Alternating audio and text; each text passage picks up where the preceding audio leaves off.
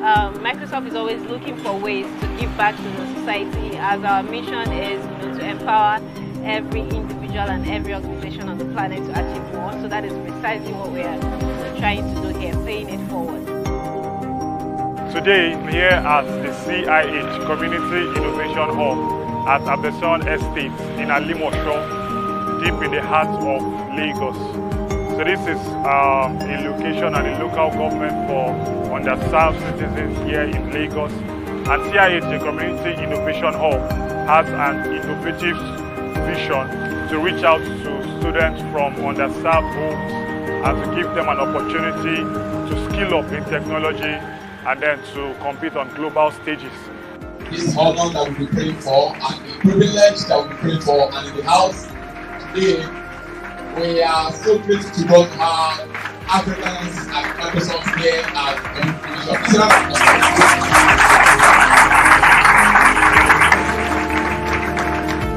So, in your list, you have Africans at Microsoft, but more importantly, we're all Nigerians. We work at Microsoft, the ABC, the African Development Center. That's 2 mouthfuls. Just say Microsoft Engineering, where we don't just sell Microsoft products and services, or where we build those solutions that some of you may have used or will use. In our list here, we have about 12 of us that do. Community Innovation Hub has made it part of our principle to connect our students to opportunity. We go all way to form any partnership that we feel is necessary so that they can succeed. So this we're looking forward to is giving the children a first-hand experience, let them go into the facility, see what it is there, what it's like being in the Microsoft office, see all the things that they have there. If you think of yourself as a programmer, ChatGPT will replace you, in the nearest future. But if you think of yourself as a problem solver, then programming is just a tool. The programming language you are writing is just a tool. What we believe today will turn out to be a day of a lot of, I don't want to use the word transformational because that's a mouthful.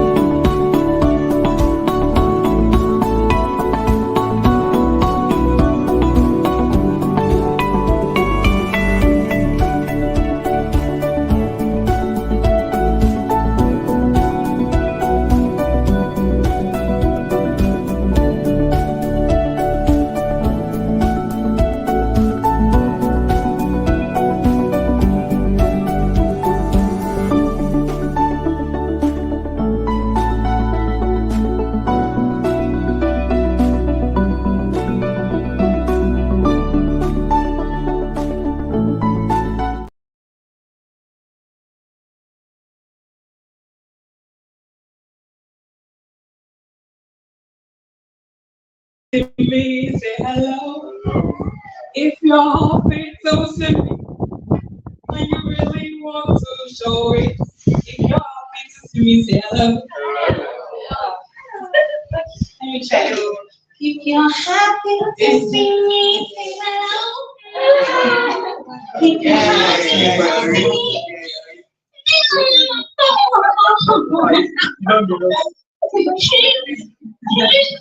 if you're happy, don't say me.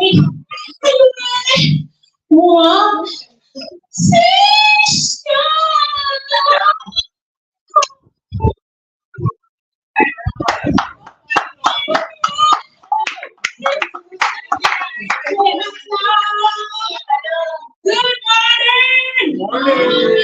It's good to see beautiful faces and good looking faces. I can see amazing people here. I know that all of you are amazing. Tell me. Please, CIH Techfest 1 0. If you're happy in this hall, let me see you say,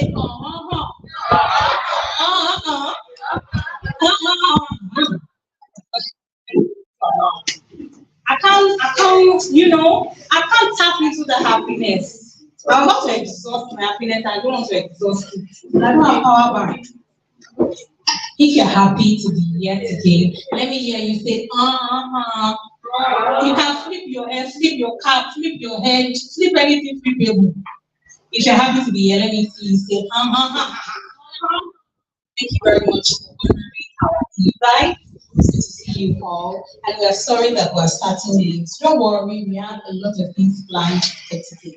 If you don't know me, if you have not seen this face, this good-looking face before, let me show you myself very well. If you have not seen this good-looking face before, my name is Toby. Some people call me Toby Lover One. And some people call me Miss Toby. And then some people call me Miss Toby Drama. So you people are here for all the drama, all the tech stuff. Yeah. Oh, that's true. I almost forgot. We have amazing people that are not present here with us live, but they are watching us. Please give it up for our online audience. Give it up for our online. You are watching us all time. And you're present here for CIH Techfest 1.0. We are delighted to have you. Don't worry, just because you're watching virtually doesn't mean that you will miss out on the fun. I will make sure that I bring down fun today.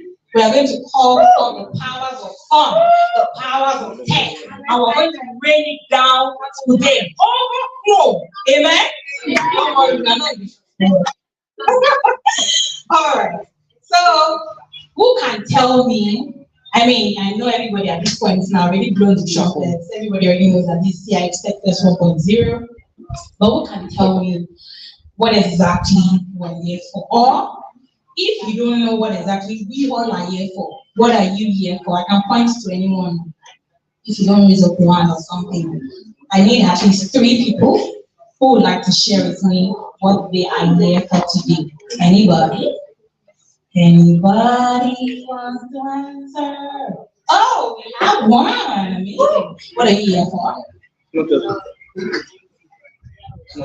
Oh, amazing. We have someone who is here for small chops. Don't worry, I'm going to confirm if we have the type of small chops that people like you eat. What type do you eat? Big pork, okay. And what? Big chicken. Oh, wow, I'm in the spirit. Dog. All right, who else wants to tell us what they are here for today? Any other person? Any other person who is present here for something else aside from friendships? Please tell us what you are here for today. What are you here? I'm here today. Oh.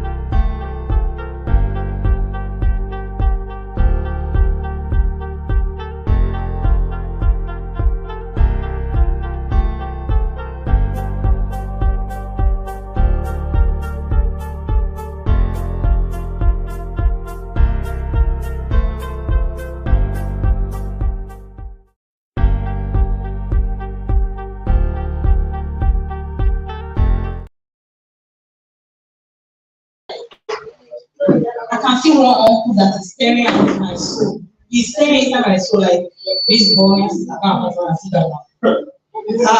It's mouth. You push my hand on the comment that they can't do. Alright. So for now, I would like us to also recognize some honorable men in our midst. Somebody say amen. Amen. So we have honorable men in our midst. So we're going to be introducing them later. But because they are healthy people, they are punctual people, amazing people, they are shining from head to toe. They are dripping CECH from head to toe. They are dripping wisdom, they are dripping honor. They are dripping composure, they are dripping all right. So I want us to, standing ovation for our speakers of today. We have them present here. We have them here. Can you see them? It's showing on their body. The question is, give me out. Now,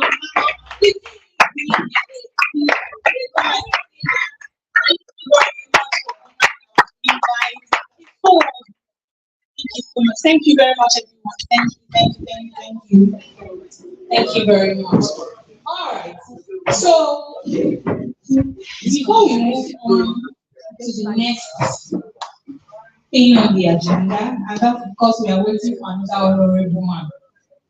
We have plenty of honorable people in this space, honorable females, and the honorable ladies and gentlemen. All right. So, I was thinking do something really short. Yeah, I'm going to give you a word, then you will sing a song. For example, I give myself why. I can do why me, oh, why me, try me, that kind of thing. Do you understand? So I'll throw a word at you, and then you sing a song. Don't worry, we're not doing anything that has to do with the KB, because I know that you people notice like that. We're not doing anything like that. This is a technique. We're serious people. We will do a year for fun. Don't say stuff like that. I know that we do stuff like that in places like this. So I can show my word at anyone. I know everybody here sing songs, you listen to songs, because the days when you people start to play in CIH. That's why I need that 2 things. Step and music that some of you have in your Bible. Anyway, so let me see what word are we doing? For what word are we doing? I'm using this food.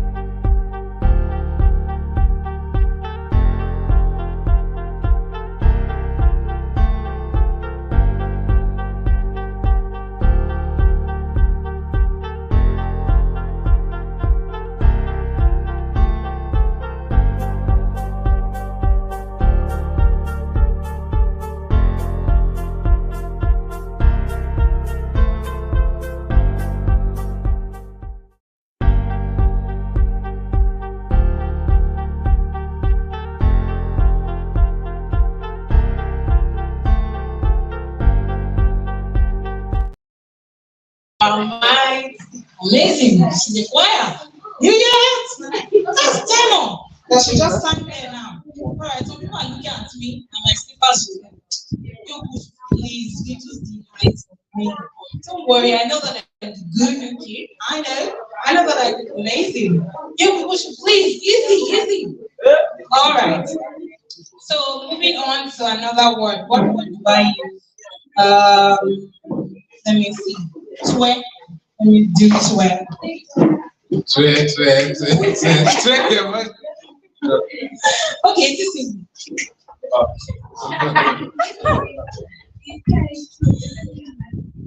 Oh, I heard that our virtual audience cannot hear clearly. Virtual audience, can you hear us? Yes. I know that sounds weird, but can you hear us? Please, media team, let us know if the virtual audience can hear us. So it doesn't sound like I'm pitching the media team. We have one of the most amazing media teams in CIH. In case you don't know, we have one of the most amazing crew in CIH. Anyways, let me know. Wow, that's much. Okay, so I'm thinking of the word. Go ahead. I'm back at the moment.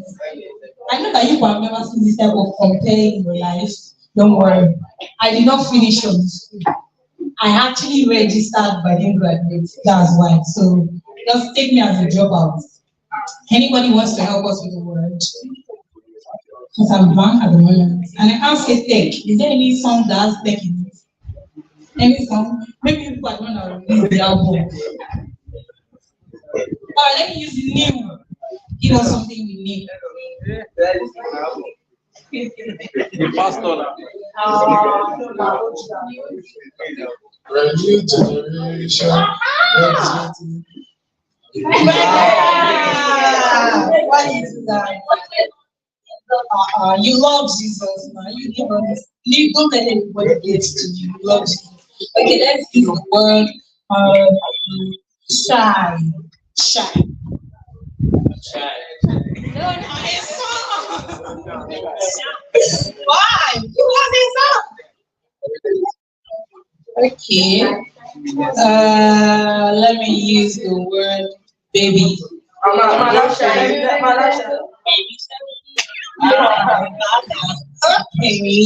Okay. Let me see what other word do I use. Okay, let me use the word love. I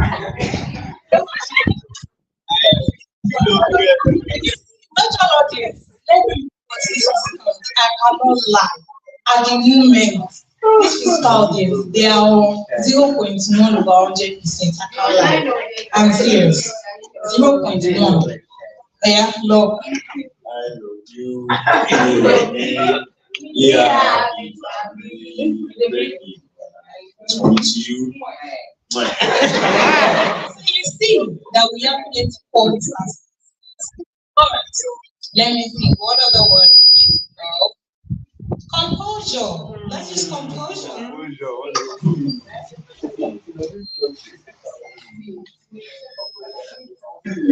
Composure.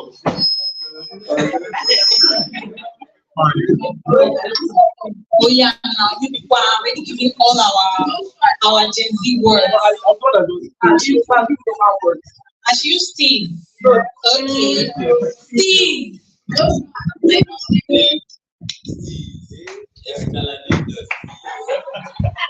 Why you not say to I don't like all this type of thing.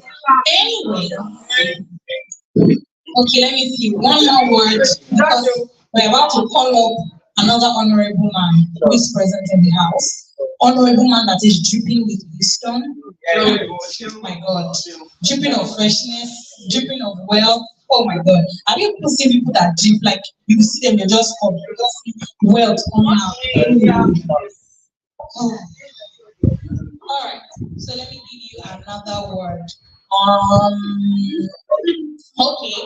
Okay, let me give the word okay.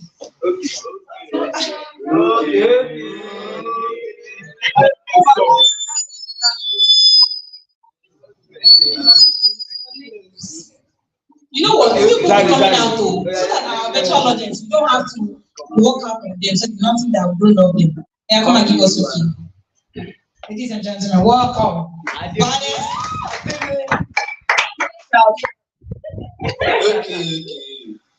It's okay.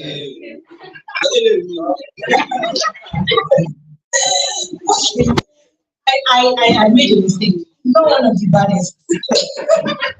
Because what type of baddest don't know the remaining? Eh? Okay, let me see. What other word are we using?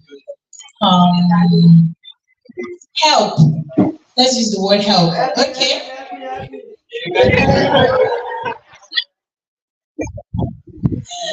Okay, now come on, because help. I don't know. Guys, give it up for Go Ahead. Guys, give it up.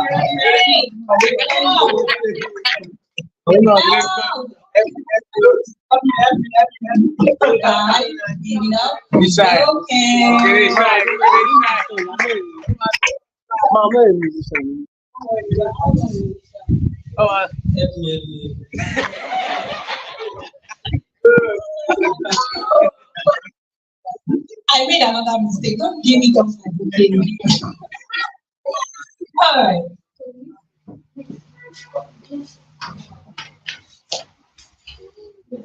Okay.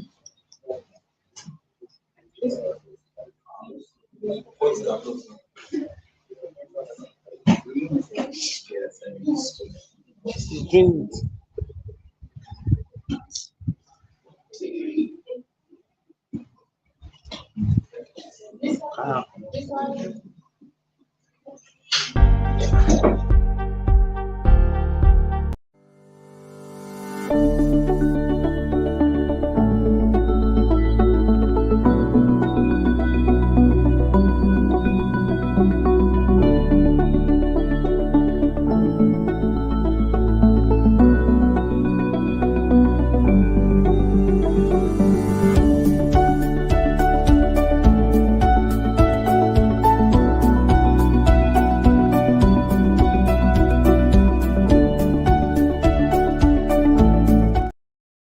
The atmosphere will change.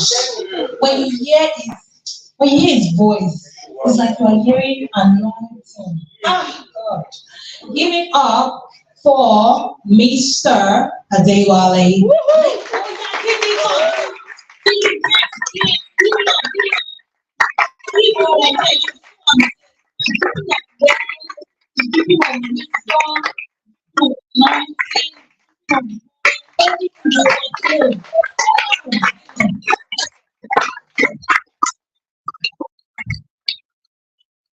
Thank you very much. I'm privileged to be in your midst this morning. Interestingly, two of our guests today have had the privilege of knowing them before now. One is kicking already. Okay. If you enjoy any of my sessions in the past, one of the things that I can guarantee you is that you're going to enjoy the session with these guys. Like I said, I've had the privilege of knowing some of these guys before now, meaning that they are one of the best of the props that we have brought here. These are successful individuals who are doing really amazing in their own field. So I guarantee you there's just so much to pick from these people. So very quickly, I'm going to run us through what we're doing here today. What's the theme of today's event again? The theme of today's event, anyone? Empower your tech. Better know it now. What is the theme of today? Empower your tech. Okay, in case you do not know, let me give you an next book. It's going to be coming out on one of our Kahoots, so memorize it. So for our visitors, our guests, let me quickly run by you. We have two centers streaming right now. We have this physical center here, and because of space, this is one of our newest center, and one of the things that we're trying to do is to create awareness around here.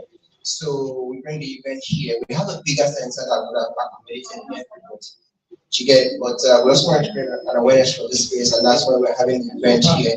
While we have an annex where the other events are streaming. So while you are attending to the people here, do so well to not forget that there are several other people that are also listening and watching. Having said that, the purpose of this event today is to help us transcend into tech. When we talk about tech today, tech has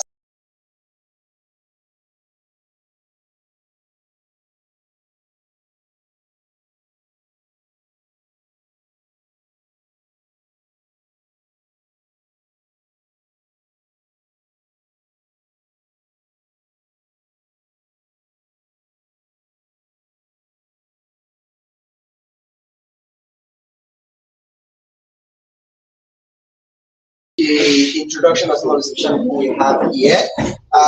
So right at this center, we have some special people. Where's Papa? Okay. So our guests, I'm intentionally mentioning these people so that you do not, while you are conversing, you do not forget them. They are part of the audience as well. We have Oluwadonimi here. Oluwadonimi, one of our He suffers from cerebral palsy. However, he listens, he can hear everything we're saying, and he can respond.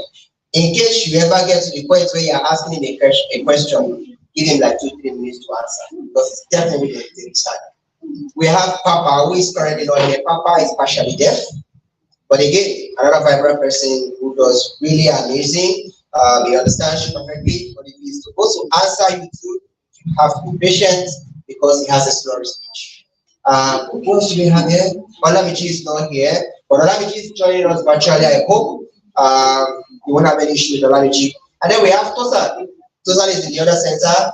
In case Tosan too is answering, or for one reason or the other, you have to engage Tosan. You also want to be very patient because they too, they take their time. I don't think Paul is going to be asking any question here. All right, so the purpose of today's event is to help us transcend into tech. And who are the best people to help us if not people who are not so old like myself, as you can see. These people do not have any white beard. You see, so by the time you subtract your age from some of their age, you realize that they are your big bros, you know. And these guys have been doing really amazing, you know, in their own little way. They've been doing really amazing. And one of the things that I'm going to be sharing with us today are some of their experience. Yes, some of you are already familiar with Forgetting, but what you do not know is his backstory. And I'm pretty sure at the end of today, if you don't have his number, you probably will want to collect his number. So forget whatever it is you've seen him do. Today you're going to be hearing his backstory. Again, the young man here, like I mentioned, is another amazing trailblazer.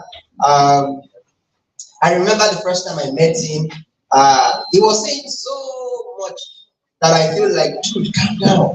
I mean, you want to cut on, only you want to do this, you want to do that, you know, but today we're going to be hearing a lot about all of this. The goal is probably the same, to help you better. Sorry, you're one of our speakers.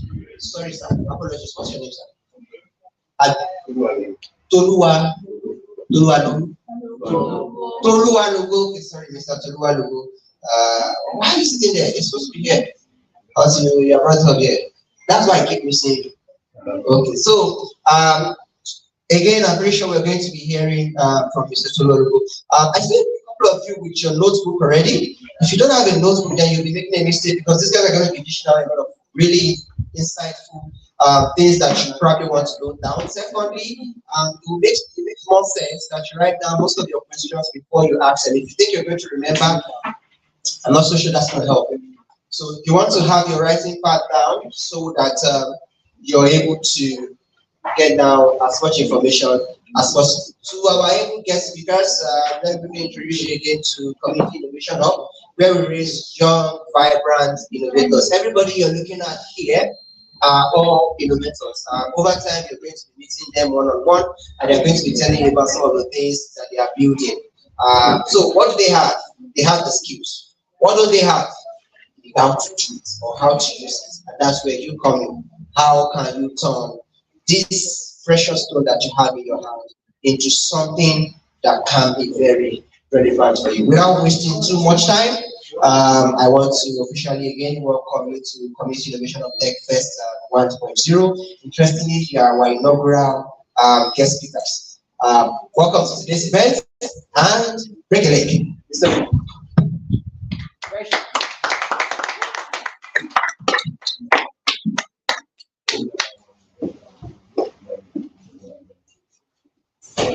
If you know you just clapped for an honorable man. Okay?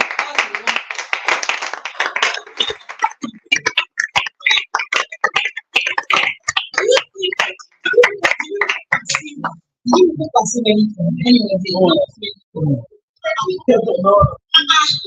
now you did not clap. All right, so moving on so that we don't get too deep. We have something else, and I'm not going to announce it, but I'm just going to call on who's going to be anchoring it so that you can break the box. That makes sense. All right. So calling on to our one and only Miss Titi Layo Daniel. Yeah, man.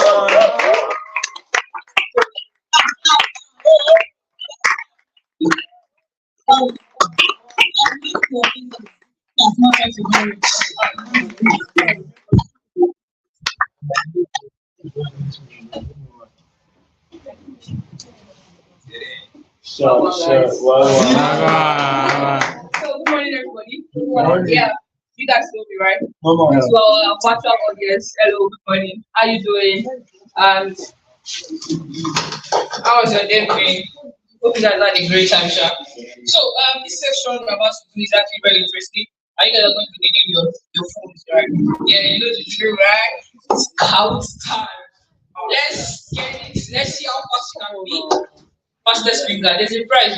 Go for one. Seriously. Virtual students, virtual audience, feel free to join.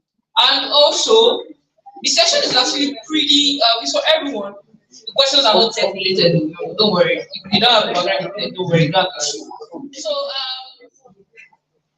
technical team, kindly help us to cast so that we can begin the drill. We all know the drill. Go to your Chrome, Safari for the iPhone users. Yeah, man, bad one, guy. Come on. But it's also good that go to your Chrome because I have Safari. On which post? Yeah, you see, I'm just because of my phone. I also have my phone. Yeah, but where is it? Okay, audience, kindly go to your Chrome, the Safari, Firefox. Yeah, if you're using the system. What else? Your Chromebook, you go there. Just type kahoot.it, and then we're going to give you a code. That's the code. Go to the Safari, your Chrome, and any other browser that you have. Maybe your Prime Minister. Still using that. And go to kahoot.it. When you get there, can you please use your name so that when you get prize, people very influential that's for 1, 2, and one spread. Come on, use your original name. There ain't no.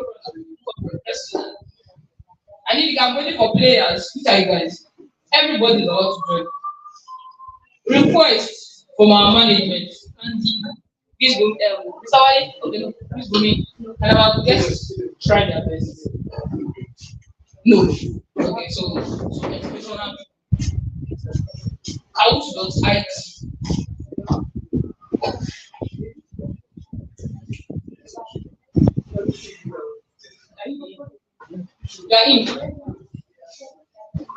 Yeah.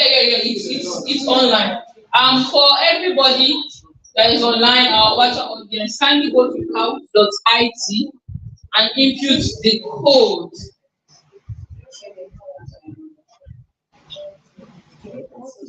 Are you guys in? Oh, you go, sorry, code, sorry. 769 264. Sorry, you are trying to answer. 769 264. And this Shemilo maintaining is T's. Steve's. I can be to Steve's. Actually, nice yourself. I still have videos. I can't remember. 79 what? Our mentor. 769 264. 769 264.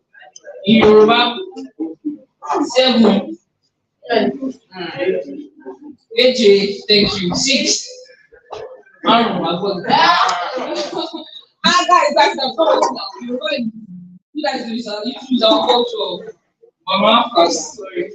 What do you call it? 7 FR, 7 AJ FR, 769 Ewa, yes? Mason, 769 AJ FR, yes. 769 264. I mean, 2 AJ, I know AJ, 26 FR, 4 Erin. I know you're welcome. 769 264. Our virtual audience, kindly go to your Chrome, your Safari, and type kahoot.it. Kahoot spelled as A. Okay, yeah. Oh, who is Jedediah? I mean, is that Jedediah? Wait, tell me, nobody can see that. Danny K. Jeanette 09. Okay. Manage. I need to guys use your name, otherwise I'll remove you. Use your name, I'll remove you.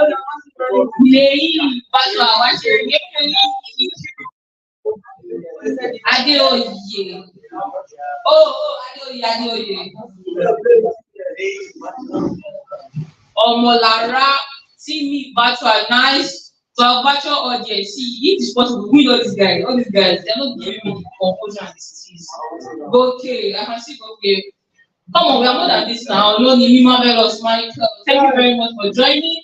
You're in the day, I can see you guys. We are the rest. Virtual people. Virtual people. I need you guys to join.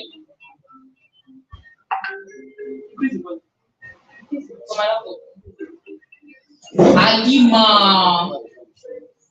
We are more than 43. Oh. Just 15.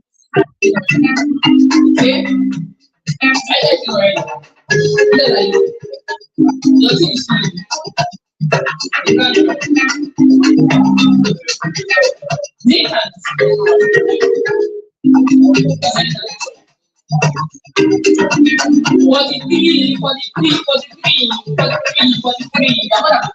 Let's keep it up. Pelumi, what for? Nice.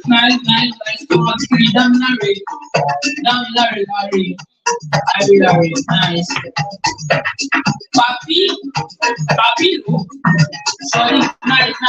What audience? Thank you for joining. Really, this question is actually pretty simple, but you know how it goes. Fastest understand, right? So, please pray. So let's move on. 47. Let's eat it for them on 50, 60. Yeah, come on. And nobody joined there. Who is trying to answer you, right? Tell me already. I can't find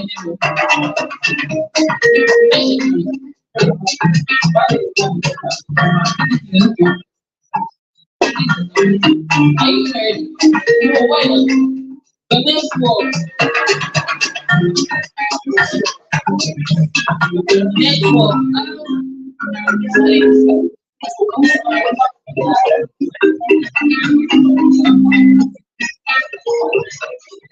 49. 20, 60. I want everybody. Watch out, people. We are very comfortable. Let's give up to 60. Let's give it up to 60. 51. 9 months to go. Is it ready, sir? No. Yes. I want you to read classes. Open your eyes. Those are not telling you. Like already, ask on that. That's a good name. 51. I'm going to start. Let me tell you, tell people to join. How does IT flow?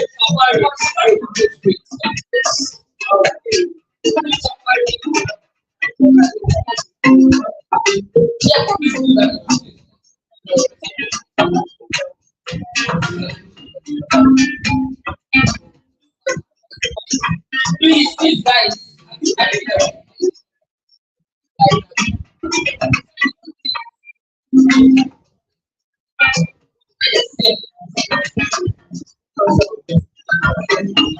Okay, so I'm going to start now. I'm going to start now.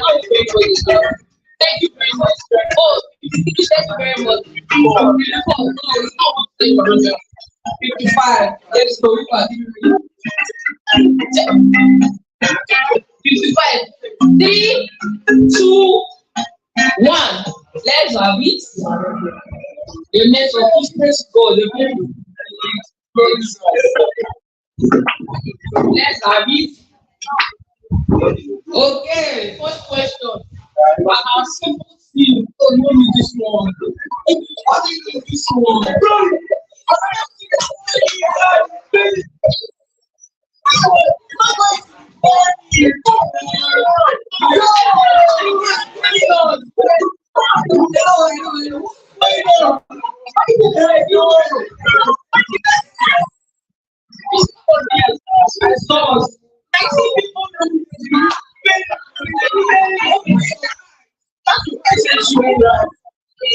Lara.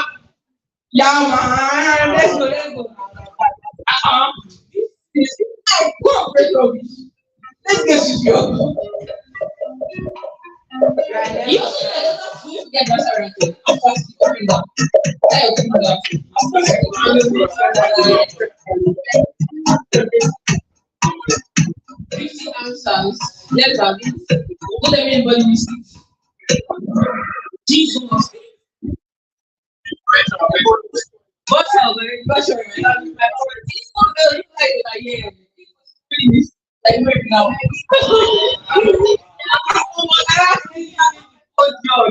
Let's have it.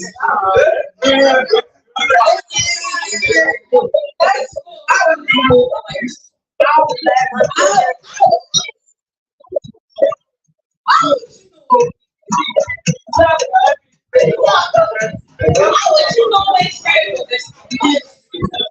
That was when this guy did say, oh, this guy is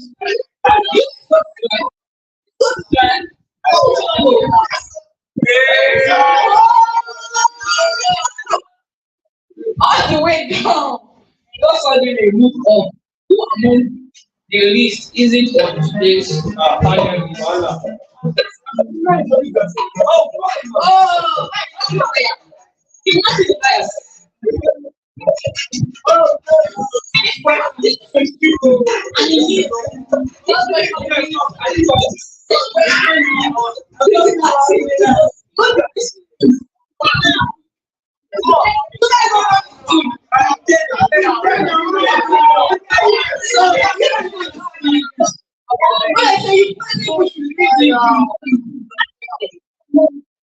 Hello, who is it then? Take the pen, you're not serious. Come on, move up and collect our every round. That is pretty much today's event. It's me.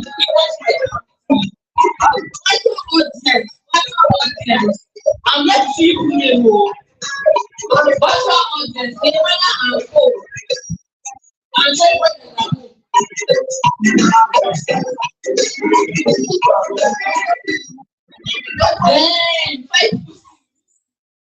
for our fire sharing, oh my God, you can do better. Hey, calm down. Collect the price for me. Donate. Oh. Which of these isn't used for graphics? It's not about me. No, come on.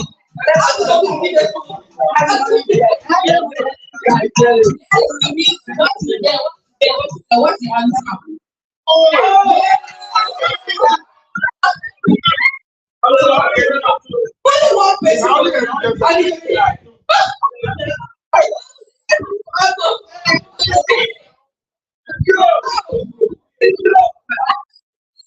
Question very well.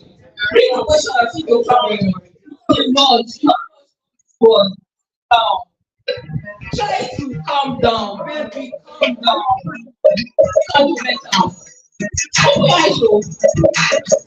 Get this man. This is not a problem.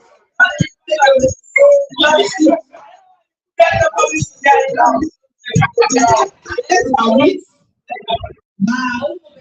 Say, nice, yeah, man, wow, man, that's what it is. You know what it is? Why are you collecting this price of very like 12 more questions to go? Wow. CIH uses mostly that, but ability will let it.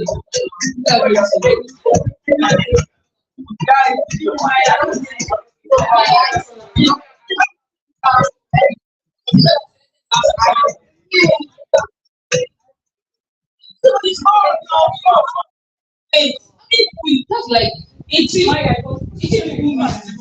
Wow, that's virtual.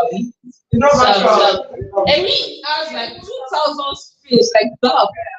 Need me collect this thing. Need me. No, they won't. No.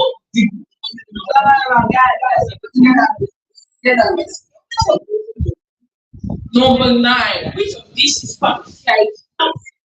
CIH,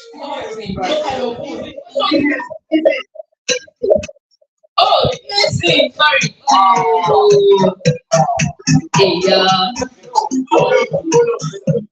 sorry, we'll skip that. No, skip that.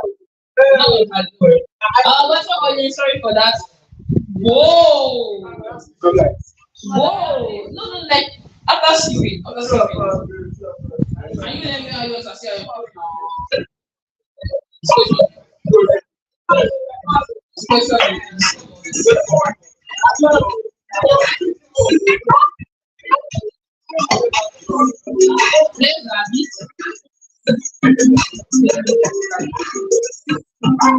Let's see.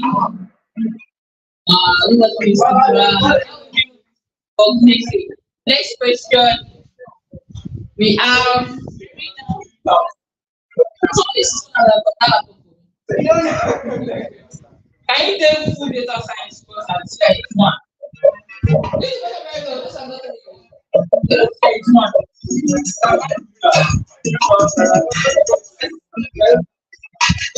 But university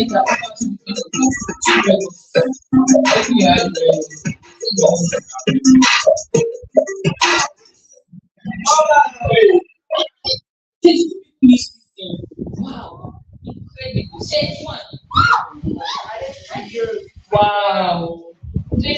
Up to 11 places. Where me is the highest climb by mastery. Climb the mountain, let's go there. Which of this is false? Maybe the option very all of that. That should be close. You know this. Let's have it. Wow. Peculiar. Who's peculiar? Whoa!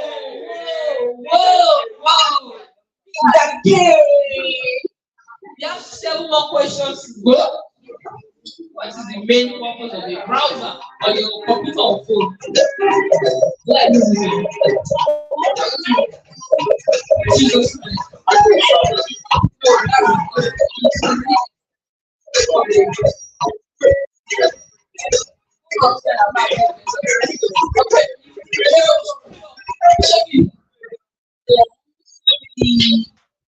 Technically, that's where you are. Wow, Jesus, everybody should shut that up for me.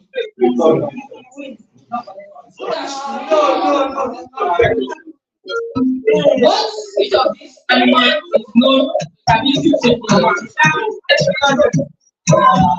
do you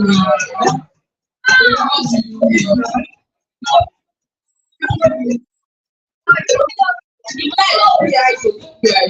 You said we are all incredible.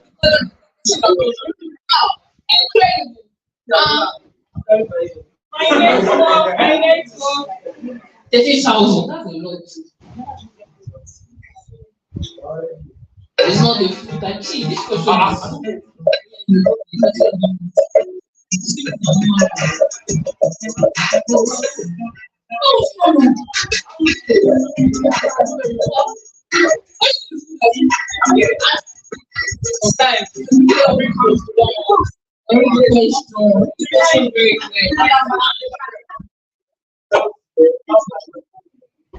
You did not know what? The capital of France is Paris.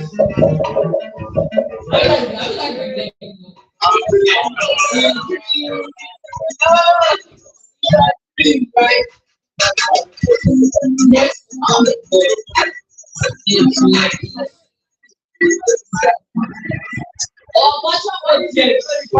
our bottom audience. I can't see you put them.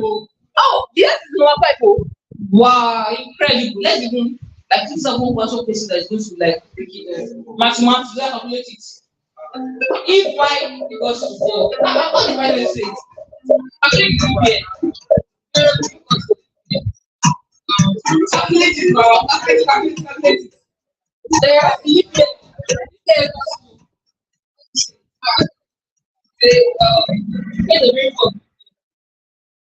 Wow. Miss it. Wow. That's painful. You can actually meet up with him. I think it's that one. Yes.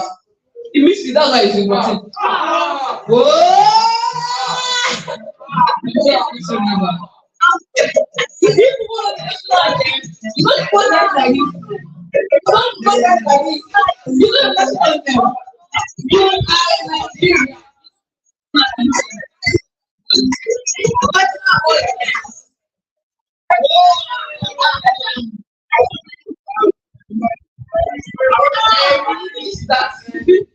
What's that question?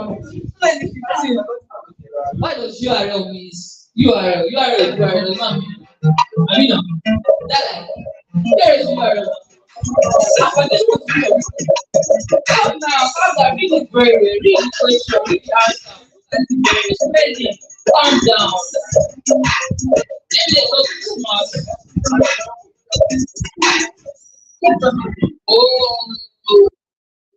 Fact number wow, just number 3. Whoa, our virtual audience is actually making way. Our virtual audience, this is the last one. This is the last one. This.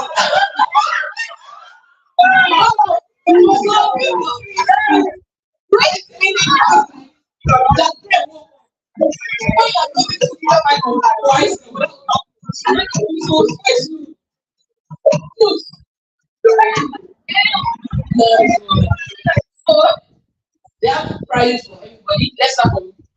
Let's see what goes on our phone. Because don't be losing the wow! Nice.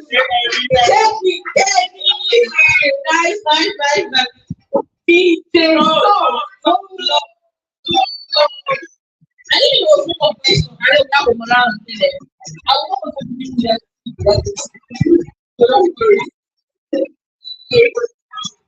Nice.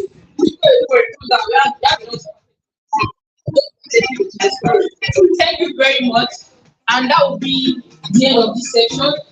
Please, at this moment, I would like to hand over the mic to our moderator for the day. Give it up for Misobi, everybody. Give it up for her. Nice.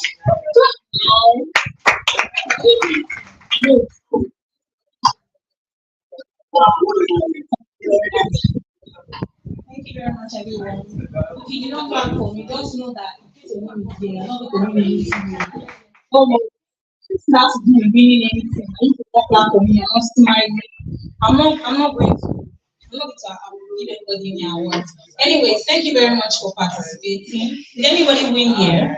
Aside from Emi and Kenny, that we're going to remove your name at the end of the day. Did anybody win here? No other person. Well done, everyone. You tried. They achieved. Emi and Kenny. All right, so we're moving on to the next session. And this session, I don't know who knows Sandalili. Oh, let's sing it. Sandalili.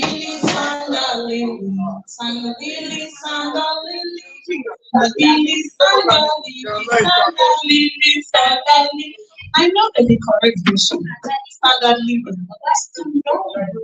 That's standard living sounds, you know, like to be honest, I grew up with a poor background, even though I'm looking sure and I'm standing like someone that just dropped on London, but that standard living, then you sweet pass.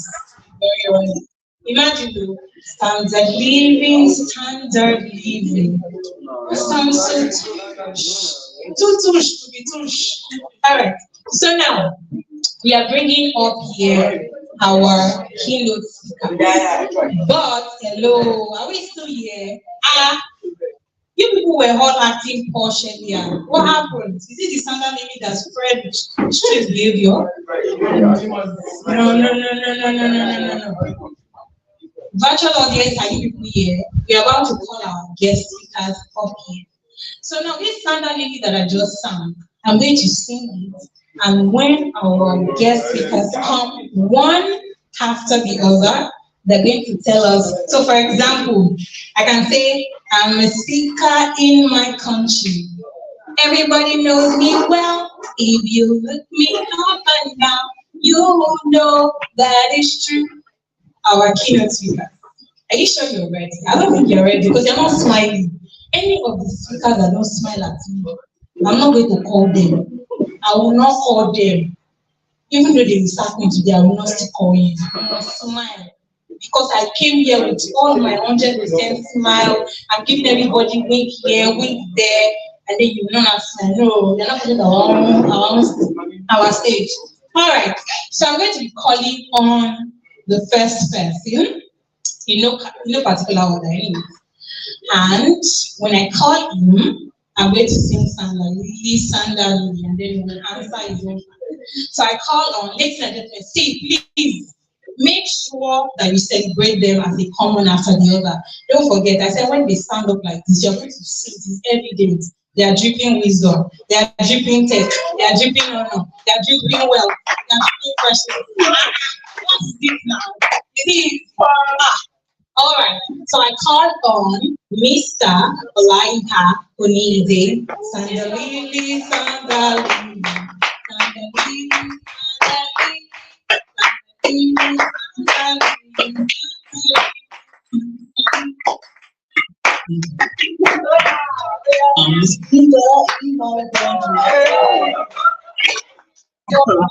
no one is married now. Thank you. Sandalili, Sandalili, Sandalili, Sandalili, Sandalili, Sandalili,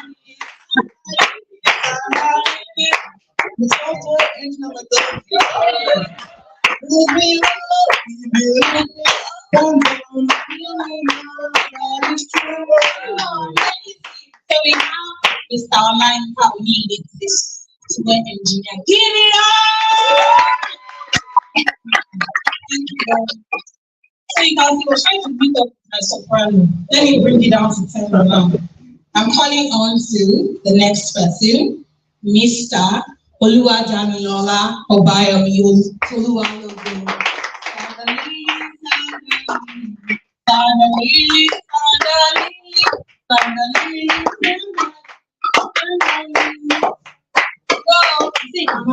Everybody comes. Say your lyrics. He's a digital marketer in his country. Everybody knows him well. You know that it's true. Not to pop. If you need a smile, is he coming here? Sir, if you didn't smile, you ain't coming here. All right, ladies and gentlemen, welcome, Mr. Ogebe David.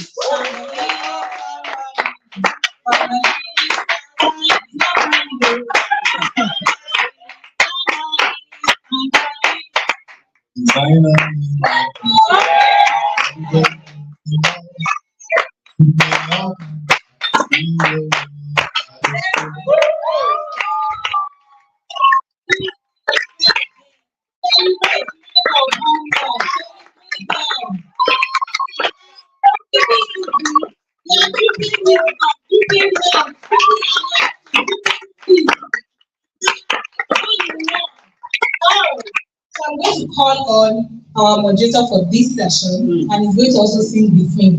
Sandalili, Sandalili.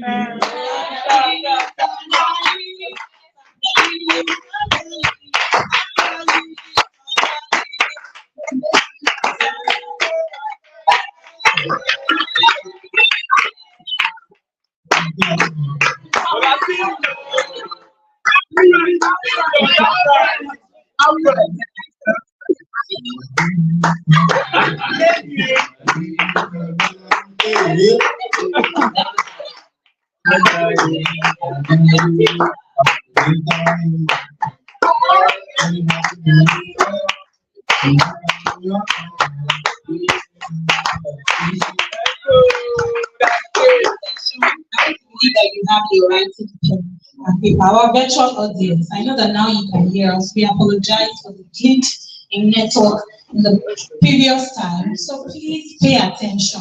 Don't forget, I already mentioned it that our speakers today are dripping well. They are dripping seas. but do not also forget that you're drinking wisdom. Don't let that wisdom pass you by. They're going to be sharing with us insights, ideas, amazing stuff today. Please be attentive, and thank you very much again for being present here at CIH Techfest 1.0.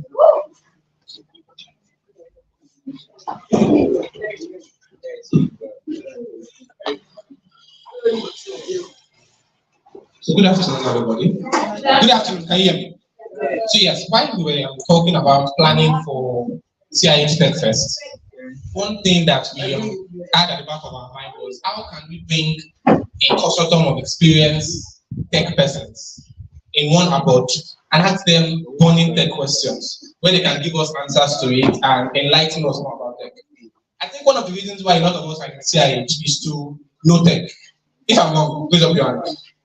Okay, so if I'm right, raise up your hand. To the virtual guys, you can raise up your hand. I'm saying you can raise up the virtual hands. So basically, it means that at the point we need to get experienced persons that are already in the field and are doing exceptionally well and ask them questions on how they got into tech, how they are navigating their everyday experiences into tech. So that's what this panel session is going to be about. We'll be asking these persons amazing questions. Most of the questions will be questions that you guys already have. Now, what I want us to do two things. While we are having the session, I want you all to write down. It is very important that you document the various things, and that way it can also help you learn, because after the event, you can give back at it. But another thing I want you all to do is to have questions. To the virtual guys also, I need you to ask questions, because we have a whole session dedicated for just questions. You have an issue with the programming, and we have a software developer. You have an issue with Figma, UI, UX. We have graphic designer and brand manager. You want to get into digital marketing, affiliate marketing. We also have that here. In fact, I can say this is an iota of wisdom when it comes to tech, and I want you to clap for the organizer. I want to one of the one of the things that made you get into tech. What is your journey in tech? So I want to ask everyone like that. So 2 minutes. How did you get into tech? What inspired you to go into tech? And give us a story. Maybe you started in GS3, started in SS1, or anyone. Thank you very much. Thank you very much. Hello, guys. Hello, virtual family or virtual students. My name is David, popularly known as Da Vinci. And my journey in tech started about 3 to 4 years back. I mean, I initially didn't have a plan to start a journey in tech until I came to CIH, where you know, the push was there, and the realization came that the world in which we are heading to is actually a tech-based world, and yeah, basically that's just it. Thank you so much, Mr. David. I think one of the things that stood out to me in what you just said is the fact that he did not particularly have a plan to go into tech until he came to CIH. I want everybody to say, until I came to CIH. Right. So it means that this is like a blueprint of what we are doing. Everybody in this space. All right, good morning, everybody. My name is Elijah, and I'm a software developer. So actually, the reason why I actually came into tech, I have a lot of reasons. But what stood out for me was the fact that I wanted to Java, and I needed a global skill. Like even after Japan, like when I get there, at least I can have something that I can do for myself. So that's basically what sort of me to venture into tech and social media. Thank you. What brought me to tech is actually unique, because I started tech while I was in 200 level, and the reason being that when I was entering school, my uncle told me. 2 of my uncles, one was like, okay, you need to graduate with a 2-1 or a first class, so I'll be able to enroll you into the ministry. The other one was like, you need to graduate with a first class or a 2-1, and you need to be a chartered accountant, so I will enroll you into KPMG. I'm having that slot. So at the beginning of 200 level, my CGPA was 2.5. So I know that, okay, when it comes to me getting the slots my uncles provided for me, it's not possible again. So then I know that, okay, out there looking for a job is not easy. everything is just very difficult. So from my 200 level, I started gathering teams around me. Okay, what does people need out there? Then in 200 level, I learned graphic designing. I gathered team. I learned the basics. I gathered team that are experts. So I will discuss the vision with them, and they follow suit along with the vision.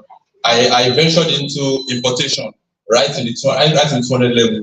You know, then in 300 level, I started paying my school fee myself. I started taking care of my parents in 300 level, just to prove my uncles wrong. And that's since then I've been into tech till now. And you know, I've been making more than any of them can provide for me today. Can you also clap? Can you clap? So yes, speaking, I have questions to ask you. First, can you give us which school did you attend? I attended the Malawi University. Okay, and you so now you are learning digital marketing and you studied accounting based off what you told us. How was the transition like? How did you go from accounting to digital marketing to tech itself? You know, in life, when you need to discover one thing very quickly in life, what you want to do and what you want God to do for you. You know, I realized those two things. I did not realize it very early because when they talk about a very highly unserious person, number one, you know, when throughout my secondary school days, I remember when my mom asked me, okay, what's your future ambition? I said, Mommy, I don't even know. Because, you know, I'm very close with my mother. And my dad, you know, is in Ogo area. So my mom asked me, what's your future ambition? I told her, Mom, I don't know. I'm not having a clue to my life. I don't know the direction I want to go. I don't just know where I'm going to. And, you know, I graduated when I was 16 years old. So she had to take me down to federal credit education that you just want to waste money, so you mature. So then they actually wasted money because I have nothing to show for it. So for the whole 3 years they wasted money, I have nothing to show for it. So during those processes, I entered into the university, and then my uncles told me that okay, you need to graduate with this, else there's nothing we can offer you. Then when I knew that the opportunity is gone, I was studying accounting. At the same time, I was doing my ICANN. So at the same time, I was doing my ICANN, I was studying accounts, I was doing my ICANN. And what I just realized about myself is that this is convince anybody. I'm a very highly introvert person. When it comes to me wanting to get something from you, I know I'm going to get it from you. So that's just the unique gifts I get about myself, to change people's mind. So I will look at you even till date. In church, I look at the circle of my friends. I look at them. You don't discover what you have. Then I look at you. Okay, you are very good in this. You are very good in podcast. I don't know how to podcast. I don't have anything to do with podcast. But I will bring them together. But in the long run, you know, you may not see me at the limelight because I always look at the background. If you look at all my pages, it's very rare for you to see me speak because what did I do? I run adverts. Or I employ people to run adverts. You get, so it's just the ability. You know, it's not about the course you studied. It's about the ability to gather your team together, to convince them, to make them see what you are seeing, to make them see the 5 years you are seeing. They may not see anything, but when you bring a picture to ground, then the picture is existing. It's already registered in their mind. You get what I'm saying, right? So you need to make them see what they are not seeing. So with that, I guess I just have taken too much time. And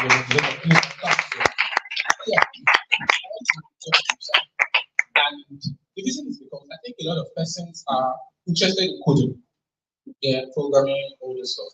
Most of us want to be software developer, software engineer, but we don't particularly know how to go about it. So the question I want to ask, the direct question is, how did you learn it? Did you attend the bootcamp? Did you attend the school? Did you learn it by yourself? If that's the answer, what was your pathway? And which programming languages do you think is better for us to start with? For people that are interested in software engineering? That's a lot. All right, thank you. I think when I answered the first question, I didn't really talk about my background very well. So I was trying to buy time, right? So right from university, I studied geology. In fact, my journey to tech is quite fun. So I studied geology in university, and after university, I was working in the bank. Right? I was working in the bank for like 2 years. Right? So at the point, I just like, this is not what I want for myself. Like this banking career cannot give me like the future I want for myself. Right. So I look at the things I can do and couple the fact that I wanted to leave the country, the job that I mentioned earlier.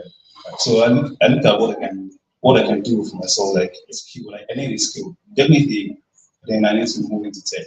Right. So I started with taking courses on Udemy. I'm not even with Udemy, Coursera, like all these online platforms, right? So, but due to the fact that I work 9 to 5, by the time I get home, I'm exhausted.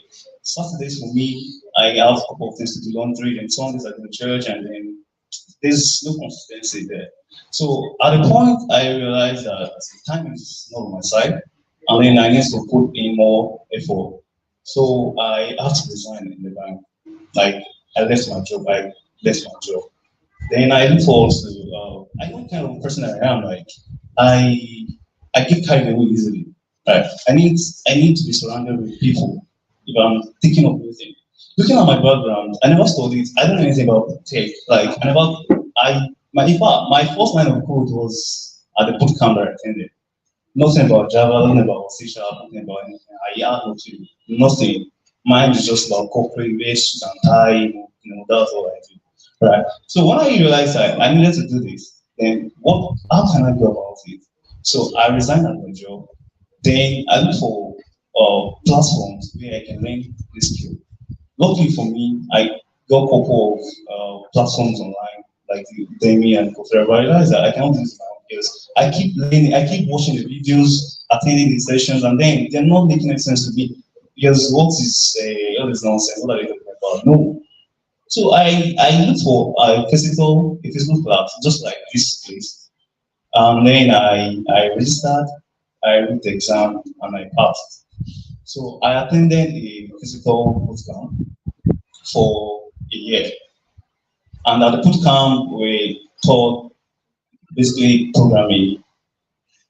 So we introduced to a lot of programming languages and other things, right? So I think you should. I give kudos to the organizers of this CIH. They are actually doing very well. If I learned about this platform before now, oh my God, what am I doing? What are they doing there? No, I would have utilized this opportunity right before them. So it's a round of applause for the organizers of this.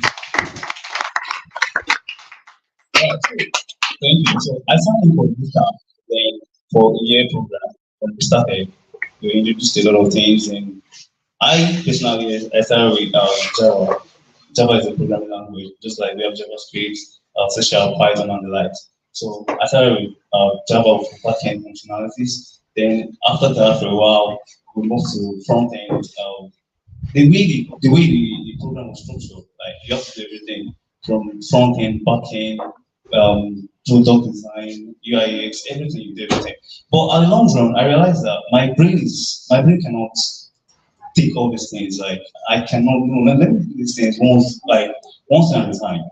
Like you have to do backend, you have to do front end, you have to do UI/UX, you have to do this. Personally, I tried everything. I was with my brother when I met him that I tried front end, but I realized that I'm not always satisfied. Like when you design something, I'll be like, oh, I'm not good with this. In fact, when I show my friends, like this is nice, but to me, I'll be like, this is not good. So I realized that no, front end is not for me. I left design, I left everything. So let me just finish with backend. And backend has to, backend very well. That's the logic.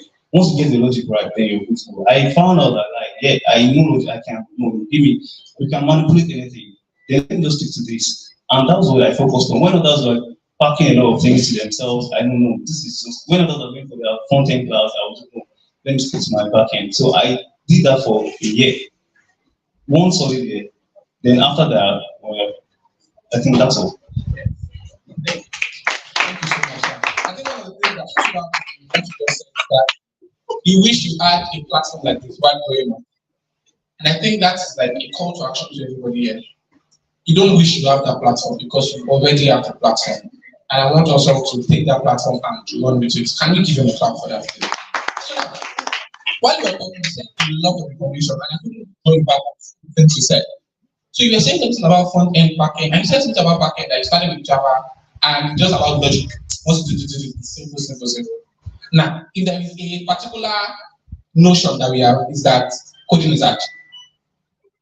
It's the notion we have, a lot of persons have. That's why when we start coding, we're like, coding is not for me. So I have a question for you. Is coding for somebody?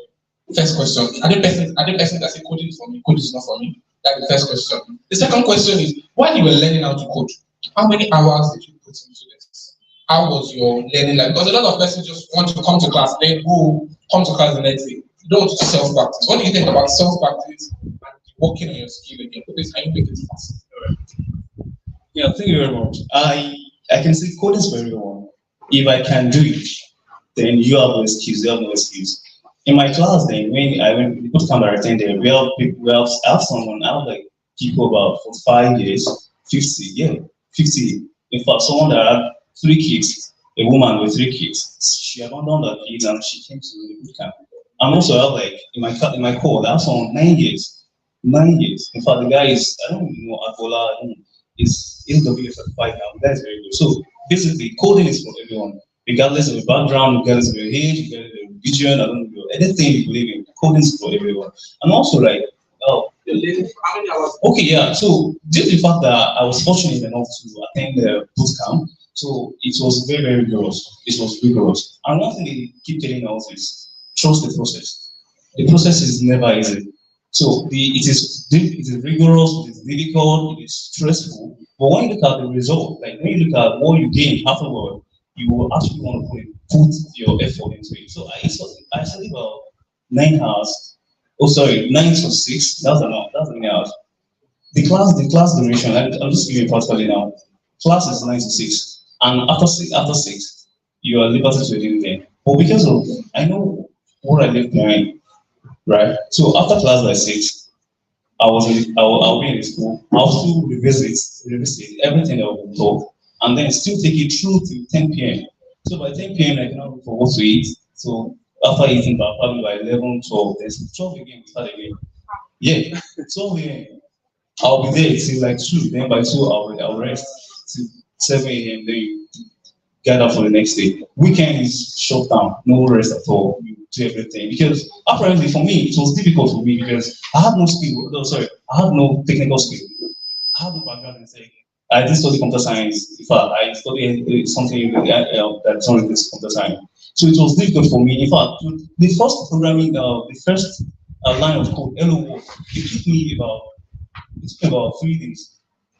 My tutor actually, I started with paper, writing hello world on the paper like this. Then from paper to notepad, then from notepad to ID, IntelliJ. So it's actually a very rigorous process for me. But at the end, you realize that it's actually worth it, right? So that's all from me. Thank you so much. I think that the summary of what you just said is you cannot be an exceptional programmer if you don't put in the work. Based off what you said, I calculated it. You said you did 9 to 6, then when you got done, you did up to 10, 6 to 10, then 12 for my goodness. Can you clap? Can you clap? So it means that when you see persons do exceptional things, it means that these guys are putting the work. We cannot get there except to put in the work. Thank you so much, sir. So now I have a question for you. I think some months back, actually graphic design. Let me not lie. The design I did with all yeah, color combination was bad and everything. There are a lot of persons here that are into UI UX. In fact, for the past couple of weeks, we're doing UI UX at Community Innovation Hub. So when you think about graphic design, how do you think about creativity? How do you come up with beautiful designs? What do you think about what's going on here in terms of creativity?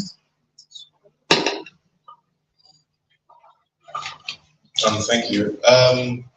Let me just first start by saying how my journey started. My journey in graphic design started like 3 years back, where I was actually a marketer for a graphic design agency, right? He was also a freelancer, so my job was to speak to clients and then refer the client to my boss. So at that point, I was looking at the designs he would make and send to me to send to the client, and I would be like, this is actually quite beautiful. I mean, it was quite intriguing to see that, okay, I could also try this, right? So from then I started practicing, using my mobile phone. And that was where my journey started. So I started using Canva. You know, there's a lot of saying that if you are a designer and you use the software Canva, you are not a graphic designer. So I wanted to prove people wrong. I mean, there's a particular person, he calls himself the king of Canva, and that was where I got the whole inspiration from. And I was like, okay, if people that use Photoshop and the likes can make these exceptional designs, why can't I be an exceptional person and also try using this other software and make exceptional designs using just my smartphone? And that was how I started. So it took a lot of practice. And from then, I was also stealing clients from my boss. So if the client brings in work and I see that it's something I could do easily with my phone, I would just do it and send it to clients. So what I did was I was taking advantage of those clients that were not literate in design. So those ones, they just accept anything.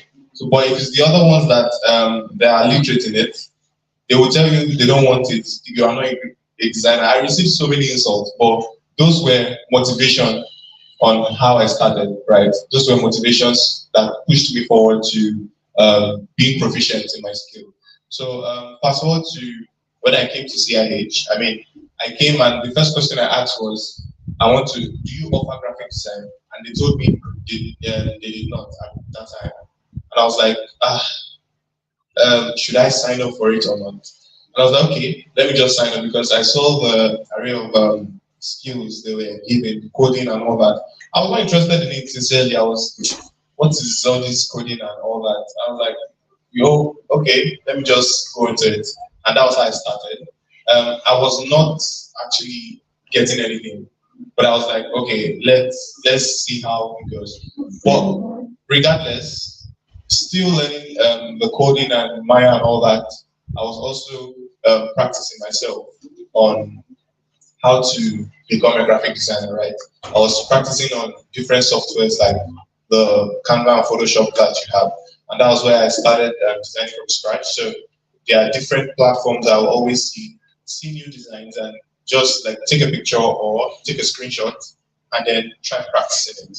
So in all that, I think what I picked from him was the consistent practice. The saying that burn the midnight candle is not just you burning a candle per se. It's you spending time. If you have a passion for a particular skill or something you want to do, you have to put in effort in order to do it.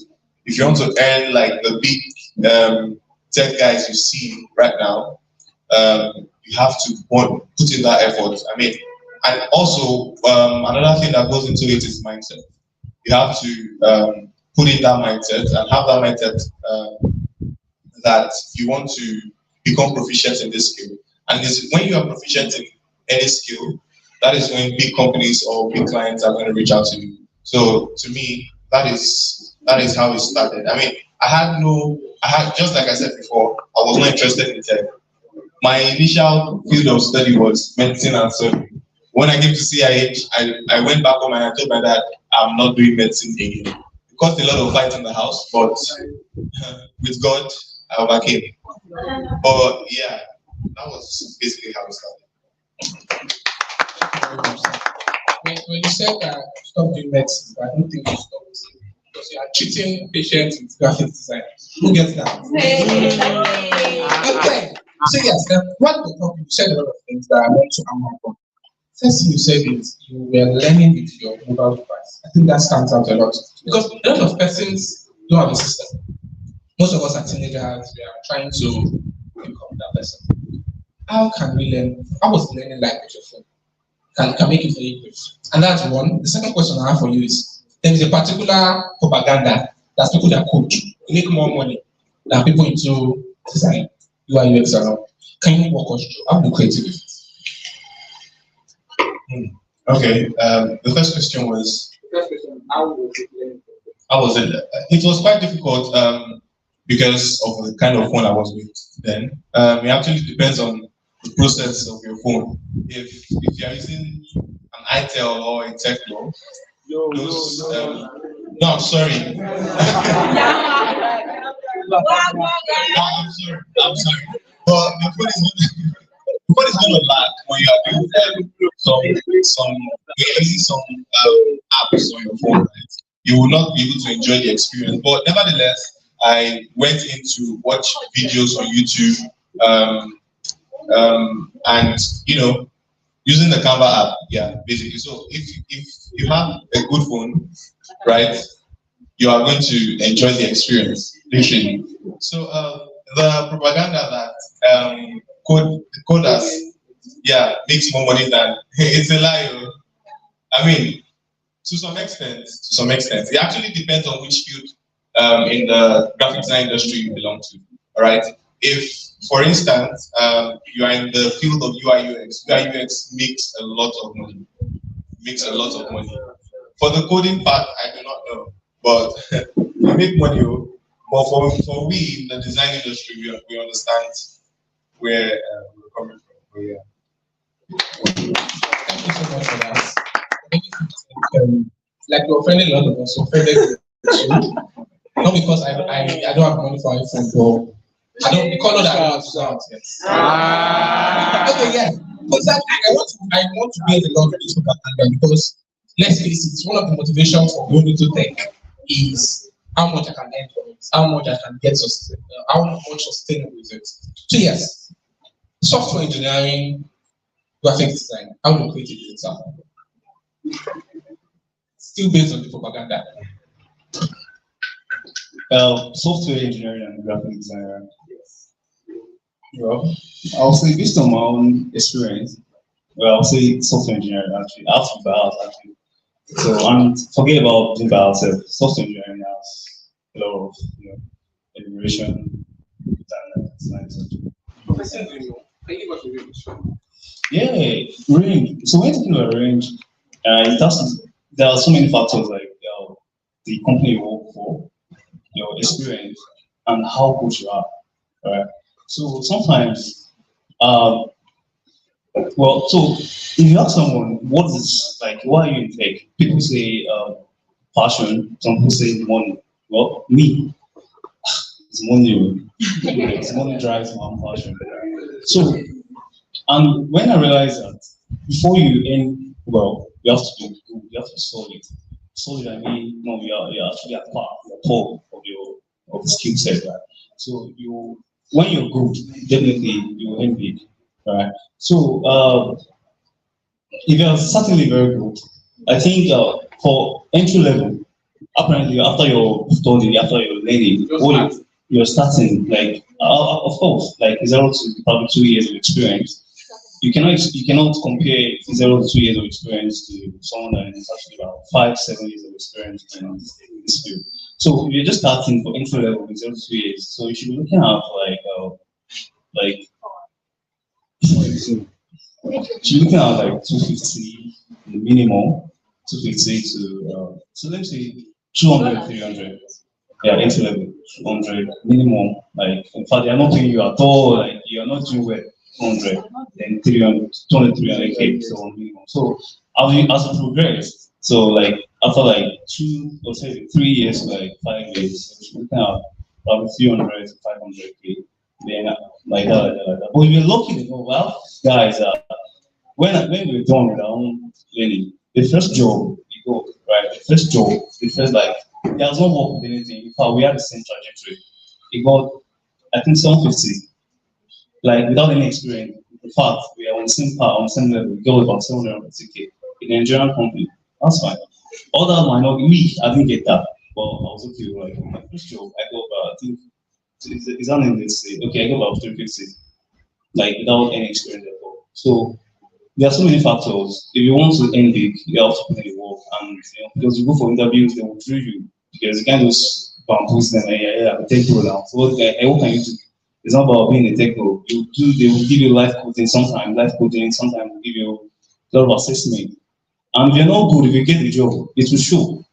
Because you're working with designers, working with developers, and then you'll be on conversations every day. And if you bamboozle your way in, it will show because you flow, you flow, and that will tell well you. That will get on you. Right? Thank you. Thank you very much. So I think one of the things he's saying is that after your time at CIH, you can go out there and get a job of 200,000 naira. Sure. But he did not say that. This is what he said. He said, if you are very good, if you are at the top of your part, please don't forget that one. And you cannot get to the top of the part if you don't practice. Thank you so much, sir. But I have a question. So there is a particular concept I learned to tell you that it is hard to be the best. So instead, do something unique. Rather than wanting to be the best, you can go into another field that is not that does be good at a particular field, rather than wanting to be the best. Like, what I mean by that is, so let's say now this front-end engineering, front-end, back-end, and all those stuff. If these things are too hard, can I just learn one skill and be very good at it? Let's say cloud computing. What do you think about that? Is it harder to be the best, or is it harder to go into a particular field and specify that? Oh, all right. Thank you. I think one of the popular sayings is jack of all trades, master of none. Some people say jack of all trades, master of all. Well, some people say jack of all trades, a master of one, or sometimes better than none. Right? So if you feel like, if you think a particular start that you are, the field that you are, you're not good at it, right? So I think the first thing is know yourself. Like I said earlier, I know my own capacity. I know my capacity. I had the opportunity to learn all the stats, like the front end, back end, everything. But I know my capacity. It was so cumbersome for me. In fact, learning back end, front end, and all. So, for instance, now if you choose front end, and while at it, you of course you know your capacity. So when you feel like, oh, you're not so solid after you put all your effort in this and you're not so solid, then you can probably go for UIUX. UIUX is there, there's product management, product marketer, and likes. They are good part of them too. Right? So you don't have to kill yourself on the fact that, oh, this is something I'm not doing. No. So if something is not working for you, there's nothing bad in you going to UIUX. And if you feel like, yeah, you've mastered something and you're very good at it, then you can pick up UIUX as well. If you're good at that one too, pick up backend, then you become a full stack. If you're a full stack, you're a okay. But let me not lie to you, right? Full stack doesn't really sell in Nigeria. If you're a full stack developer, full stack, but you know what full stack means, right? You're backend, front end, you're UIUX, you can draw everything. They don't appreciate UIUX. Like, I'm just saying from my own point of view, right? They don't appreciate full stack in Nigeria because they will employ you as a full stack and they'll pay you a salary for a stack. Do you get what I'm saying? Like, you'll be working as a full stack, but they'll pay you just for probably front end and things. That's all. Right? So for your own good, right, it's better you learn everything, you know everything, you're good at everything. But if you know that these things are not, you cannot put everything all together, it's better to be a master of one. Like, if it's backend, me now, I do backend and backend basically. So when you do backend, anything that has to be backend, anything, the security, database, everything, talk about it to me, I'll answer you. If you're talking about front end, React, I might laugh at that. Because I knew myself when I was learning and I focused on backend. But I have a lot of friends that they are so good at everything. Of course, that's the main advantage. You get it. Yes. While I was trying to prepare for this session, I saw, I think, the bio of every one of us, and I saw that you are a CEO, and the chief executive officer and founder of a particular digital next company. So now, what get very technical? What exactly digital marketing? That's one. Two, what propelled you to want to become a founder? And how can I do it? How can we do it? Well, I need to remind our audience that you need to continually write your questions at the end of the session. How can we do it? Well, I need to remind our audience that you need to continually write your questions at the end of the session. Well, I need to remind our audience that you need to continually write your questions at the end of the session. The kind of community I grew up in, seeing the community and wanting to go back to the community is what compelled me to be in control. Yes, because it got to a point in my life that And when I looked back, I was raised in a kind of church that the people coming to church are not having shoes to put on. They walk to get to church. So that's what so it's part of the motivation that drives me to if I can go to this people, if I can move to these people, if I can connect to these people, then I need to be in charge.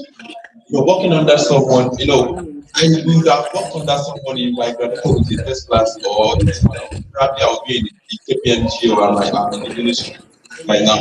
But now every year, myself and my team, we go back to Ogun State. We take 1,000 pieces of shoes just to these villages and to connect with them. So that's particularly, I'm feeling that vision.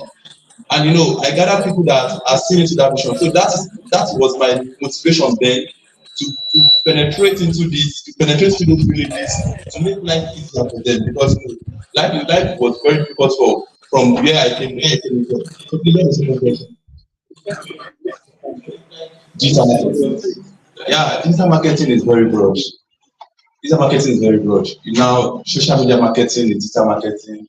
Freelancing is part of digital marketing. So anything based on the internet is digital marketing. So the way you can go into it is just know what you have. Know what you have to offer. Because you cannot in life, everybody are not good in everybody are not good in many things. He's a back-end developer. I paid for a web design and I wasted a whole year and I got nothing. Because everybody are wired differently. What I can do, you may not be able to do it. What you can do, let me try 20 years, I may not be able to do it. You might have a leadership capacity, I may not have it. You get?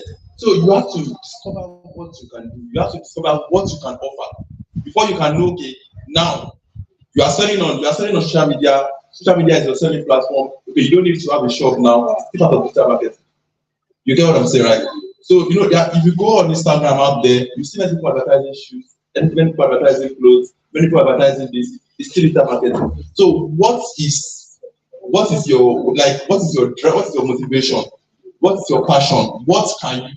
You may not be able to do what the next person sitting there, the next person sitting beside you. You may not be able to do what you can do. You may not be able to do what you can do.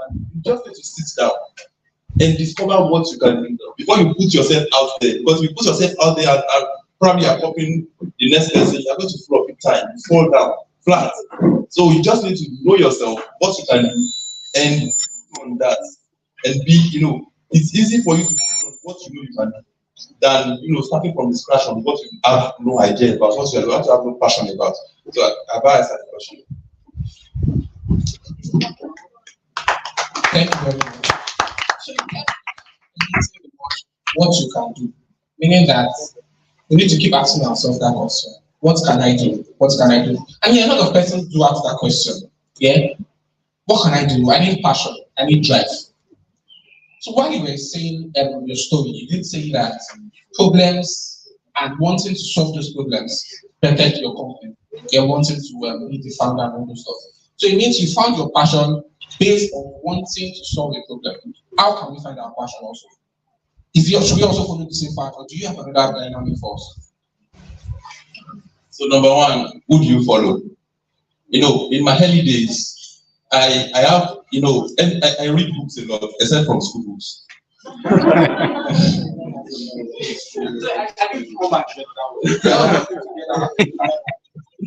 read books a lot, except from school books. And I have this habit that after I finish reading the book, I send a mail to the author of the book. I will give a review,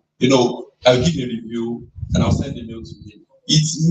There was a time when I reached that point that I sent a mail to Robert Kiyosaki. He invited me to one of his webinar on a January. And in the webinars, then I was having nothing. And I was in the midst of top people in the world. And I'm having this mindset that if there are 6 millionaires in this room, and I'm part of that room, that's I'm 7, even if I'm having nothing in my account.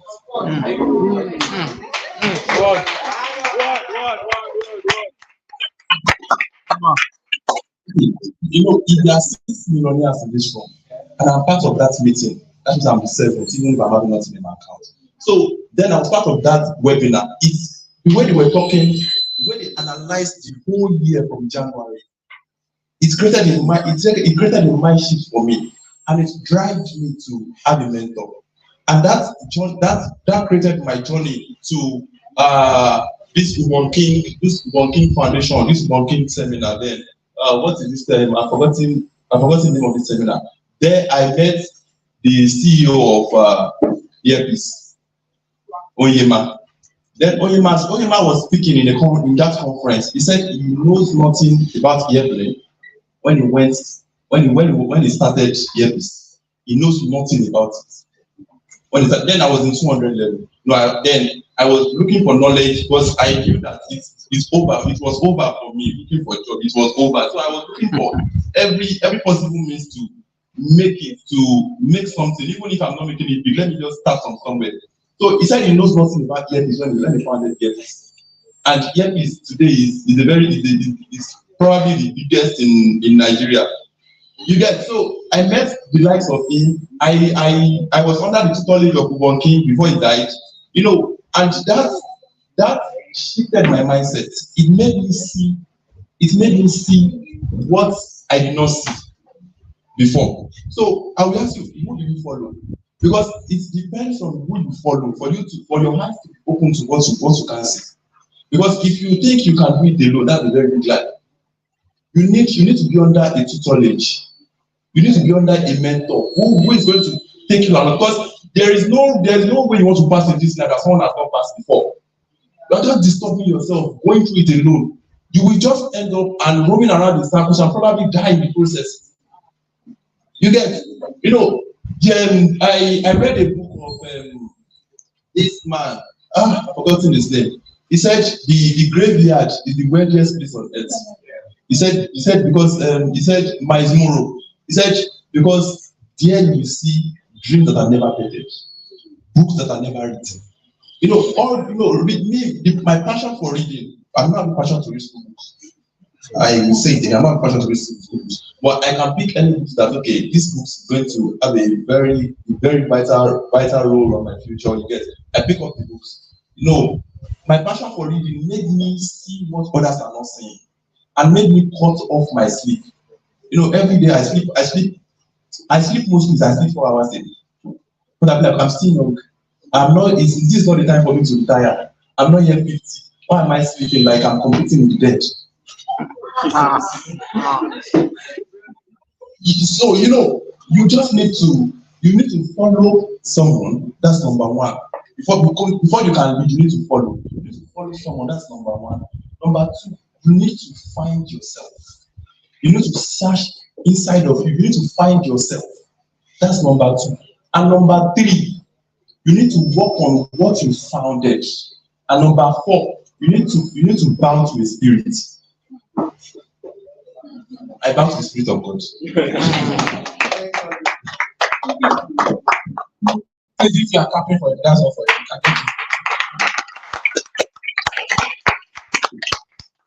So you have learned a lot actually. Now that you are feeling. So now when you were speaking, you were hammering on a particular word. I did a lot of books. So now, can you just give us 2 books that we can go find and start with it? We need an action plan immediately. For digital marketing, okay, for life, okay. Let me start with for digital marketing. You should read Sell Like Crazy. Sell Like Sabri by Sabri Supri.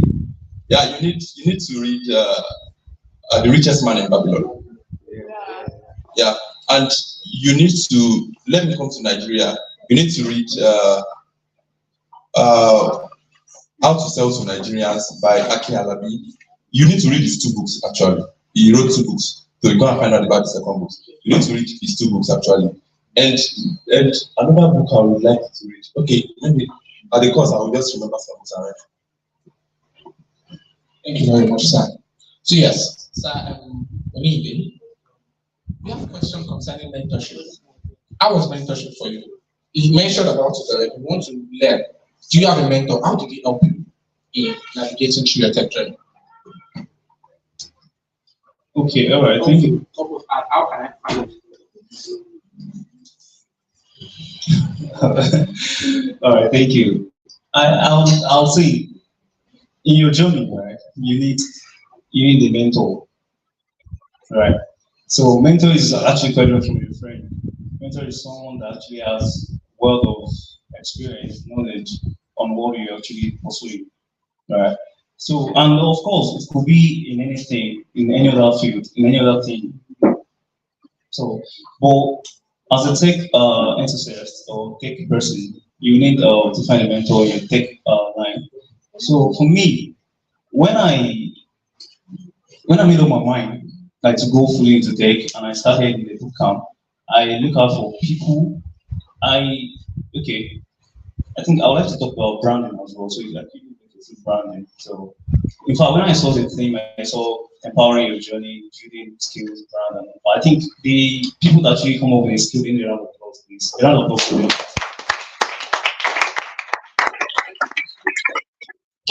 So it's not enough to build a skill. You need to brand yourself, and branding has to come with probably finding a mentor as well. So I utilize LinkedIn, social media very well. I utilize social media very well. One of my popular like in fact, every day I make use of LinkedIn. So what I do basically is I look for people in my niche. I look for people in my space, people in the backend development and engineering tech. So it is. So I look for people like in fact when you see my profile now, I follow likes of CTOs, chief technology officer, Vista, Sosa Wave, Kuda. I send them connections and they accept because of the weight of my account. So, but then that's only like I might not be able to meet them one on one, but I was following them. I follow them, right? So I get to see their posts. I get to see most of the things they talk about. But in my immediate, I look for people around me. So in my bootcamp, I look at my instructor. My instructor was actually my mentor. In fact, in the sense that he has about 7 years of experience, and me, I was just starting. So I walked close to him. I told him about who I am.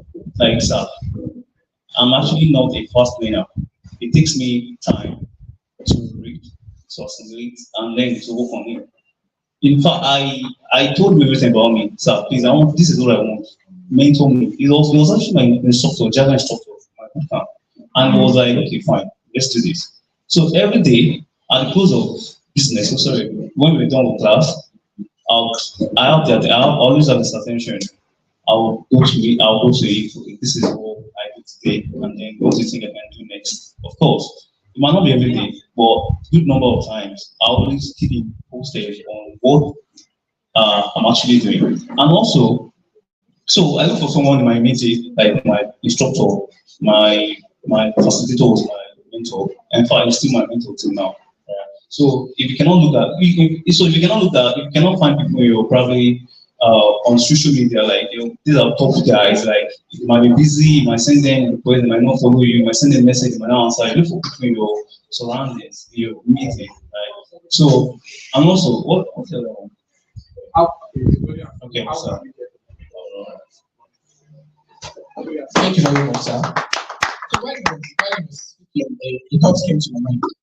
So yes, one of the things that we hammer on at CIH is building projects. And the reason why we build projects is we need to get that stack of portfolio. That when person wants to check us, they can see our track record. So we have a question for you, 2 questions. It's very easy. What is the biggest project to build? Why you were trying to get there? Because most of us are trying to get there. And what was the most basic project to build? Most funniest one, the obvious one that you created? Okay. I think starting will build a lot of several projects. Like the first project I built, this isn't a project, it's actually a to-do list calculator. Like you build a calculator, that one is common. Like you have to do that, you have to build a calculator that has to do the basic things 2 plus 2. And when you do that, oh yeah, yes, I'm a tech bro. Yeah, you see. But when moving forward, you see that what's that. So I think I implemented okay, I had a friend in my school, right? I had a friend then, and we're talking, and then we're looking at things that we can work on, things that see, let me tell you something. The tech industry is oversaturated. But still, there are problems that need solution. Right? Every day there are problems, and where there is problem, there is a solution. So we look at different sectors. Okay, we have the real estate, real estate sector. So something happened then. This guy, he actually came from Akure to Lagos for the program. So he needed an accommodation, right? So every time I'm actually based in Lagos, right? So I need net accommodation. So he spoke with few real estate agents, and every time the process is so rigorous. Like you have to collect a form, and then you have to pay for inspection, pay for this, pay for that. Do you get what I'm saying? So and all that, all the efforts were actually aborted. He didn't get an accommodation till the end of the program. So towards the end of the program, we now settled down that we can actually provide a solution in this real estate sector that actually eradicates the house agents in the sense that if you own a house, a property owner, we can actually build an application for you so that you, as a property owner, you go on the application, you sign it, then you list your application on the app. And me, that I'm looking for an apartment, I can actually sign up on the application as well. And I'll see various houses on the application. Then I'll go for the one I actually want based on the area that I want actually. Then I'll speak with the owner directly. So by that, we eradicate house agents. So I'm actually speaking directly to the house owner. I don't have to pay anything for form. I don't have to pay for anything. So I'm speaking directly to this. So that's what we thought of then, and then we built it. And it's actually real estate still in the pipeline because we needed some licenses and some other things to actually go live. Right? And you see, like in real sense, it's actually a problem. Real estate is actually getting accommodation in Lagos is actually a very big problem. And if you tap into that, and then you build a lot of solutions in that space. Right, do you get what I'm saying? And also another project that I actually built, and this one actually helped me when I was looking for when I applied for a job in InterSwitch, right? So InterSwitch actually fintech, you know, right? So a lot of people, how many of you know Alibaba, all this Alibaba, EB and all like that, right? All this, so you want to buy something that you need a virtual card, you need a virtual account like in dollar. Actually, dollar you have to pay in dollar, right? So it's actually a problem for Nigerians to purchase something because they don't accept naira. I don't know, but at least for Alibaba, they don't accept naira account. So we have to make use of it. We have to register a virtual account. So we thought of how can you a Nigerian, how can you buy something on Alibaba with your naira account? You don't need any dollar account. With your naira account, if you want to buy something of $10, and then you have to convert that to naira, and then you make your purchase seamlessly without you having any virtual account. So with all of that, and then you look for a way to actually do that, and we build something like that. So we implemented several APIs, like Restart API to convert the rates and then to process the payment. Right. So it helped me because when I went for InterSwitch interview, they asked me what project have you done. Look, you put yourself a back end developer. What have you done? So when I told them about this project, they fell in love with it, and the interviewer like, oh, we actually have something like this in the pipeline. This kind of solution in the pipeline, and then they were happy to listen to the story. So you just have to build project. Thank you very much, sir. And one of the reasons why I asked is a lot of us have been learning these steps, but we needed a clarity concerning building a project and how important it was. And I'm so glad you have enlightened us. So, sir, to you the graphics design, yeah? What is freelancing? How can I get into freelancing as a graphic designer? How can I grow as a graphic? You already told us how to get into graphic design. How can I grow as a graphic designer? What exactly is freelancing? Which website, which web pages can I use to get into freelancing? That is true. And like I said earlier, we're working on a particular UI UX design for this week next week. Can you give us something to work on? Just to test our creative skills. Now that we have it, I think we apt for a particular challenge or something. I think a lot of us will be interested in that. If you're interested in that, raise up your hand, please. Yeah, let's go. Okay, freelancing. Well, for me, how it started was, like I said, through those whole processes. And one thing I learned is before you go into charging anyone for a pay for you to work on their project or whatever. You need to become proficient in your skill first. You need to become proficient in whatever skill that you choose to focus in, because when there are some projects that will come up and you might be stopped, that's because you've not gained or acquired so much knowledge in that particular skill. You have to become proficient first before looking to charging clients. So how I started was my own process was just left, right, center. It wasn't like a straight whatever. I'm a self-taught graphic designer, meaning I taught myself. It's not like I went to any institution and all that. So if you're looking to, we all have the opportunity to like learn it here at CIH. But when it comes to freelancing, there are different ways to do that. One of the basic ways I do mine is networking. So there are certain events I go for, and I network with like-minded individuals. Networking helps a lot. In as much as we get our clients on social media, there are other platforms also that you could utilize, which is attending events, like you network with people. When I mean events, I don't mean your Jai party or whatever. No. You can't find me in such environments, but there are certain events that I go to that I know that yes, these are the calibers of people that are here, and then you interact with people. But when I say go to events, it doesn't mean you just going there and then being silent. You have to talk with people, start a conversation with someone. You never know who you are speaking with, and from that, the person can talk you to another person, connect you, and that's how I get my clients. There are graphic designers that go into the Upwork and the rest of those platforms that they used to get clients. Mine is, when I was starting, I was getting my clients from Instagram.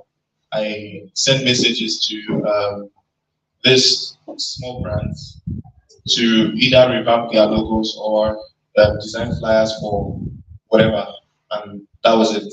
So because I was also building my skill, that was where I got my first call to work in a PR company. They called me. I never even knew of the pay or whatever. When they called me, I declined it at first. I was like, I was not interested. And then my uncle called. I was like, did you hear the pay and all of that? I was like, how much is it? They told me the amount. I had to reason because of the location. It was at Magodo and they needed me on site. And then I don't like anything on site. I love my works either hybrid or remote. So I was like, okay, let them do this thing. And they were like, no, we don't want to meet like a graphic designer on site and all that. And it was because I was proficient in my skill that they were able to hire me for that particular role. Just because I use Canva or whatever basic website that you all know about, doesn't mean that my designs are going to be as work as some other people that will use Photoshop or Corrector. Do you understand? When you see my designs, you hardly can tell which software I use. So that was what I did. You have to become proficient in a particular skill you choose first, and building habits. So in order for you to build or become proficient in a skill, you need to build a habit.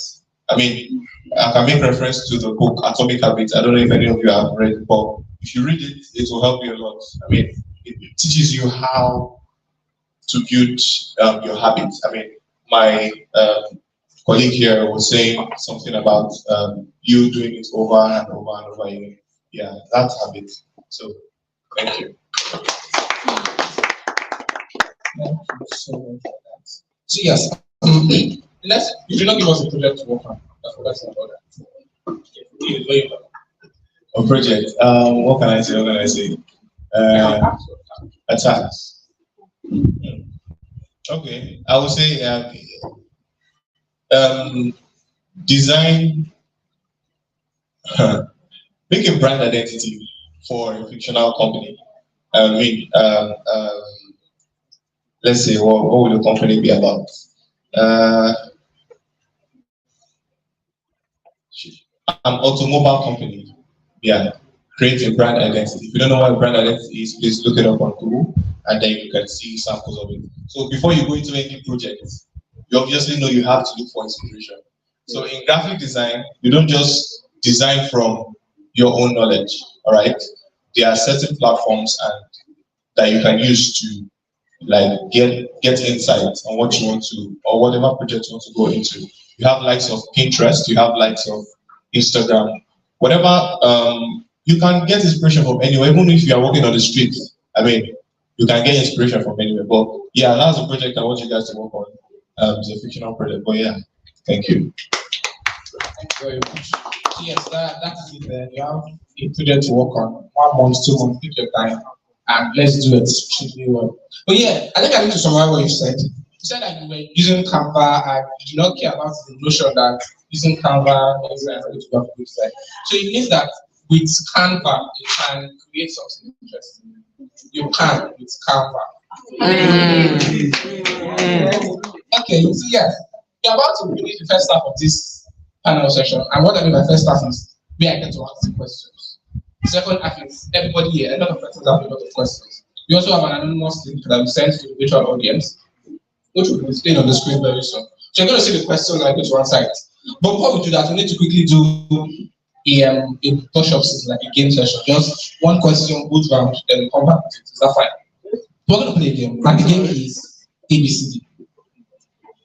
Relating to your tech stack, start the word with A. Start the sentence with A. So let's say my tech stack is DevOps.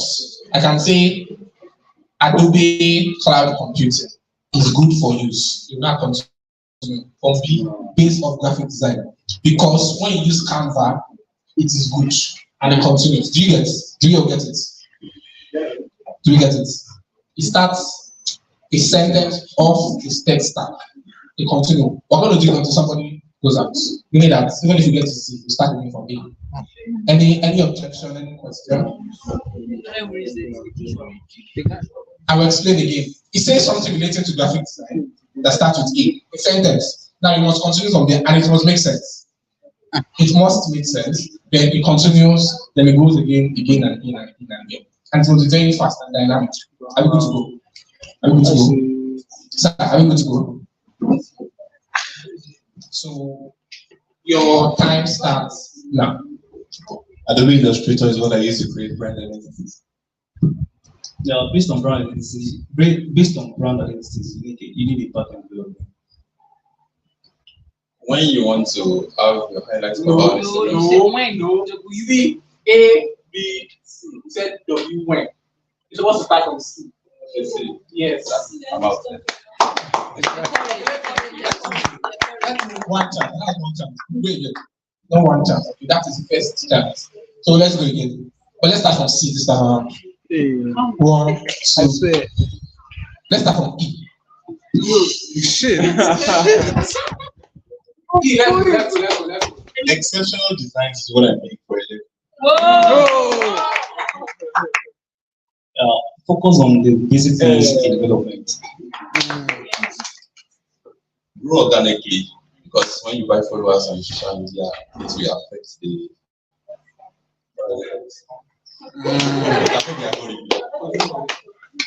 Hype your brand so that you could be visible on social media. Intentional. You have to be intentional. Okay. Just focus and move on. Kill every project that comes your way. Learn very well. Learn no. man up outside the scenes. No cheap design. Observe when you're building. Pray always.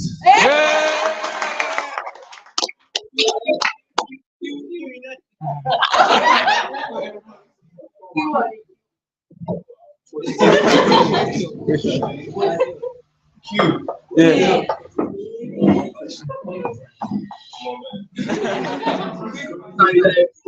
Question every project that comes your PM. I'll be that comes your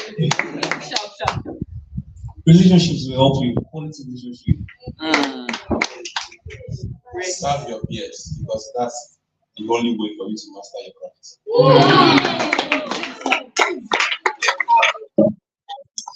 The way to success is building habits. Yeah. Utilize every time that you're out. Thank you very much. Thank you. Thank you so much. Thank you. We need to play one more game. This time is actually easier. If there was an animal to describe who you are in your text stack, what animal would it be and why? Do you have an answer?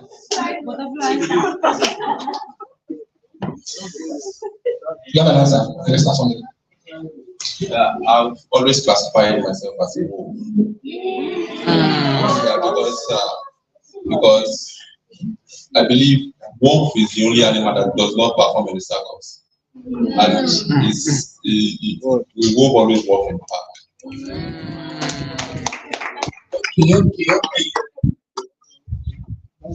Who's ready?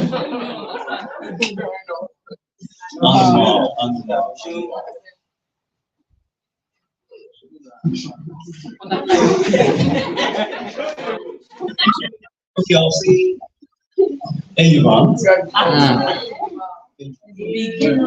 Because elephants actually they're huge, they're giant, and they say lion is the king of jungle.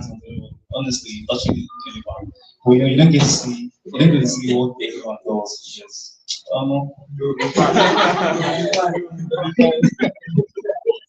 never thought of this one. Someone is saying butterfly.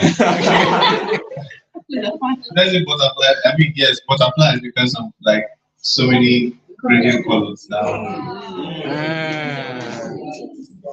When there are a lot of colors, butterfly is also beautiful. And if you look at him, he's also what?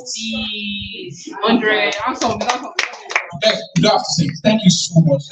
So now we're going into the question Q&A session. If you do have questions, can you write it down on a piece of paper and give it to Bouquet? Books. He's going to walk around now and collect it. While we wait for that, yes. Okay, better than write it down. Okay, yes, better than write it down. The link of Anonymous is on the group already. You can.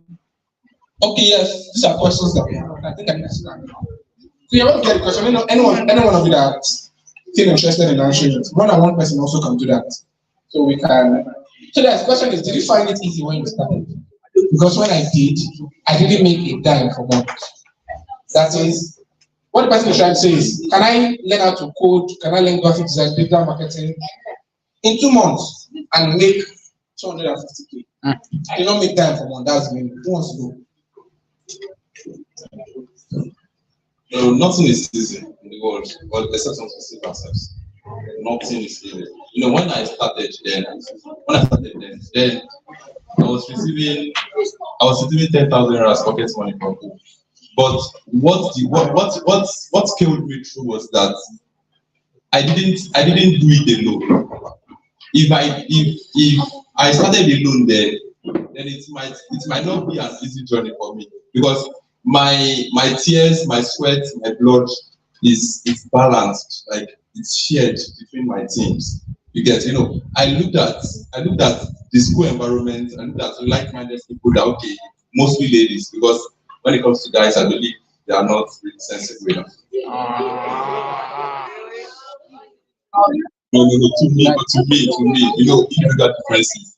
And I just believe that I can easily interact with ladies more than I can interact with guys. You get, but I believe all guys are born with this ego that you may not be able to manage as a guy. So a lady might manage that ego.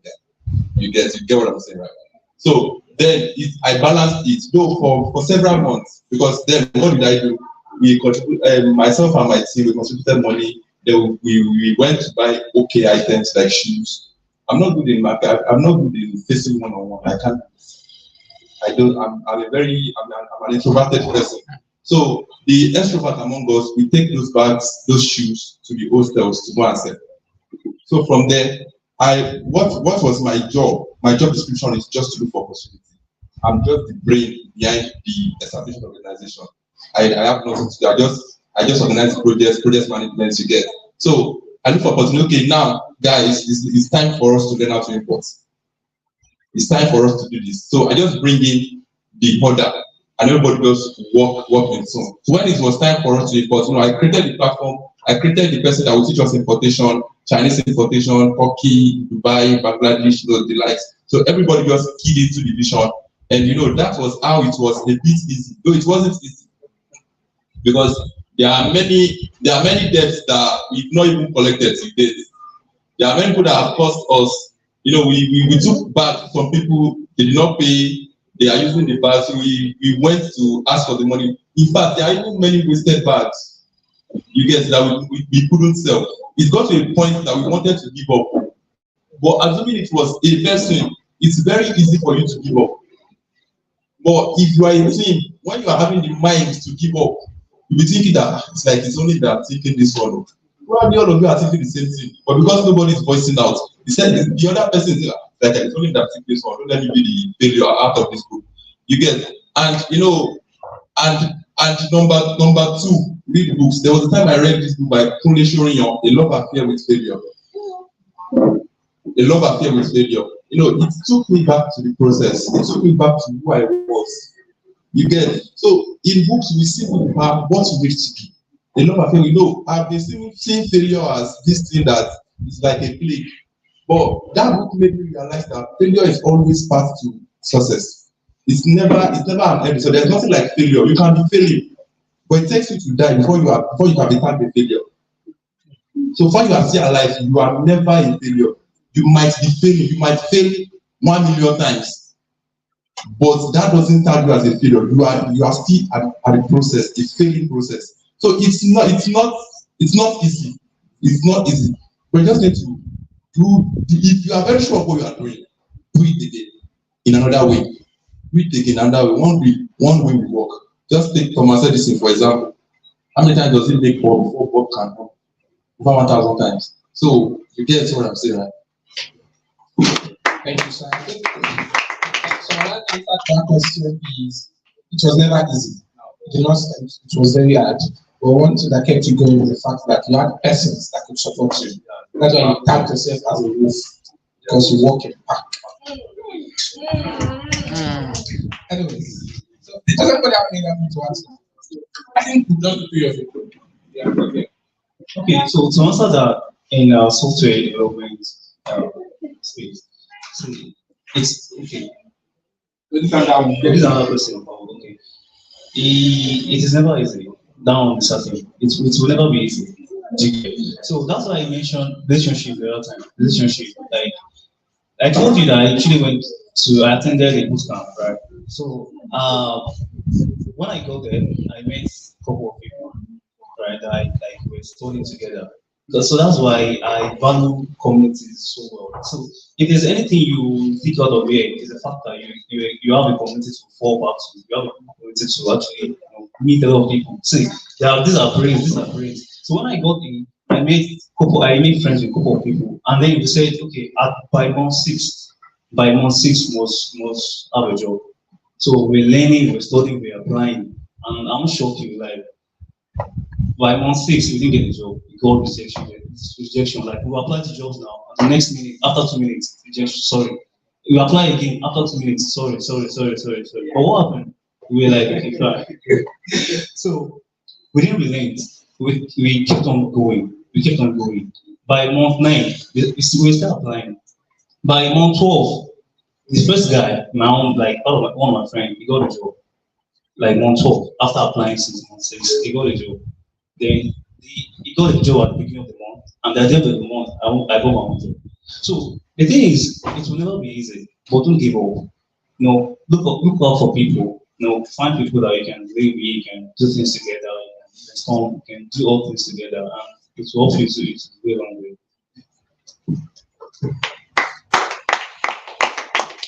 Okay. For me, I think I relate to what they said. I mean, building or aspiring to earn very largely takes time in any field you are in. For me, I remember when I was making designs for clients and I was earning 3,000, 5,000 naira. I mean, the highest I was making then was like 5,000. And even, some clients, when they message you and you tell them the price, they will still be pricing it 1,000 or 2,000 naira. And because I was broke and I needed money for data, I will accept it. I mean, it took time. It took a long time. I mean, for like 2 years or so, 1 or 2 years, about that particular range, I was earning between that amount.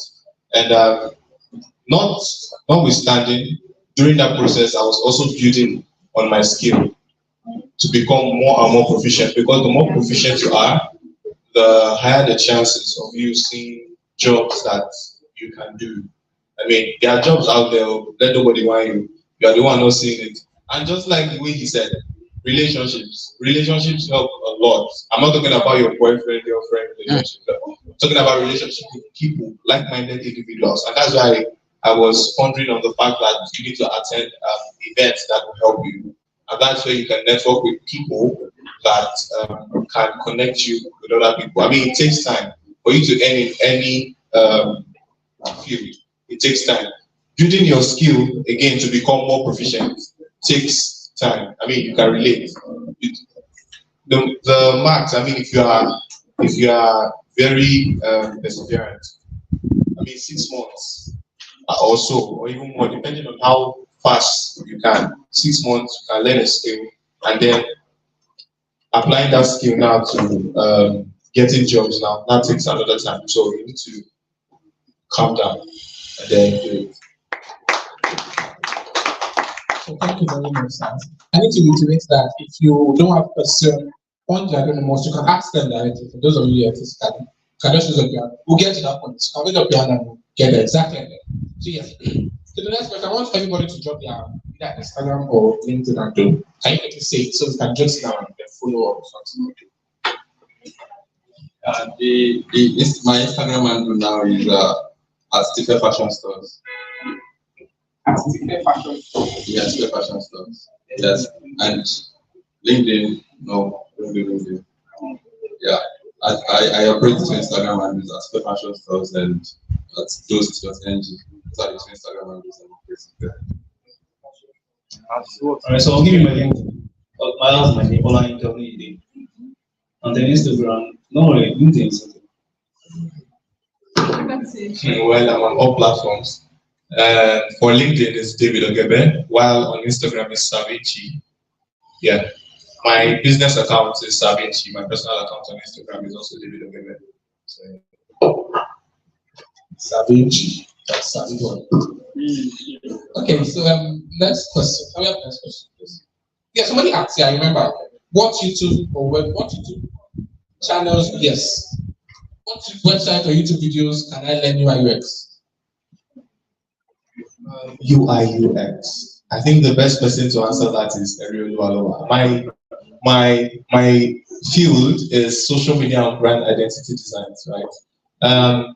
YouTube. I mean, there are various. I can't recall of anyone right now, but there are various. I mean, there are plenty. There are much.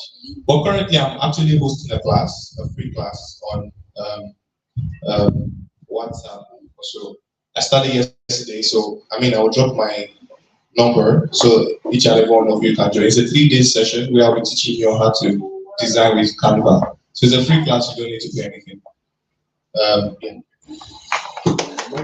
Okay, so can we clap again? Can we clap again for that? At the end of today, we get the WhatsApp link. Yeah, so just join the group.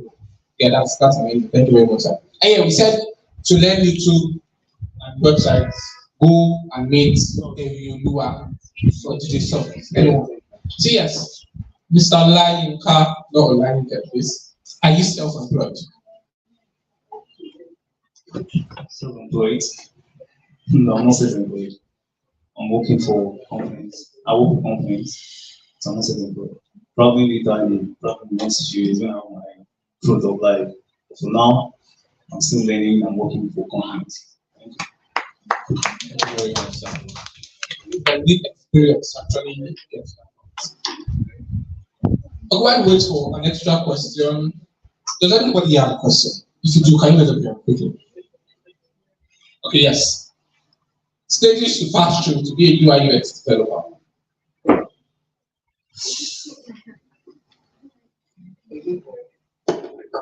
Stages you pass through. I mean, everything all falls under graphic design. I mean, stages you pass through is the procrastination. Procrastination is one big enemy for any skill. Procrastination. I mean, I've been in the space, so I'm even still in that space where I procrastinate a lot. I'm actually on the verge of learning a particular skill to add, and I mean, procrastination is one of the big enemies of any skill you want to learn. So I mean, that's the challenge that you can face, procrastination, and then I mean, yeah, procrastination. Thank you very much, sir. So that's Salanka. The person is asking, I want to start front-end, back-end development when I get to. So when I get to, I need to start front-end, back-end development. What are the first things I should do? What do you think I should learn and all this stuff? Okay, I think there's a roadmap. There's a roadmap to learning front-end or back-end development. But I actually don't have a roadmap now. But at least to start with, either front-end or back-end, you need to learn about design thinking. There are courses on design thinking and critical thinking, because for you to develop any solutions, you need to be able to think, to put your brain into work. So you start with design thinking first, and then also critical thinking. So I think those two things are the first thing to start with before you can delve into the program. Before you even start a programming language, or look for materials or courses on design thinking, like how to think, how to identify a problem, and then the possible ways that you can solve the problem. So can you tell us which languages, and after that, which language? All right, so for front end, basically, right now, I think what is involved for front end is actually we have React, we have JavaScript, so we have Flutter, then we have Kotlin for mobile. You're actually going to probably there are two aspects of front end. We have the web development and the mobile. The mobile is actually Android or iOS. So if you're basically on web, so you can JavaScript React, right? JavaScript React Native or React Native.js. But if it's web mobile, so you can do Flutter, you can do Kotlin, right? So but for backend majorly, so we have Python. In fact, we have JavaScript for backend too. We have Python, JavaScript, we have Java, we have C#, we have Go, we have a lot of backend languages like that, right? So that's basically what you need. Yes. What activities can expand democracy? What activities do you think is practical? You already said about networking and building a community. What else do you think can practical? Yeah.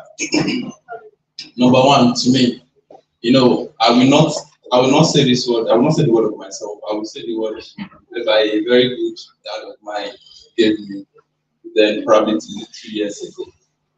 I kind of wrote it down. He said, number one thing for you to be successful in life. He said, number one thing is control your legs. Number one is control your legs. He said, number two is either you are in the secret place or you are in the secret court. Number three, let me just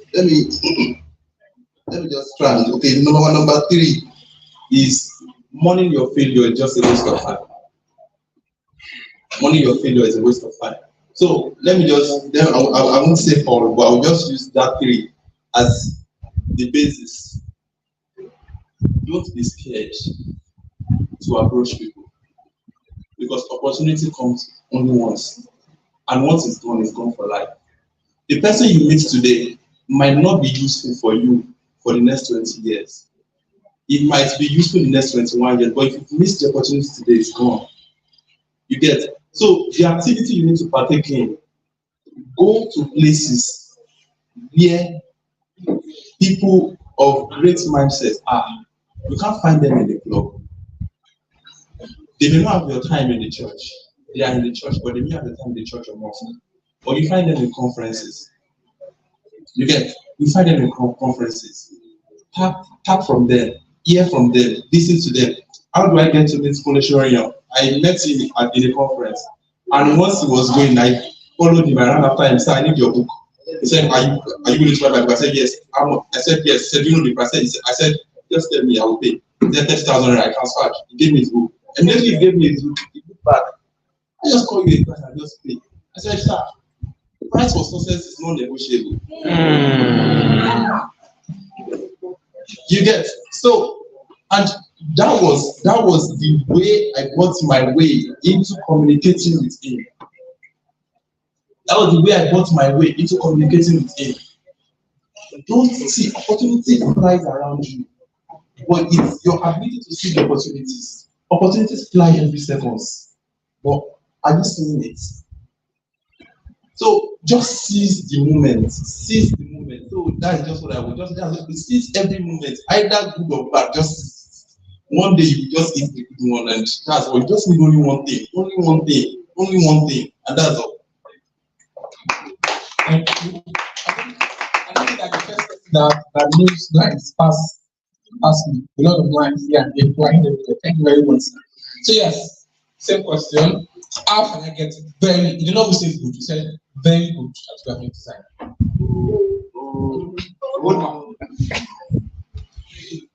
Like I said before, you have to build habits. Habits is one important thing that you need to learn.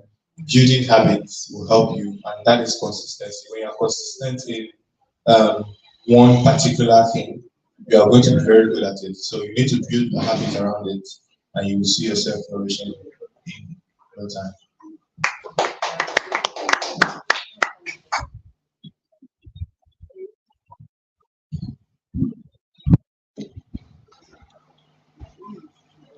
Okay, so while we wait for that, can we have just one question from the audience? Eno, I think you had a question. Do you need mic? So I was going to ask. Do you have anybody that directly? Yeah. So I was going to ask about affiliate marketing. Affiliate marketing and digital marketing. So what about it? What is it closely related or is the same thing? Affiliate marketing is under digital marketing. Digital marketing goes in diverse ways. It depends on what you want to focus on. You get affiliate. What is affiliate marketing? Affiliate marketing is you advertising someone's product and you receiving the discount, either online or offline. It's just like an affiliate. You get Celestial Shop Price. There's an affiliate in the better.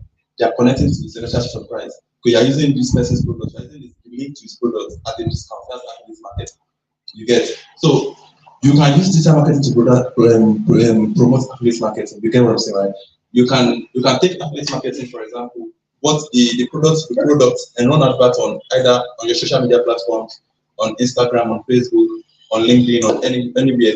So and you just connect people to the person's website to buy through your link. That's affiliate marketing. So digital affiliate marketing under digital marketing, freelancing under digital marketing. Then when you talk about freelancing, that's when you go to the Upwork, Fiverr. That's another talk. You get, but I'm talking about now. Affiliate marketing is you are promoting another person's product at a discount.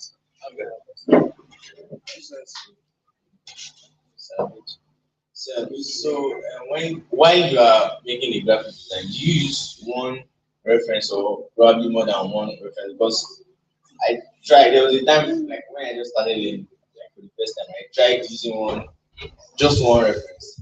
So it was like I was making the same thing, but from time to time I got better though, but not up to what I want. Okay, thank you. For graphic designers, there's a popular notion that we use, which is still like for every designer you see, we are thieves. I mean, not in the way you are thinking. In every design we do, we still like a designer. So for every design we make, for every new design you see, it's someone else's work that was actually rejigged. Do you understand? So you getting your inspiration, you don't get your inspiration from one source. I can have 5 flyers that are my reference, and I take different inspiration from each of them, and I then implement it in just one design. And that is me stealing like a designer. So every design you see, even the banner you are seeing out there, someone else made it. And then the person that did this now had to rejig it to do this. Do you understand? Thank you very much. So now we still have physical questions, which we'll get back to shortly. Let me take this question on the board. I think he has answered it, but can you just reiterate it? Which language did you start? I think you said Java. Can you just, and how long did it take you? Okay, I think I should add this because I'm seeing something like Python is the most basic language on the job. I don't know, but then in the development, we see programming languages as a tool. We see that as a tool, either Python, Java, whatever language you're learning, we see that as a tool that enables you to get things done, to work done. Do you get? So because as a Java developer, basically I write Java. As a Java developer, if I see a C# job or a Python job, I'll do it. Why? Because I've learned the intricacies of programming. I know what programming is. So bring any language. So far I have the roadmap, I have everything, background, everything that I need to do. Program language is just a tool to develop. Okay, tell me we want login page, we want sign-in page, we have this and that, this and that. You tell me that, right? Okay, what do you want to do with now Python? Of course. I know what you want to do. Program language is just a tool. So see program language as a tool that enables you to develop applications or anything. Right. So and don't fall in love with a particular program language. Right. So if you're a JavaScript person, don't say yeah, this is all I'll do forever. No, because the tech industry evolves, and then there are some languages that they see them as probably not old, but they are not more they are low, they're not in use as such. Do you get? So you should be open to learn other activities, other languages as well. So I write Java today, and if you bring me .NET, Java, Python, any job, I'll do it as well. Do you get? I think what you said just introduced one of the definition I saw one time that states that programming is a change of syntax. You learn Python in 2 days, 6 hours, you can learn JavaScript. Just change the syntax. The logic. How long depends on how consistent you are. If I tell you that I learn in 3 months, it might take you a month or 6 months. So I can say for you. So it depends on how consistent and how much you put your time and effort into it. You get? Okay, so let's take a physical question for Isaiah. I think you have a question here. Can you please?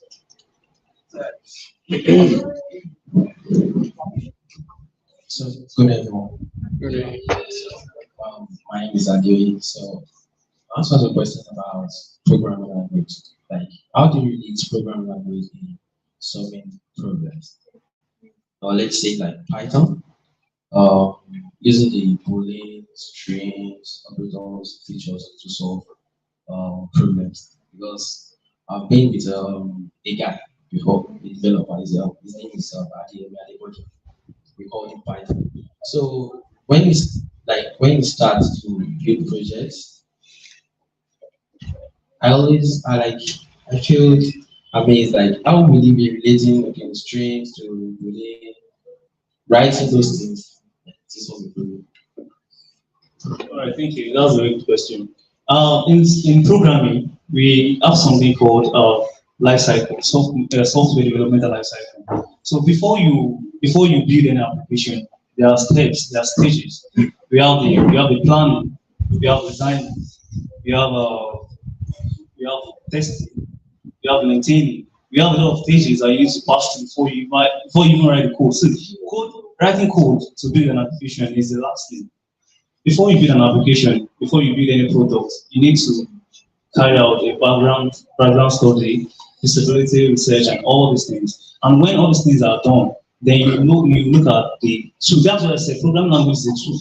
So you've carried out your research, you've done everything. Okay, say for instance now, you want to build an application that enables people to register for this program. Like, you want to have an online application for CIH for onboarding.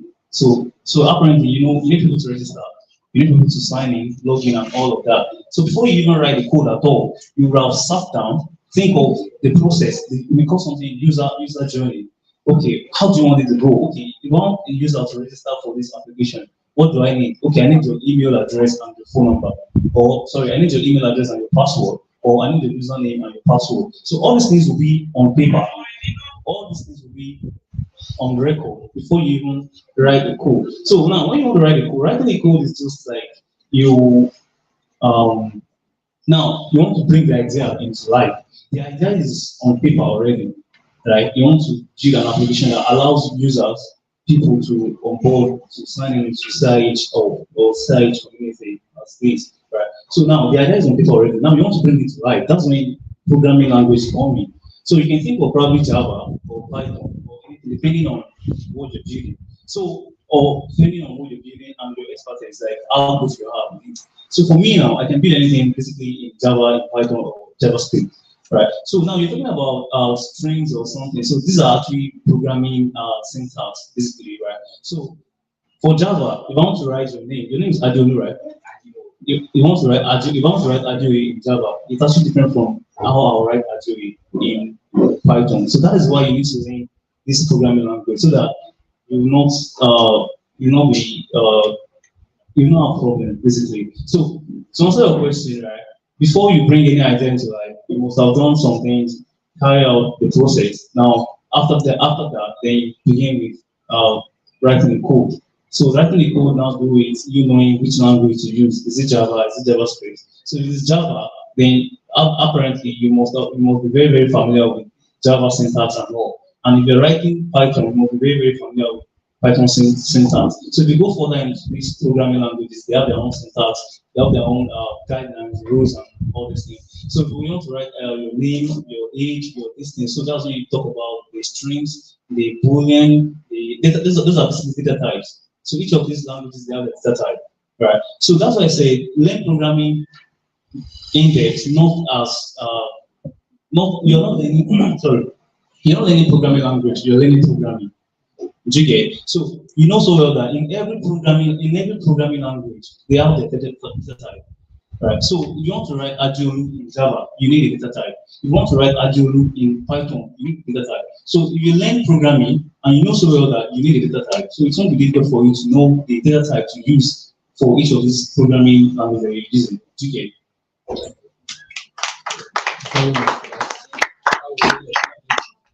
Yes, how can we overcome challenges during creating of products, either related to SDG or Techfest?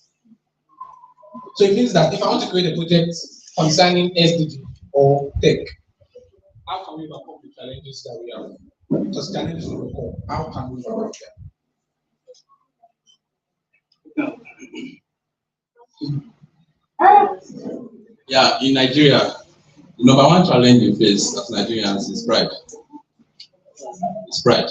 Because you achieve more when you don't care who gets the credit. So that's why I said the number one challenge we face in Nigeria is pride. Because everybody wants to be seen. Everybody wants to be at the forefront. So when you take pride away from the picture, then you've conquered 80% of the problem. So the remaining 20% is what you have to work on. Thank you very much, sir. And I think that helps us to remember one of the particular quotes we use at CIH one, which is you have pride. So there you know you have pride. Okay, yeah, so I need to remind everybody, both the virtual audience and everybody present here, that after this, we're going to have another Kahoot session. And the Kahoot session is based off what we did here. All the questions will be based off this panel session. Meaning that the person that will win will be the person that has been written down. If you have magical brain, by the way. So yes, regarding affiliate marketing, does being a good communicator, public speaker, all those stuff, does it matter?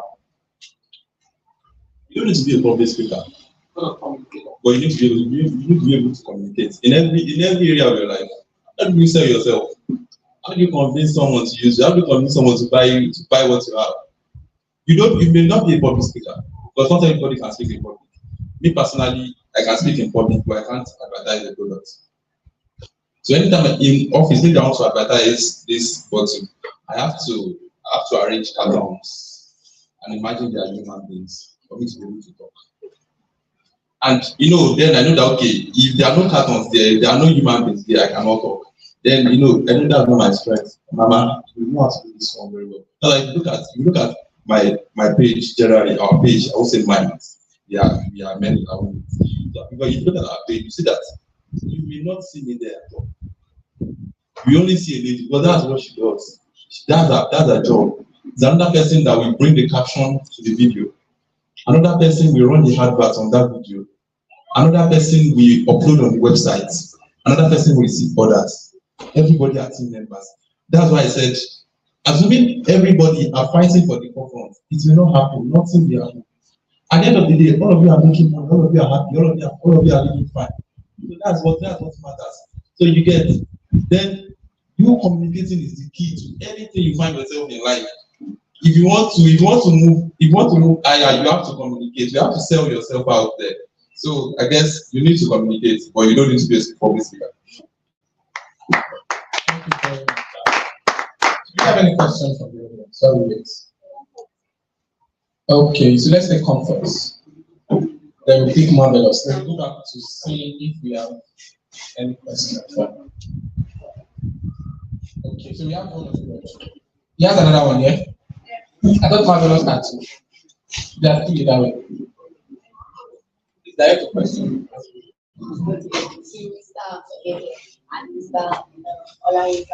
So the first question is, now that AIs are making graphic designs, and they are making designs, so what would be the difference between humans design and AI designs? And where do you see graphic design in the next 5 years? So to Mr. Olaika, let's say I'm interested in coding, but I feel I'm not getting it. Then maybe after bring the classwork, I can get the classwork. But whenever they give us assignments, then I'll be like, how do I start? Where do I start from? So you just get confusing. So how do I go about it? Thank you. Thank you. Another question. I mean, if AI was to generate a design for you and the human being creates a design, it's obviously a beauty. And that's why you need to find a particular niche that you know that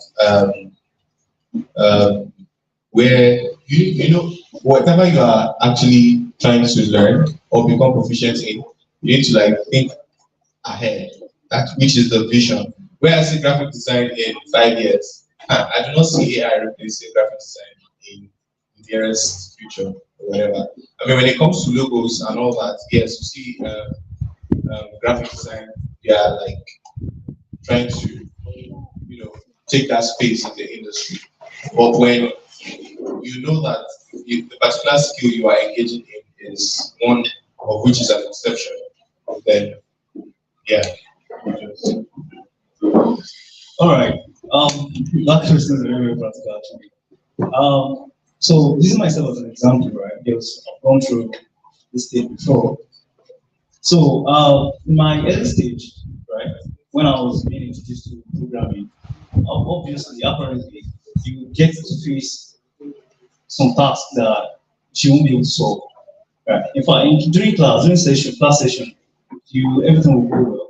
And after the session, when you're your own, you remember like most of this. So that boils down to you having you have a community and you have people around you. So what helped me was because after then, whenever I faced a challenge or problem, writing a code or solving a task, I talk to people. And that should be after I've tried severally and I've exhausted my options. Some people that are so lazy that once you try and you get an error, then you parry. No, it's not like that. It's you try again, then you keep trying. And when you've exhausted your options, then you look for people around you. You look for people that can brainstorm together, that you can solve it together. And if you look for someone and then the person you look for, you guys can still solve it, then you take it to someone with higher, like probably your facilitator or your instructor. Okay, by that you get better. And once that is done, go back to it again. Just go back, keep going back to it and do a lot of things in that regard and you get better at things. Thank you very much. I hope that answers the question. Do you have any other questions? After having one. So my question is, how can I find my niche in programming? Because when we started programming class, we were asked to find our niche in programming. What do we want to actually do when we learn programming? So I want to ask you that, how can we get our niche? Because I'm still having problems find out what I really want to do after learning programming. All right, thank you very much. Well, now I'll say basically that first thing is you need to know yourself. So when I transited into programming, I was introduced to all of the whole thing, the front end, back end, and every niche. I was introduced to everything. I picked everything, and at long run, I find out that I'm not kind of a creative person, so to say. Not like I'm actually treated technology, right? So designing is not my thing. There was a time I was going to design just probably, was it a logo or something? I spent about 2 days on designing myself, and other people have done it and moved on. So I realized that no, this is not my thing. And I tried something else, probably writing a logic. Okay, how do logic in the sense that how do you add two numbers together? And I found out that I could do this. I could think about this, and let's do this instead of designing. Logically, I'm not a designing person. I cannot come up with ideas that okay, let's design. No.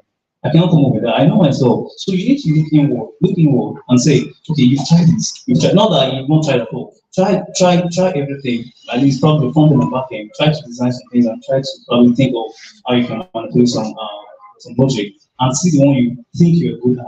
Then focus, put more effort on that, and then that's how you think it. You just look inward and see the one you have, know where your strength is, and then pick it up. Thank you for that. So, how can you manage your time while learning a skill and being in school? This is for the college people who's interested in taking that. Okay. Yeah, you can manage your time by managing your strengths. Because me personally, I don't believe time can be managed. Because I just believe you can only manage anything you can keep. And time is infinite, it's going concern. They're going concern. It's only your strength that comes to an end. So how can you manage your strength? By bringing in, by pushing in your today's stress to the future. You understand what I'm saying, right? You can manage your strength by pushing into today's stress to the future. You get, and how can you push into this stress to the future? What 10 people can do? You get it. Now you are learning a skill. You are learning a skill. Don't be thinking alone. Don't have the headache alone. If the headache is 1 divided by 8, that's 1/8. Divide the headache on different steps. That's the way to push your stress to the future. And that's the way that's the way to achieve many things. Because if you shoulder it alone, one thing will suffer for another. Either your studies will suffer or your skill will suffer. One thing is going to suffer. But you need to find people. You don't need to do it alone. Don't have the headache alone. Don't have the tears alone. Because find people around the court that have like mind. What is killing us is the ability to speak out. We don't know how to speak out. Speak. Gather people. Talk. That's what they want to do. The US you want to go to. It's easier for you to gather your team here in Nigeria than going to a place that you don't know anybody. You get what I'm saying? So you need to manage your stress, manage your strength to be able to achieve more. Just manage your strength. And how can you manage your strength? By having team members to work with. So in addition to what you said, just like you said, time can be managed, right? So I'll just say, like in software development space, schedule your priorities. Don't prioritize the schedule. Because if it's just one line of code that you can write in a day, why still in school? Write it. The next day, write it. So schedule your priorities. Don't prioritize the schedule. I mean, for what he said, priority stands. I think there's a particular formula, I don't know, I think 2291 That is 22 minutes every day for 91 days, and you'll be perfect in a skill. So you have to prioritize. Even if it's 5 minutes you spend learning something, you've gained the knowledge. And if you continuously do it every day, you'll be perfect at proficiency in that skill. Thank you very much. So the next question on the board is quite controversial. And before we do that, let's have an answer. I know most of the answers will give and there's no best, but yeah, let's have before that. And Isaiah, do you still have a question? Yes, sir. Let's have. So my question is like, the fashion have anything to do with designs? Because like for me, my personal experience is that when I'm stressed, I don't really care about color, just pick a dress, wear it, and I'm like, this is awkward, change the dress. And I feel like when I'm designing also, it affects I just put color combination together, or just go online to look for colors like everywhere. So do you feel like fashion like dress? Yeah, I think the simple answer is yes. If you are a graphic designer, it will affect your dressing because there are certain colors you cannot combine, and then you call yourself a graphic designer. The person you are telling you are a graphic designer is going to look at you and be like, "What the heck is this?" But yeah, if you're a graphic designer, you affect your fashion. You are very keen on the kind of colors you combine, whatever. I think that they say no be show workings. You look at it now, they show workings. So you are a good graphic designer, if you also show your dressing. So before we do that, before we do one more question, can we answer the questions on the board? Everybody gives the answer. Let's be fast, most of the time. Like a quick, straight answer. In the tech, whatever, I mean, the career to go into now is software development, UI, UX, and yeah, anything related to software development, the UI, UX. It's going to earn you a lot, especially here in. I mean, you can agree with me that in the software industry, especially I think cybersecurity or something like that, there are few of them in Nigeria, and if you can go into those niche, you could earn yourself a lot. All right, so with the emerging technologies, I'll say AI and then cybersecurity, because even as a software engineer, I'm actually thinking towards AI and cybersecurity now. So I'll say with emerging technologies and the era that we are now, so consider cybersecurity and AI. I mean, if you are looking in the graphic design aspect, you should go for motion graphics. So motion graphics and UI UX is going to earn you a lot. I mean, a lot. Yeah, to me personally, when it comes to career path in this era, I think marketing is number one because everything you have is useless if you cannot market yourself. No matter what you know, it stays with you, it dies with you unless you're able to market yourself.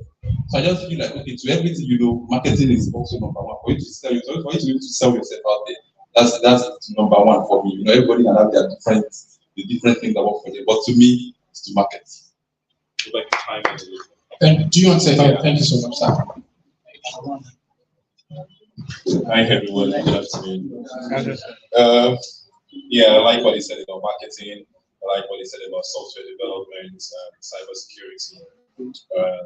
I think I have a bit of a different perspective as to what you should focus on, or when it comes towards the best career path.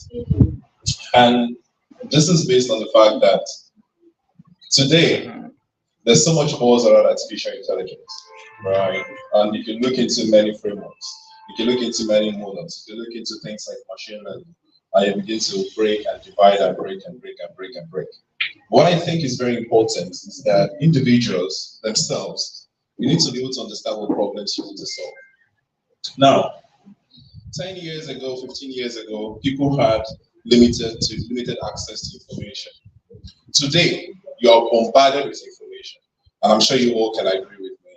So if you turn here, you have things on Coursera, you have on Pluralsight, you have LinkedIn Learning, you have MS Learn, you can't consume all of them. You have a lot of resources, and it's going to keep growing, right? But something will remain constant, the kind of problems you want to solve. So now that could help you to not do to do two things, to strike a solid balance between your passion and your skills. A lot of people can have skills at building things, but they're not really so passionate about it. But if you're someone who is very passionate about things around visual storytelling or something like that, you can begin to find some correlation between, things around virtual reality. There's going to be a point of alignment for you, right? So I think that people should try and explore and identify problems they want to solve, and now begin to see how technology can help you. Technology is just like this microphone. If I say trash into it, you hear the trash. If I say right things into it, you hear it, right? So if you take AI and you want to build your own copilot, you build it. If you take cybersecurity and you want to go and work for NASA, you go and work for NASA, or you want to work with the government, yeah?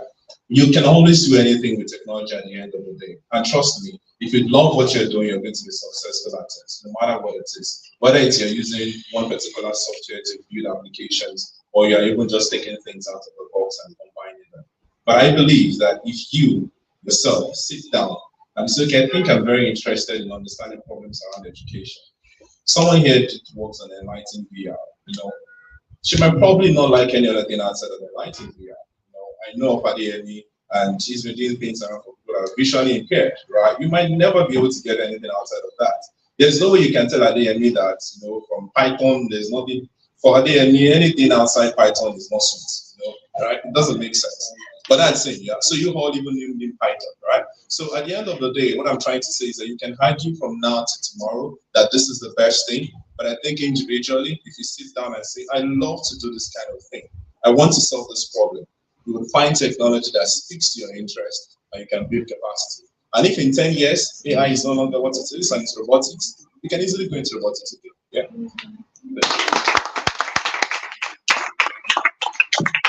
Thank you very much. That was very informative. Yeah, we're about to round up, and we are coming to the close of this amazing panel session. I said amazing. So if it's amazing, can you wave your hand? Yes, thank you so much. But for that, before we do that, we need to take just one last question. Then summarize the whole panel session, get advices from these persons, and call it a day.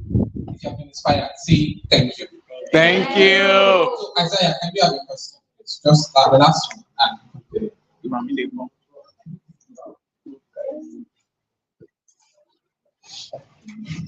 So now you were talking about robotics. Okay. Actually, I love robotics a lot. So I want to ask, like, how can I go into it? And let's say books to read about it, documentations. Yeah. I'm not sure I can answer that question just by sitting here, but I've had an opportunity to create things for people from cybersecurity to machine learning to networking, and create these things in terms of structured learning paths. But what I think people can do is that for anything you want to learn, find a community first, right? If you want to learn robotics and you believe that there are 3 or 4 persons in this place that are very good at robotics, then it should be your pals, right? Because at the end of the day, we all know this thing. I mean, for many people who have been to university or people who are aspiring, when we put 5 people together in one group, there are 2 persons. These 2 persons, they go to the printer shop, they are doing all the research, some people are just contributing money. When it's time to present, then the other people will start learning. What I'm trying to say is that at the end of the day, like my part here said, if you're able to split it, if it's one person's headache and you belong to a community of 4 people, it becomes 4 people's headache. Now, what's going to happen is that in that pattern of robotics, somebody will learn one side faster than the other person, right? Somebody will learn one aspect faster than the other person. Now, because you have different inroads to information, you can gather that information together, and when somebody is stumbling or someone is tired, then you're able to say, hey, this is what we should do here. The same thing with calculus, the same thing with mathematics. You're struggling, you're in a community, you begin to get it. So what I think you should do if you're going to learn robotics is just don't go after information because you're going to be swamped. Find people that also want to learn robotics and learn together, consistently. You can't learn everything in a day. If it's 30 minutes every day or 30 minutes every 2 days, stick to it. And there are resources everywhere. I can tell you there are lots of resources. You go on LinkedIn, you see them. Pluralsight, you see them. MS Learn, you see a few things. And I can drop a few other links that I think you might find access. But importantly, find people that want to learn with you. You know that thing about Ubuntu, together you can go far. But if you want to go slow, if you want to go, if you want to have a limited progress, then you just go by yourself. Find people that want to learn with you. And I believe it's very easier, right? So thank you very much, sir. So for anybody that has any other question, I think you can send it to them also. Send it to them after the panel session because we're running out of time. I will need to back up. So yes, I think when we're trying to prepare for this panel session, what was in our head was that every person that listens to you guys speak is inspired, motivated, and wants to learn more. And I think that I just listening to you guys for the past 2 hours. So amazing. I want you to come for them, please. Have you all summarize everything? So I picked out everything you're saying. The first thing I picked out is networking. They overemphasize the importance of networking, having to build a community, having to connect with persons, being able to communicate, sell yourself at events, and all those stuff. The second thing I learned is problem solving. Programming language is a tool, programming is a tool. Problem solving is the actual cost for wanting to get into tech. Tech itself is a tool for solving problems. And the last one is practice and consistency. You cannot be an exceptional person if you don't come on midnight candle. And like we said, don't only calm down and sleep. Properly do something while the candle is burning. Thank you so much, guys. So now, want to quickly do something. Give us a sentence of advice that when I get home, I can remember you for it and run with it for the rest of my life. Just one sentence of advice, that with motivation, something to do. So what I remember is our life. Do you get what I mean? Can we do that? Yeah. Okay, let's go. Who's going first? Who's the class set? Sir, you're going to get one. Do you want to go first? Yeah. Okay. Oh, very simple. Never let someone who has never tried tell you it's not possible.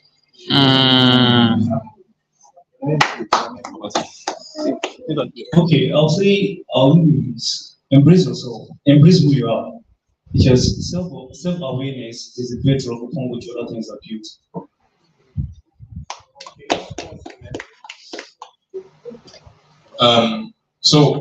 Success is not what you pursue. Success is success is attracted to who you are becoming as a person. So it's not you chasing success that is supposed to be the goal. Success comes to you when you are leveraging on something. Do you understand? What we're going to just talk about is self-love. No one is going to love you if you don't love yourself. And no one is going to accept you if you don't accept yourself. Thank you so much, guys. Can you keep clapping, guys? So yeah, for everybody here, for the digital audience, for the person that CIH won, I have my parting word for you guys that I want you guys to go on with. And the parting word I have is the same thing I want you to tell people. And the parting word is come and register at CIH. Can you all shout it? Come and register at CIH.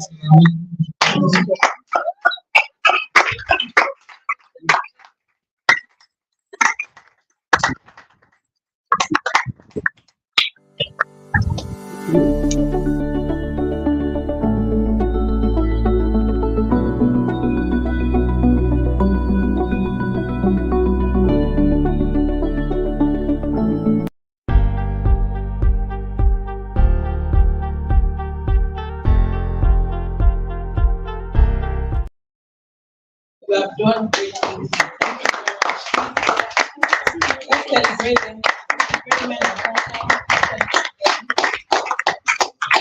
Thank you very much. Okay, so before we move on to the next session, I can see that people are looking really tired. People present here and people watching virtually, they're tired, they're looking dull. So we're going to do something quick before we move to the next session. Anybody is going to stand up. We are going to stand up. We are going to stand up. We are going to stand up.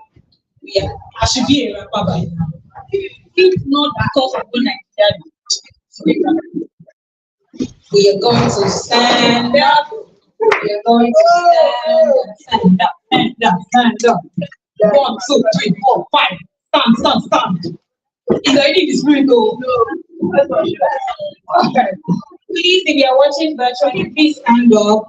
We are all going to stand up and shake body, shake body, shake body, shake body. Oh, so we're going to shake body left. We're going to shake body right. Are you ready? Are you ready? I'm going to pick winner. Best shake body. If you look at it, I'm going to pick winner.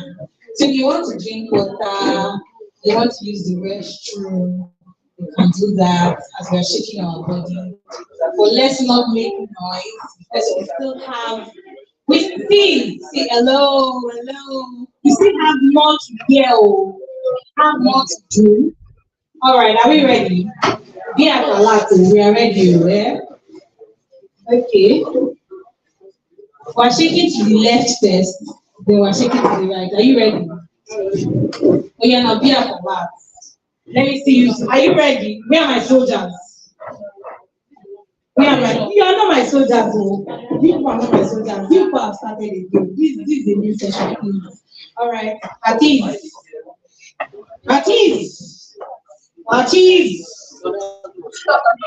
Oh, hello, all right, let's shake body. Shake to the left. Right, you must. My left. This is my own leg. Don't confuse it. You must.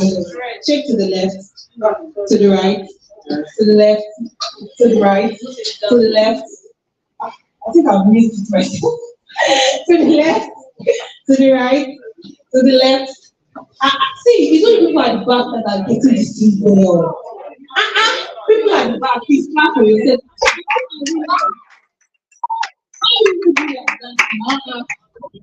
I'm not feeling anything. I'm not feeling anything. To the left, to the right, to the left, to the right, to the left, and to the front. Don't shake it. All right, thank you very much. Please get it. Thank you. Clap for yourself. If you are enjoying CIH Techfest 1.0, clap for yourself. Amazing. Thank you very much. All right, so now we are moving to a game session. We are moving to our second game. So now let me prep you ahead. After this game session that we're moving on to, I've told you that we have honorable people here to play for you. After that, I'm going to call forward another honorable man that is dripping of seeds, is dripping of oil, is dripping of anointing, is dripping of wisdom. But like I said the other time, I've not seen him smile since he got here. If he does not smile, I will not call him. That's what I'm going to do. I will not call him if he does not smile. But after the game, I will call him. So if you know that you are ready, you are prepped to hear more, we know by this session. All right, so let me call forward Miss Titi Daniel to take this second game session. Yeah, please, celebrate now.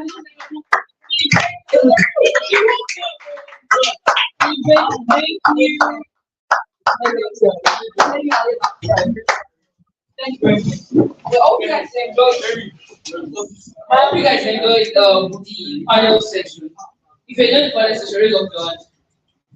If I say something, raise up your hand. Shout. Don't let me ask questions yet. But let me go to that. I'll ask.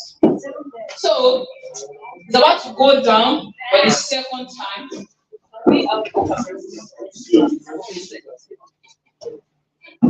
So it's about to go down for the second time, and let's see how fast and were you even listening during the panel session. What were you doing?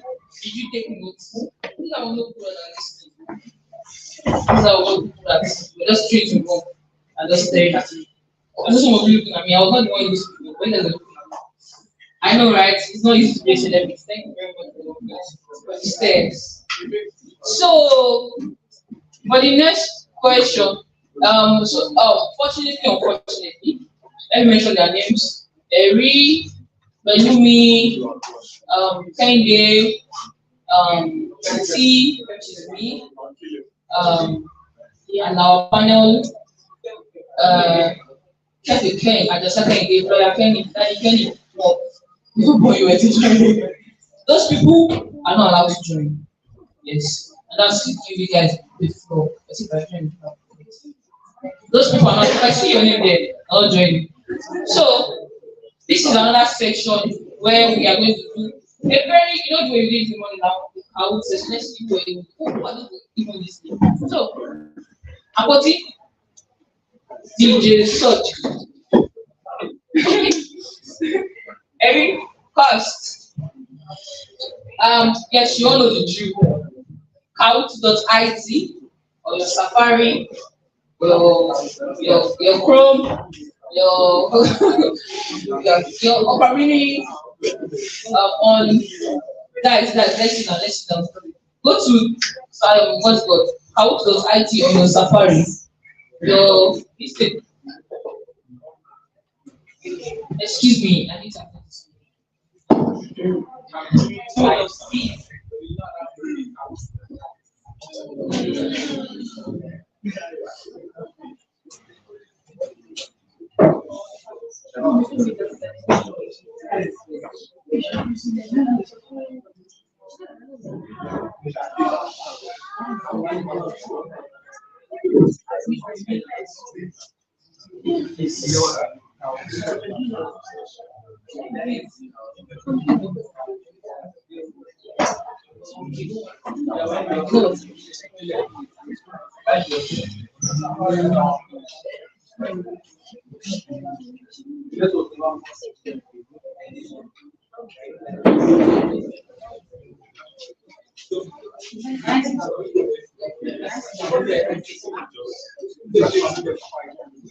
okay, hello.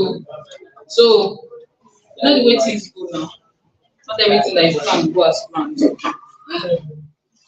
It's alright. Not everything you plan go as planned. Penny, your blood is in me. I can feel that. I can't feel you now. You know the funny thing that when you're learning things that are happening, I have to give up price. Come on,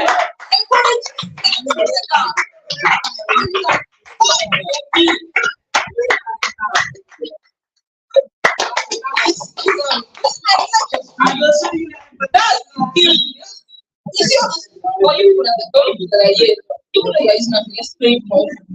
It's not your fault to accept the God. It's the economies. I would have just buy car, like, dude.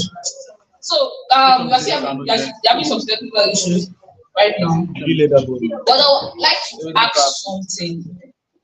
I'd like to ask something. Abori Shadim phrase. How does it feel to be an iPhone user? Hello. Do you know what it's like? Abori Shadim phrase. How much? Guys, please let me to do a video of this. It's not easy. He went from a 7 to an X. Do you think that's an XR? Come on, stand up. How does it feel? Clap for him now.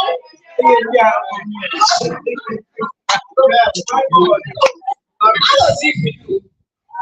Okay, yes.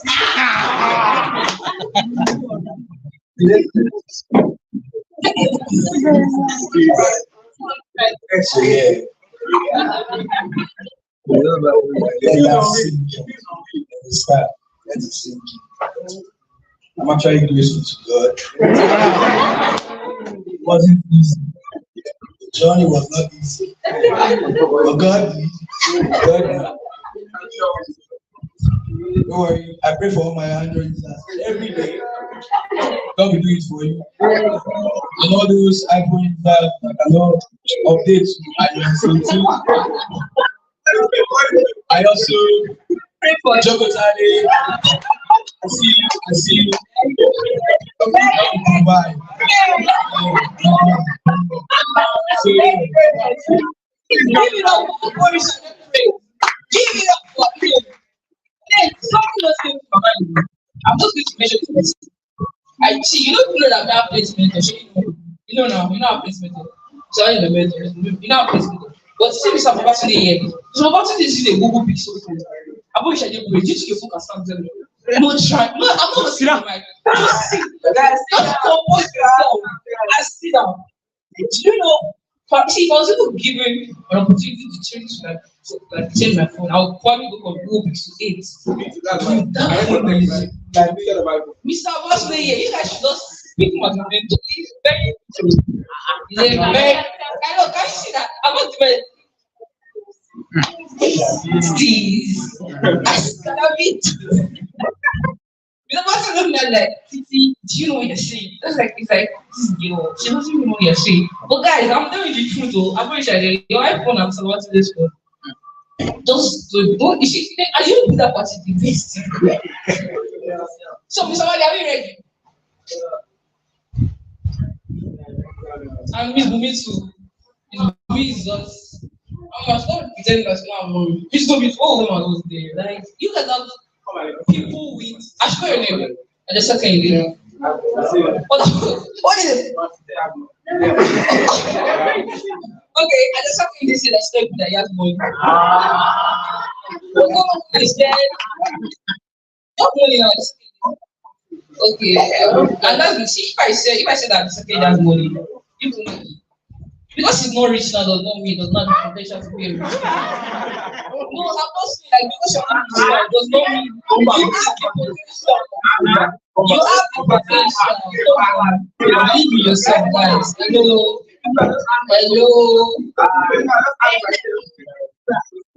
Yes. Now we are in. As I'm drinking that drink, don't let it choke you. Let's see where we listening in the panel section. Let's go. Who are those listening? Who are those listening to Fast Rider? That's the code. Safari, house.it, Chrome, house.it, Opera Mini, house.it, Edge, house.it. And no. Let's go. Bella, please, what's your name? Your original name. You guys know very well Bella. Any person that is challenging to Bella, use your name. Your original name. Yes, I need a name. So one person is not going to go is Bella. I know the person, but I'm not going to I'm not joining now. Mr. to Bella. It's not Eri is not joining. Stop. I know because if Bella wins, I'm going to. I'm not going to give person prize. I'm thank you for joining. Okay, now let's try it again. 739-775. Praise you. Actually, his name and the name that is most playing. Don't worry, it's fine. Okay, but okay, thank you for joining. Michael, thank you for joining. So we're about to move on. 739-775. That's what do you call it? AJ Eta 9. What's 9? Next one, AJ 5. 5. You understand what I'm trying to say? Yeah, that's. I mean, Yoruba is a good language, but you need to pronounce it. AJ Eta S1R. Never mind. Just one take me. I know the confidence. It's the confidence for me. Just one take me. I mean, be proud of your phone. Be proud of what you are using. Be proud. Right. I'm going to be start at 50. I need you guys to join me. Is everybody in? Everybody here? You guys are not in. Your country was for 41. I did what you did. You shall not put effort. I can make it 50. I don't want to see. During the conversation, we're not around. During the conversation, we're not around.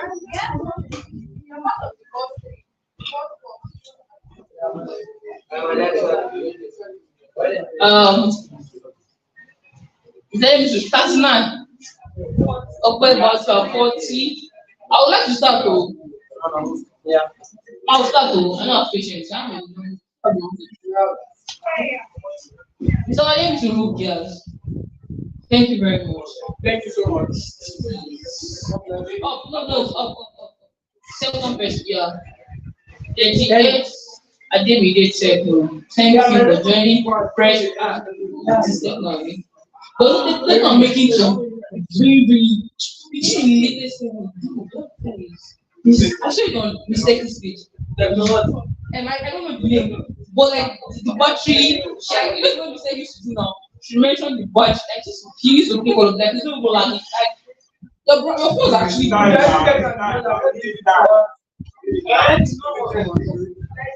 I don't think so. It's like a good phone. Like, it's actually very, very good phone. Michael Bacha, thank you very much. I'm going to speak start. Okay. Zoe, you're going to start the yes, does everybody here? Everybody, are you guys in? Okay. Zoe, let's start. 3, 2, 1. Let the game begin. Who are those listening in the class? What's your interview doing? We're just looking at me and eating some more. Let's see. Please increase the volume. How many speakers were present at the panel? Who will not know this one? I know that some people see me so I said, I'm not saying you guys want me on CIH. The question is still happening. No, it's very nice. Open your eyes. It's fun.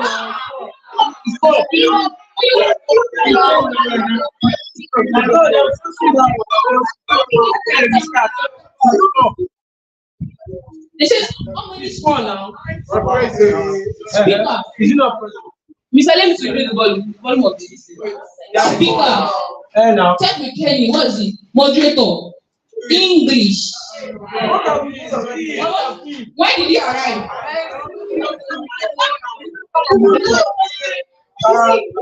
For the fire. That was the thing. Mr. David Obebe.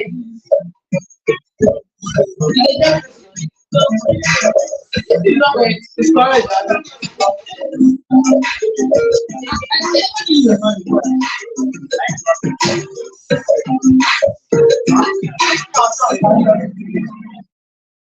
Actually, putting me in this analysis. When you go with me, I don't feel great this morning. Oh, but this, nice. Mr. Ola, you studied what in school as well? Yes.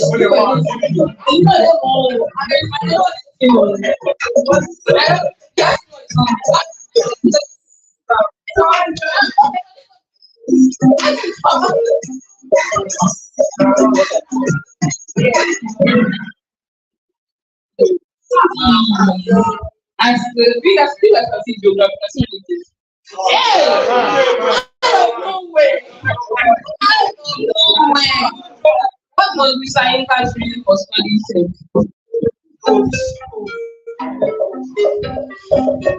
Yeah, no, I was surprised.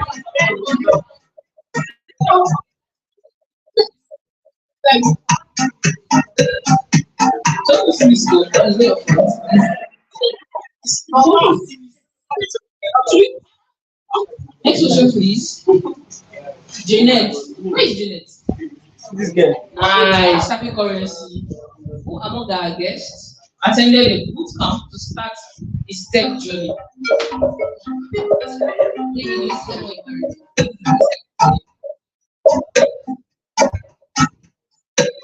Let's see.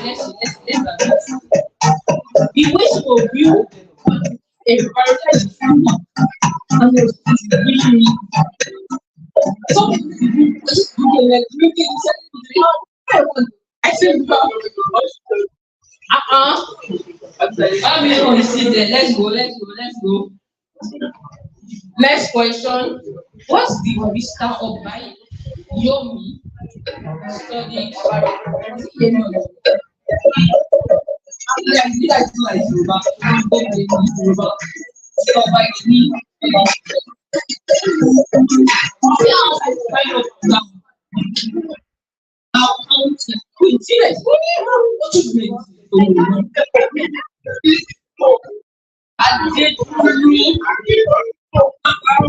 let's go.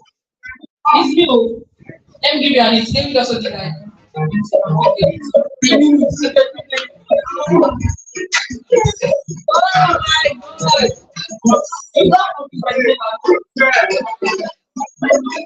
You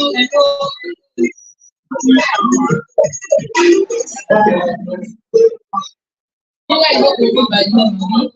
I said, when you make a female, no road. Calm down. Don't slow. How many years?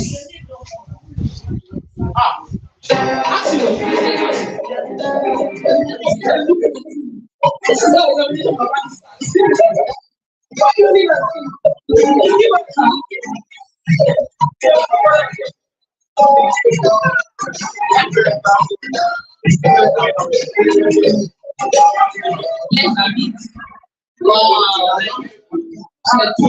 question. Why? Wow, you guys wait. The person that is someone who can actually meet up, just need to shall we miss anything? David said the last one. What do you say? David said what do you say? And then and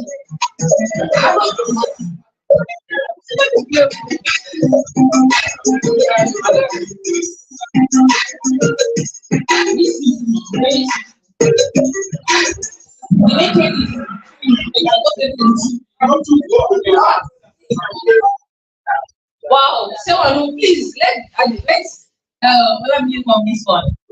The waited face for sake. So you guys want to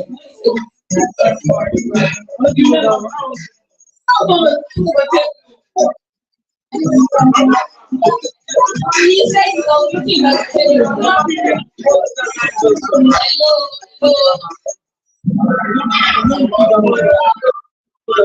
so we go to the lack of knowing, inspiring. We have 9 more questions to go. What is the name?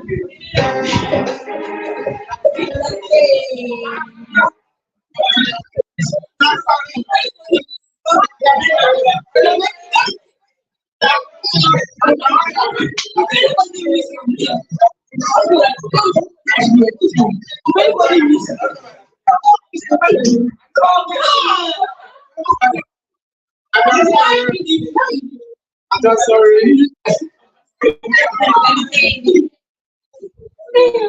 You see that talk. I mean, if I meet up, we have just like few points. What school does this type of game bag?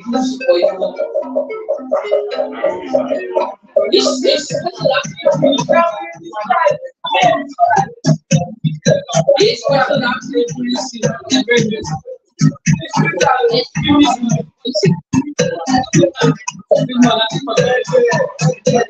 and then, oh my God. Wow, so people see actually mistake.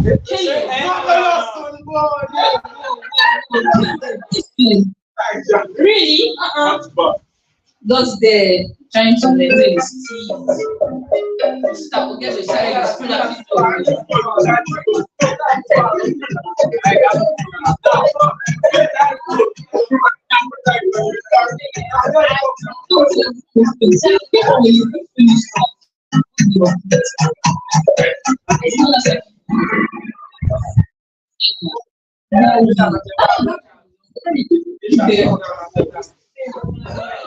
Today you see there 6 more questions to go.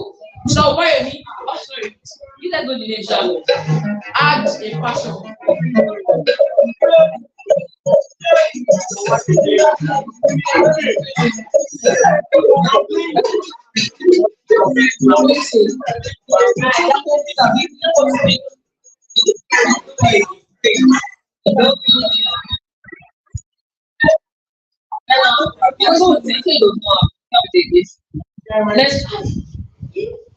You're like drumming this thing. Nice. I love that.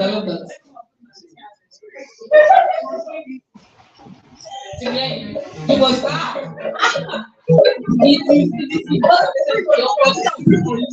you must be to be from this. You mean that to get more.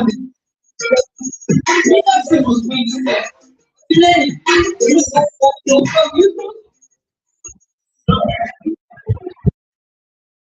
let's do prayer work. Wow. Prayer work, but maybe not in this nature. game how fast is the network?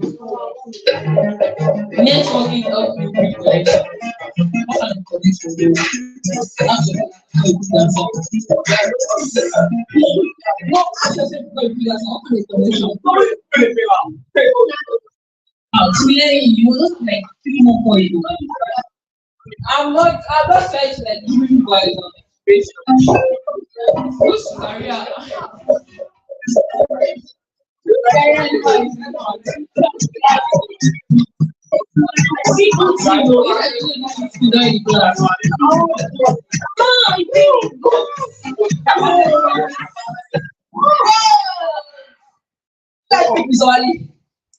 Like, who picked Mr. Wally?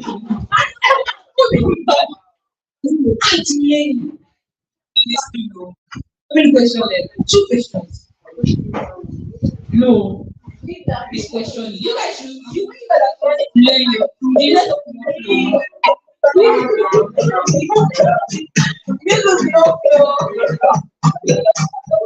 let's see, what we have. Let's interactive panel section. This is all English now. Let me do it my rearrange the guests sitting from left to right. That's it. Wait. From left to right. From left to right. From left to right. Understand? From left to right.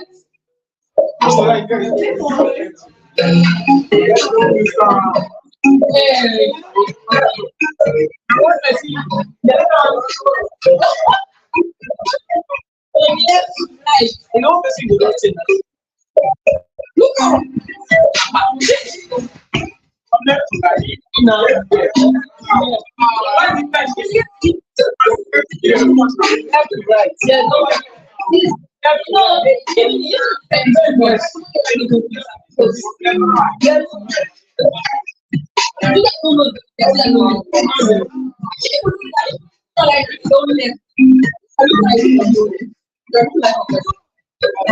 it's this one.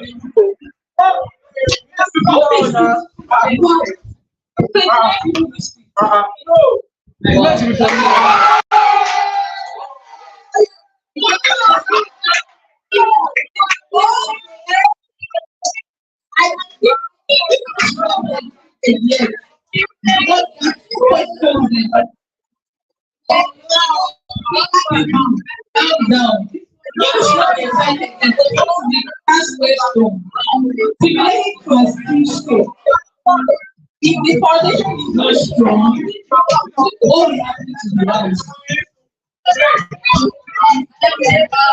If the foundation is not strong, okay. Who is on the top position? Let's see the podium. And number 3 goes to.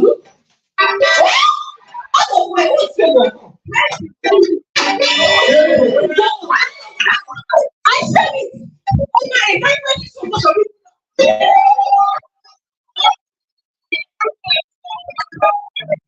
I'm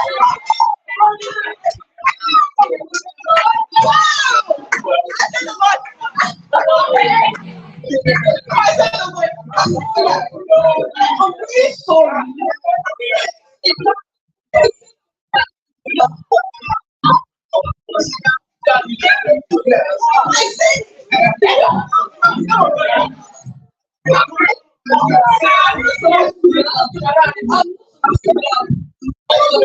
It doesn't happen like that. She was to be calm down. Even if you don't know, it's really guys. That's what I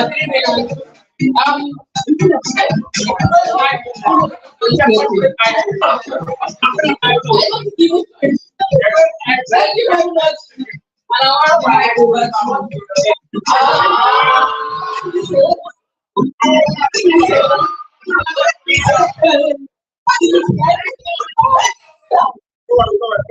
I don't know to say that. Wait, what was people? Okay, it's not right.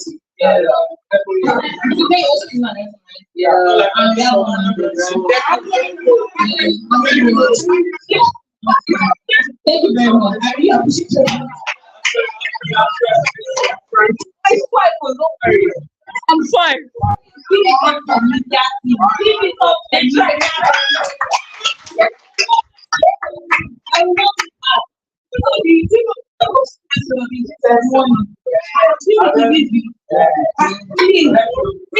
give it up for you. Thank you very much. You know you don't be proud, though. Don't be proud, girl. I hope for you. Are you feeling good? Are you feeling excited? Where did the energy go to? Hey, if you're feeling good, shake your body. If you're feeling good, shake your body. We're going to end now. I will not shake the body. Should we close? Should we close? I'm here for the small church. You're not here for the small church. But you're here for the small church. I will see that energy. I can't feel any energy. Where are we ready for the next session? If you are ready for the next session, let me hear.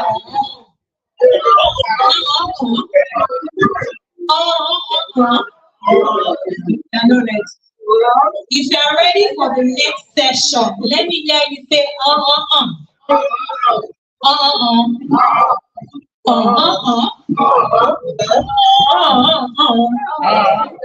Not ready. If you are ready for the next session, let me see you shake your leg. Shake your leg, shake your leg, shake your leg, shake your leg. Legs are not shaking.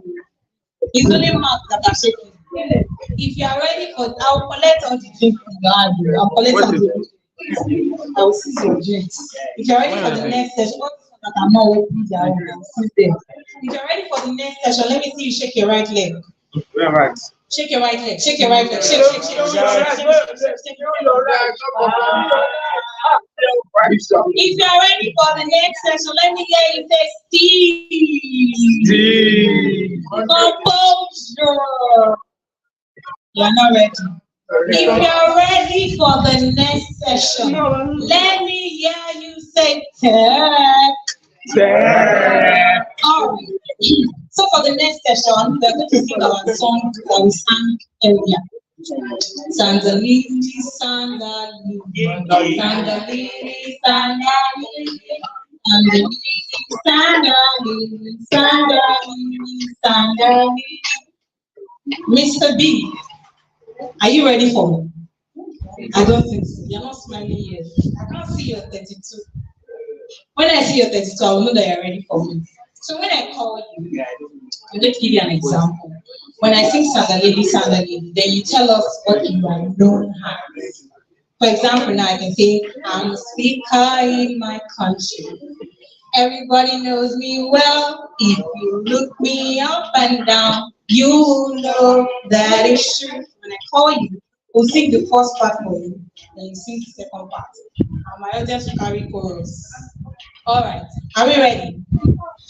Are we ready? I want to call up here a man of wisdom. If you look at him from head to toe, you can just tell that all is here. All the overflow. Hello, all the overflow. Wisdom, the overflow. Are you guys ready? Are you ready? All right, let's go. Sandalili, sandalili. Sandalili, sandalili, sandalili, sandalili, sandalili,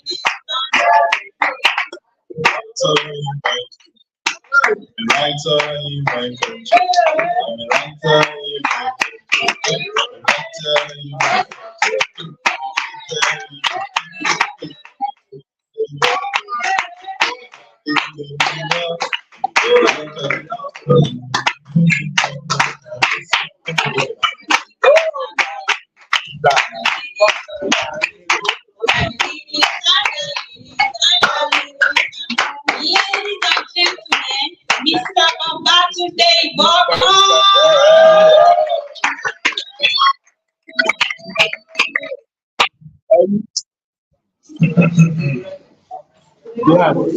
Hi everyone. Hi, sir.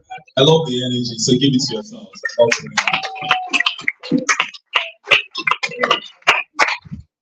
You know, steals without energy is not sustainable. Alright, so yeah, I'm excited to be here to start with. I think I'd like to say a very big thank you to Mr. Adewale and also Mr. Sajibebo for such an opportunity to be in this space. I want to say well done, you're doing so well. And to everybody that is a CIH native, I also celebrate you. You might not know, CIH is making names in different places, and those names are not possible to make, if not for the sake of individuals like you that are making it happen. And you might not consider what you have right now to be a unique opportunity, but for people who probably started trying to get their hands in tech 10, 15, 20 years ago, they had to labor. You know, when I say labor, before you could even get somebody to give you HTML resource, HTML, I'm not talking about JavaScript, right? I'm not talking about Python, right? I'm not talking about any of the object-oriented programming languages. These days now you can even get an Oculus Quest. I can see a pattern of it there. People suffered to learn tech. People suffered. And when I mean suffering, it means that you probably had one big book. I remember I had one Java book then. It was about 1,000 pages. And I didn't have this book because I bought it. I got this book because we did a photocopy from somebody who did a photocopy. So all the annotations of that person was on part of the photocopy that we did, right? And some of the pages were clear, some of them were not clear. And then again, at that time, for some of us, the closest to it was JavaScript. Because a lot of people, they were learning Fortran 97, they were learning COBOL.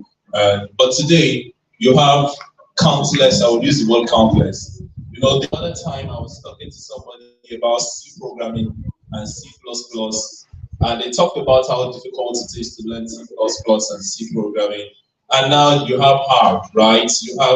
You have different programming languages that are some. You even have Rust. So a lot of people are using Rust to sort of replace C programming. What am I trying to say? Is that you all are here today, and you have a very unique opportunity.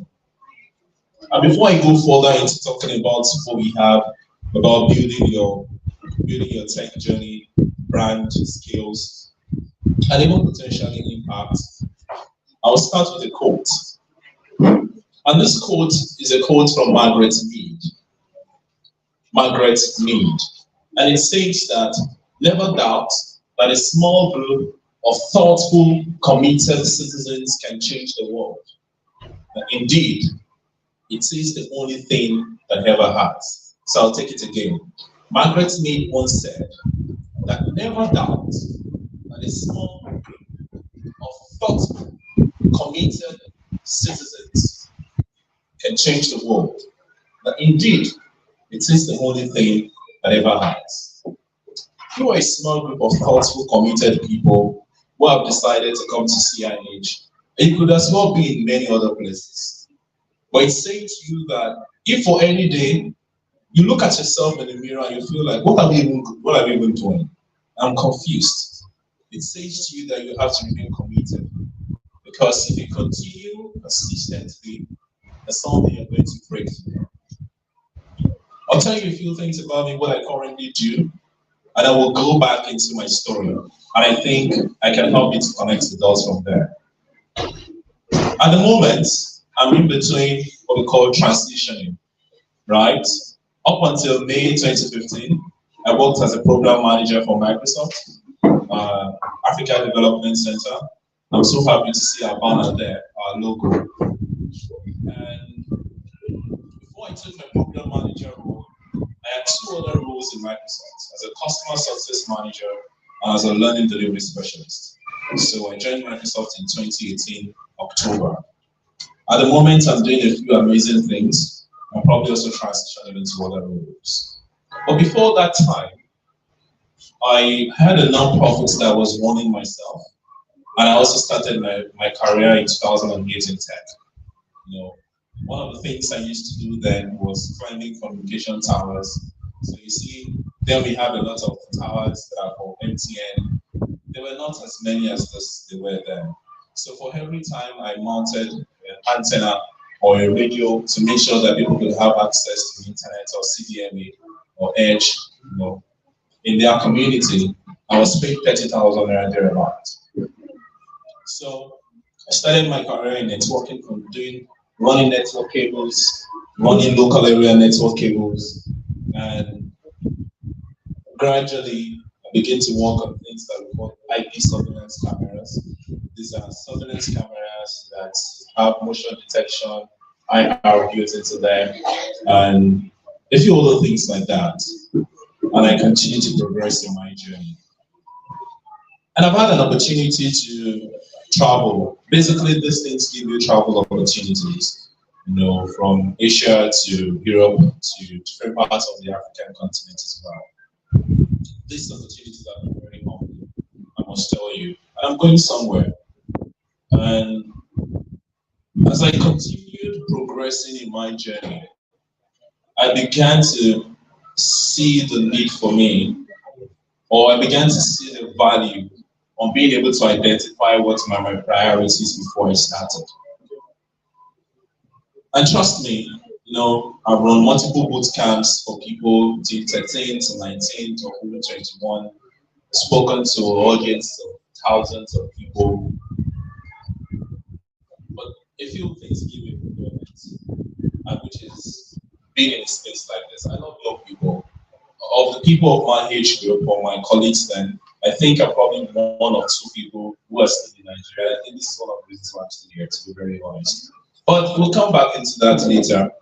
And I'm going to flip back into when I was 16, which I think is a very relatable age for many of you here. And I think it will be very helpful for people who are speaking at the back to just pay attention.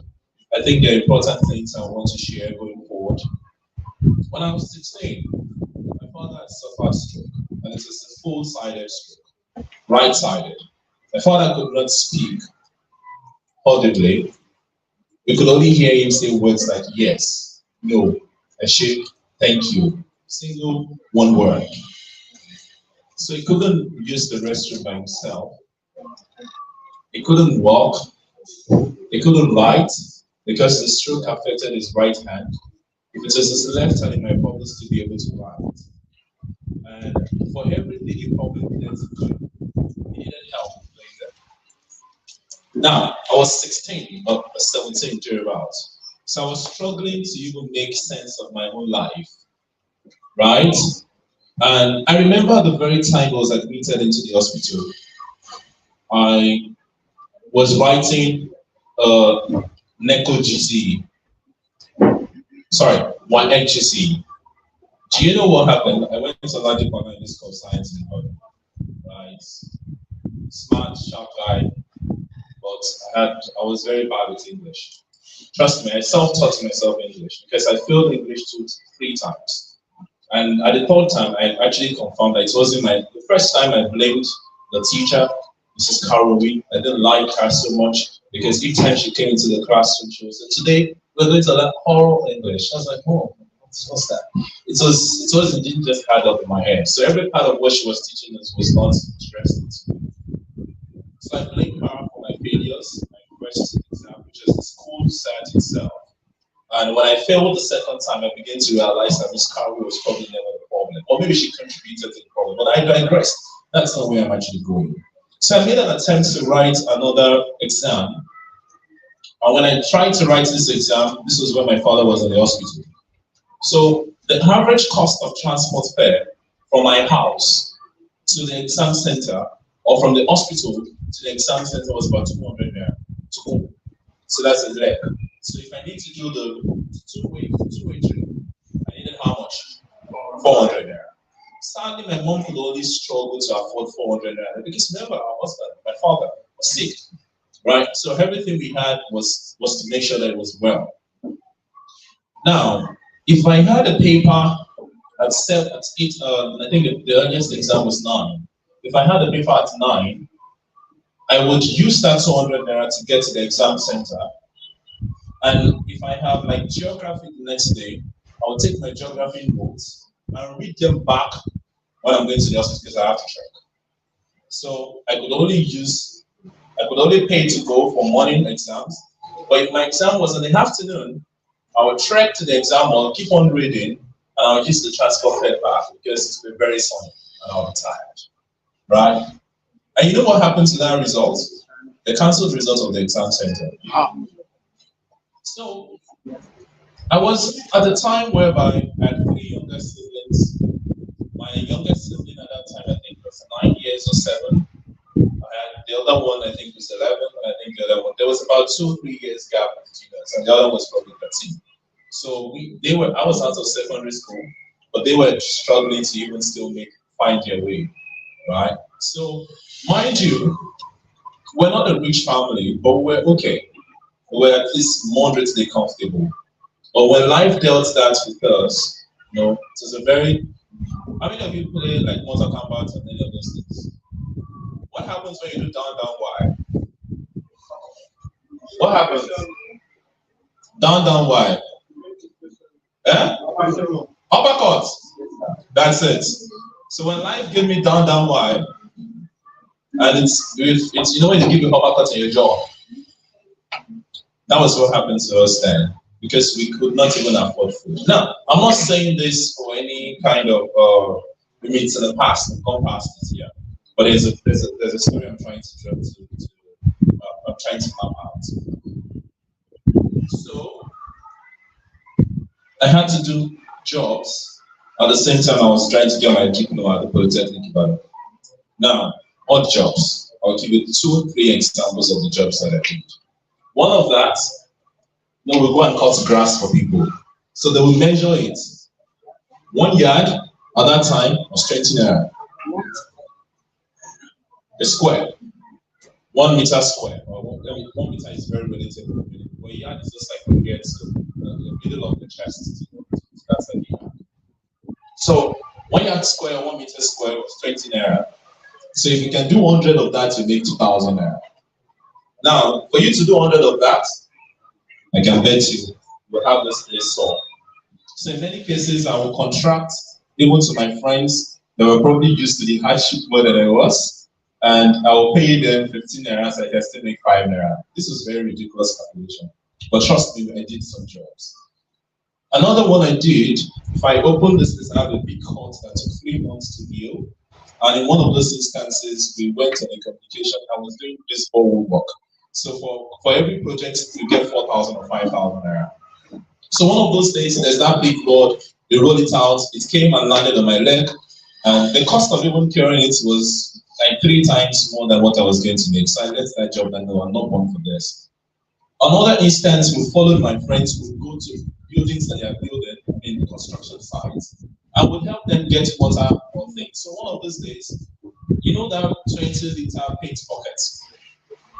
So it was a such a way that was being constructed. They had not started using it, but it rained and it was filled with water, so they needed to get the water out of the space. So what we started doing was that we started using that big bucket to get water out. Come on, I'm not as big as probably as I am right now. I overfilled the bucket, I tried to pull it, and then I was pulled back into the store. So that day, I knew that look, I can't do all of this anymore.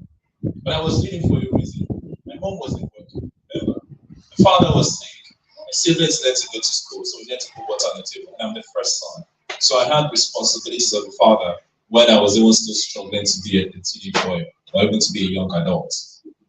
And there were many things then, my friends were having girlfriends. I could not even have good clothes. So to even, appearance, like steez, gives you confidence. So when I think about my parents, I'm like, okay, they're going to look at me head to toe first now before you even give me an audience. So those things never fell into my list of priorities. Struggled, came out, finished my diploma, studied my bachelor's later on. But some things began to happen. When I started working, my very first salary was 10,000 naira. And I started working as a network technician. So network technicians, what we had to do, we'll run cables, and we'll crane power J45 cables that were used for the networking. So I still remember white, orange, or white, green, blue, white, brown, brown. That was the arrangement. 8 cables that go from the STP to the J45. So I started doing all of that. My next month's salary was still 10K. And yeah, maybe it was 2008, so maybe 10K could do something. But trust me, the brand new shirt there was like 3.5. So you could only buy one shirt, 1G. You pay your tithe, you're broke. No? So that was it. The Motorola phone, whatever, then 4,500. And if you're trying to buy that phone, you're already broke. No more steals. So what I was trying to say was that there was no opportunity for me to really be able to build anything. So a lot of you here today are coming from humbling backgrounds. Some of you have opportunities more than others. Some of you have head starts. But I thought I had a head start in life until I got the down wire, right? And when we got that kind of experience happening for us, there were two options. My immediate brother had to drop out from a private school, and he had started attending a government school, and he went to the boys' grammar school. Luckily, my younger sister got a scholarship. She was very smart, and maybe my last sibling also got a scholarship. He was actually a very smart guy. Now, for them, they also have their own stories about this. So if my brother were to be saying this story, we say, oh, my father had stroke when I was 8 or 9. I was still in primary school. My mom used to do this, and he was always very sick. So I'm going somewhere. Now, I look back, and that chap then, that was always very sick, that was 9 years old, finished at UI with a first class in maths about 4 years ago. Now everybody's doing very fine. And as I begin to get to where I'm going, some of the things that stood out to us then were the things I want to highlight to you. We realized early in life that people didn't owe us anything. There were people that we grew up seeing that used to come to our father's house for some help. I used to have the expectation that if my father was able to help me when he was able, why can't you just pay us back and give us like a bag of rice? Why can't you just be kind to us and treat us well? A few persons showed up, but we began to realize early enough that nobody really owed us anything. We had to start taking our own lives into our own hands. So for every decision that we made, at that very young age, I realized that I was responsible for my own success, and I was actually responsible for my own failures. So I talked about how I failed English. How did I learn English? It was a very interesting thing. So we used to do read out loud in my house. Since my siblings were smarter and better than I was, right? So I read out, and they tell me that pronunciation is wrong, right? I write something, and then they tell me that, oh, that spelling is very wrong. So it took a lot of humility, it took a lot of openness, and it took a lot of self-awareness, right? And I've gone to publish a book. I've gone to written more than 100 articles in journals, but I didn't start as someone who was very sound in English. I started as someone who was a failure in English, right? But I had to discover that, look, at some point I have to take responsibility for my own life. I could not continue to wallow in the fact that my father had stroke. How many people am I going to tell the story that this is what happened to my family, and that's why I'm suffering right now? I had to let go of that pity party. Nobody was coming to the party anymore. Are we together? And that was one of those things that actually made me start saying that, look, if you don't make hay while the sun shines, there'll be no more hay. And when the sun is out, you're going to starve to death.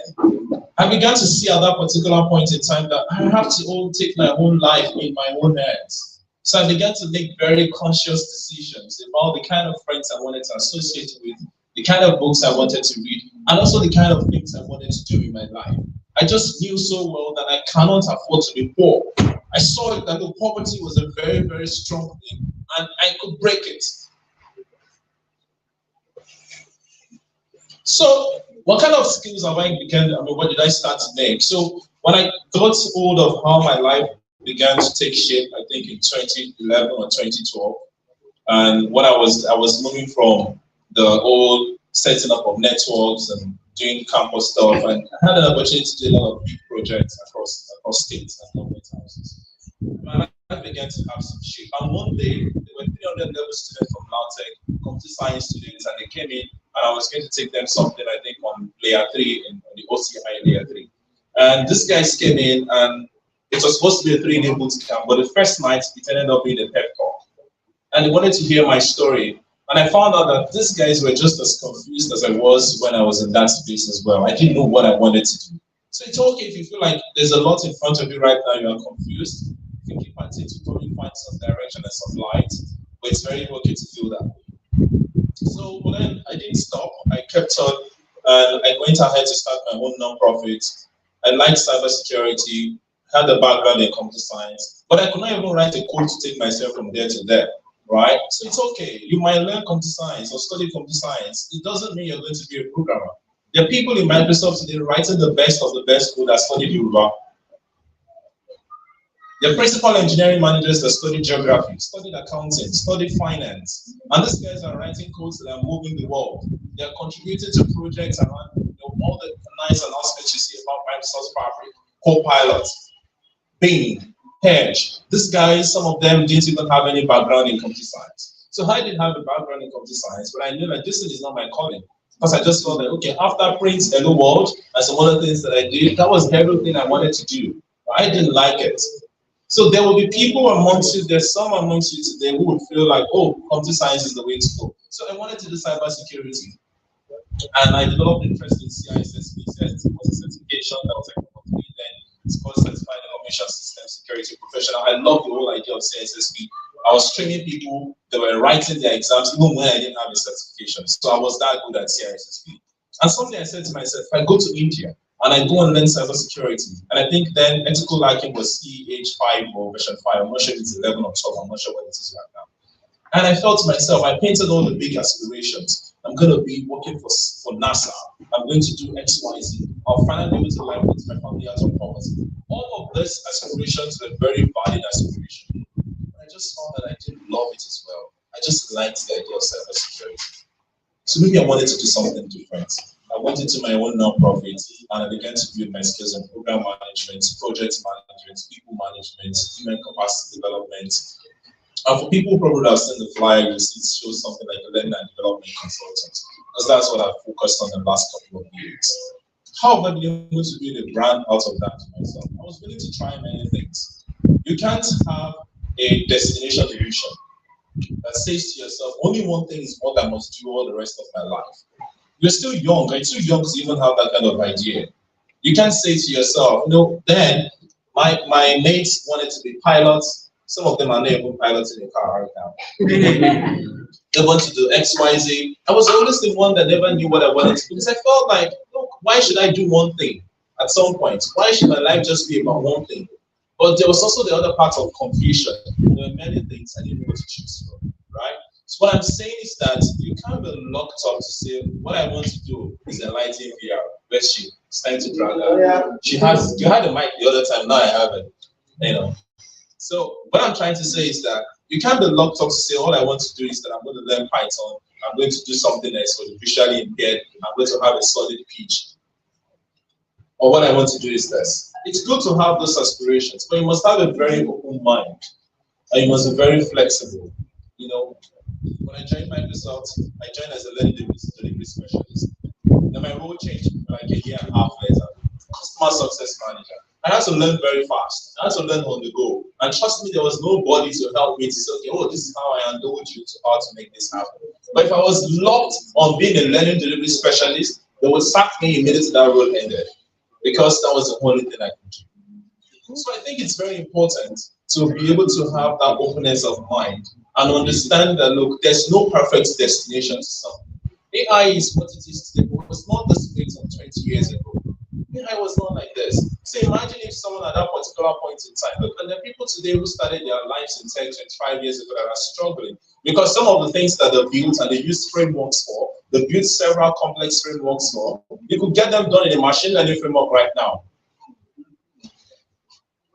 For many people who might know about the generative adversarial network, GANs, and neural networks, and I'll talk to you quickly about them. You can read up on this data, just search for GAN, search for neural networks. Now, in the generative adversarial networks, there are two things that are very important. There's a discriminator, right?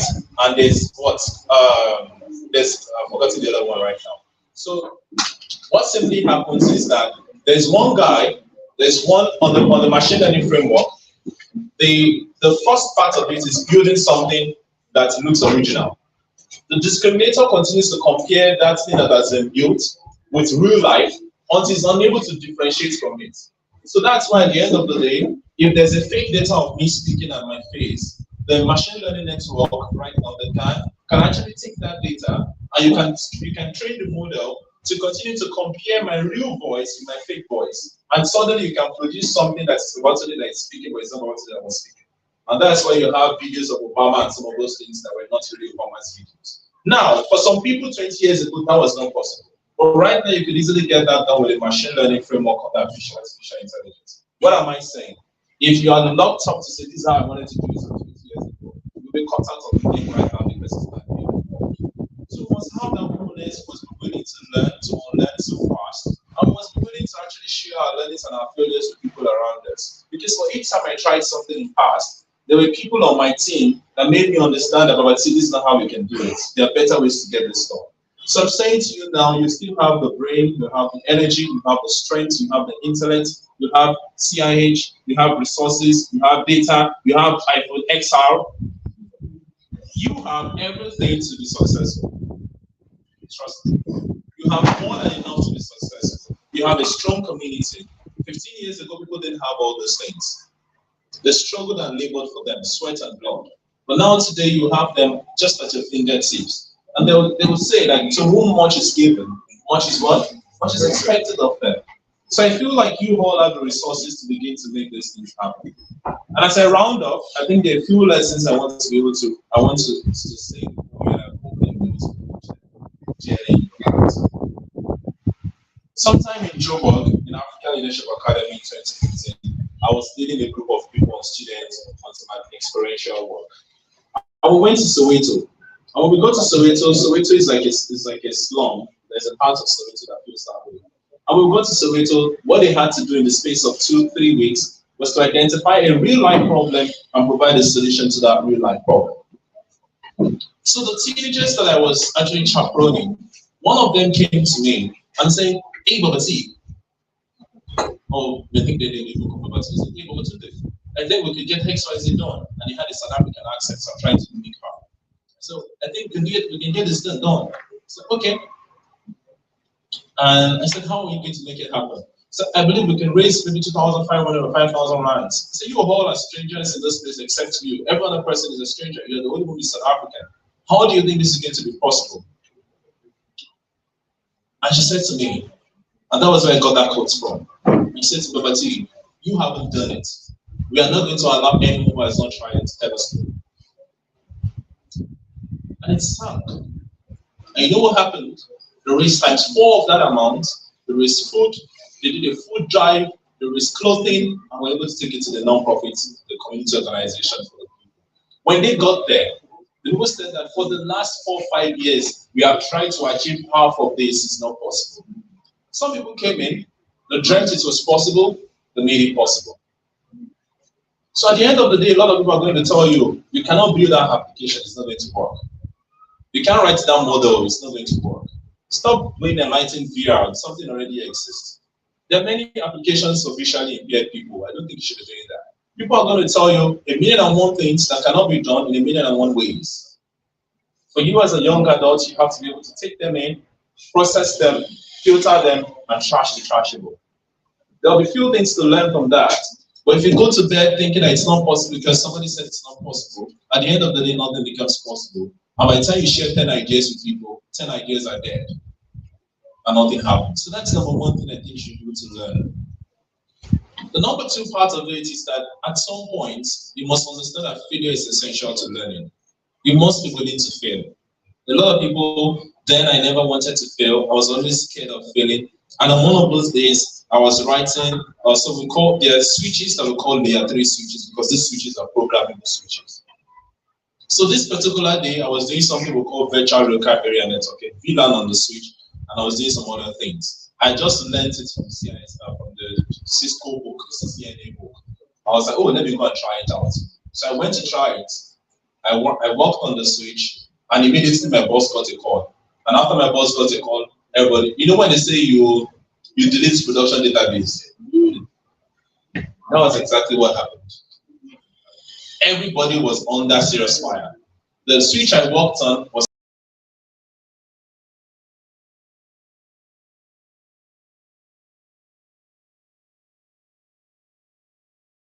secretariat, he did not see anything, called my boss called everybody, and almost fired his manager. But that experience made me learn something. I'm not saying you should go and gamble with something that will cost the lives of people. I did that ignorantly, but I felt at the back of my mind that I might fail, right? So I was willing to still try. I didn't know that failure was going to be that big. What I'm trying to say is that if for every time you're trying to do something and you don't want to be thrown into the deep, at the end of the day, you're not going to get great things done. Failure is actually very essential. And that's how you build some of your skills. You're going to need to build new skills. You're going to need to build your own brand. Somebody was talking about how to carve a niche for themselves. You can't do those things if you're only scared of failing. If you're carving a niche for yourself, you're probably doing something that only few persons have done, or maybe something that no one has done before. It means you're going to be alone. It means you have small size community. It means you must be willing to fail. And it means that if you fail, you have to understand you have to start up again. So I think that's number two thing. The first one is you being able to be bold enough to not allow people to disallow you from trying out things. The second part is also to be able to have it at the back of your mind that failure is actually essential to learn. Are we together? So two more things I would like to talk about on how you build your own brand and how you begin to walk through your own journey. Now, I'll tell a quick story about that I think is very important for people to learn. What we did in 2017, my non-profit did a work for teenagers who brought 17 boys and girls together, and we camped them for 20 days. Now, these were strangers, they didn't know one another before, we brought them together. And there was this particular girl amongst them, and she told me that what she wanted to do, that she has some ideas, that she's going to be able to go into branding, and this is how she feels she's going to be able to do it. I would say to her, well, okay, go try it. It's possible if you believe it's possible, right? And she was doing very okay. She was doing very well, and she began to fail when the success began to enter into her head. Now, this is something I see with a lot of young people in the African continent. You have a community here. If you say to yourself that because you have built a product or a prototype, you begin to detach from the community, it's just as if a flower that is planted by the river stream is uprooted from that river stream to die a natural death.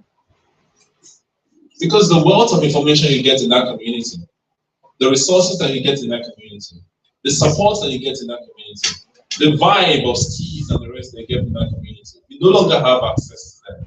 You are now by yourself, you are not yet made, you are barely standing, and it's just as if you're a palm tree somewhere.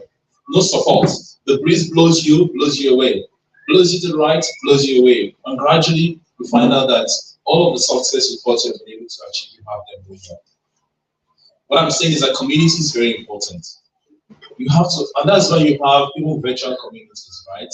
You see a lot of people today now doing things on GitHub.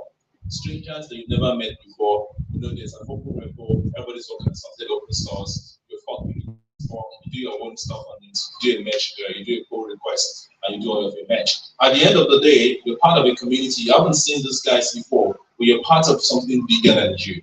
But you're able to build. You feel proud about it. Community is very important. No matter how much success you think you can ascribe to your own intelligence and your own effort, at the end of the day, if you detach yourself from people that can make you fly, you find out that you're dying in natural death. And the last thing I'm going to talk about, which I think is very important, you must have a desire for impact. I can talk about it. Your technology is an enabler. It's a microphone. It amplifies your voice, amplifies what you're trying to do. And in the classroom, Mr. Sajimi Bon can be a witness to this. When we tell teachers that, oh, come and use Microsoft Teams to teach, or use Google to teach. Technology itself is a tool. So when teachers are not desirous of making an impact, you find out that 40 minutes or 45 minutes lesson time is used to learn how to use the technology. At the back of your mind, whatever tool or technology you want to use is a weapon itself, right? It's like you're carrying an RJ, or you're carrying a grenade, or you're carrying an assault rifle, an AK-47, or whatever it is. There's something at the back of your mind that says, you want to go occupy my fatherland. You want to make sure that we take back what is belonging to us. There's an idea, there's an impact. So the weapon you have is actually what you're going to use to make that thing happen. If your only desire or And I'm not saying Japan is bad. Don't get me wrong. If your only desire is I want to make money, you will still find out that you have so much of the money, you feel very worthless. And this is one thing that happens to a lot of young people. And do you know what they end up doing? They go into drugs, they go into things to help with depression. And they start all over, you can read them more. Impact is very important. You're setting out to do something. I saw one of the questions, and I think somebody had talked about it before I arrived, that it's very important to find your path to go before you progress. You will get clear answers, but ask yourself, what's that one problem I want to solve with technology? What's that one thing I want to do? How can you localize it? How does it make sense? Because by doing that, you put a sense of purpose to it. I'm a BM guy, I love BM, and by the way, I'm a mechanic. Trust me, I do tear downs, I do engine reviews, trust me. Full engine reviews. So, and I didn't go to engineering school, I didn't learn it. I learned YouTube, trying with my own car. And people bring cars to me from large, which means I'm actually good at what I do. Now, but the reason why I talked about the BM is that there's a selling word that says the ultimate driving experience. It is just not about a fast car. I'm sure there'll be hard in the market right now. The Mercedes-Benz will tell you luxury and elegance. And when you drive a Mercedes-Benz, there's even a song that says, if you don't buy a Benz, wait till you get. So everything goes into the mind. If you look at the iPhone, there's an idea about selling it. A lot of people are not using the iPhone. You think this guy is thinking about the best camera? No, it's prestige. I have iPhone. People even let you say, I'm using an iPhone. But trust me, the people at the marketing end as well understand those things. And it's a mind game, but it's about impact. We want to change the world. They came up with the Apple products. We want to transform the world. Microsoft said, we want to make sure that every home will have a computer. That was the idea before. And they changed the mission statement to say empowering every person and every organization on the planet to achieve. What I'm trying to say is that you as well, you have to sit back and ask yourself, what's that issue that is driving you? Because when you get that right, or when you have an idea of that, you can bring your brain, your mind, your resources together. And when it's not going well, you find excitement. When you don't have support, there's something that is pushing you that helps you to keep on going. So let's go about the 4 things again. I think are very important for you. You must not be able to, must not allow someone who has not tried it before to tell you it's not possible. What's the second one? Essential to learning. What's the third one? Community is key. Don't detach from community. What's the fourth one? Desire for impact.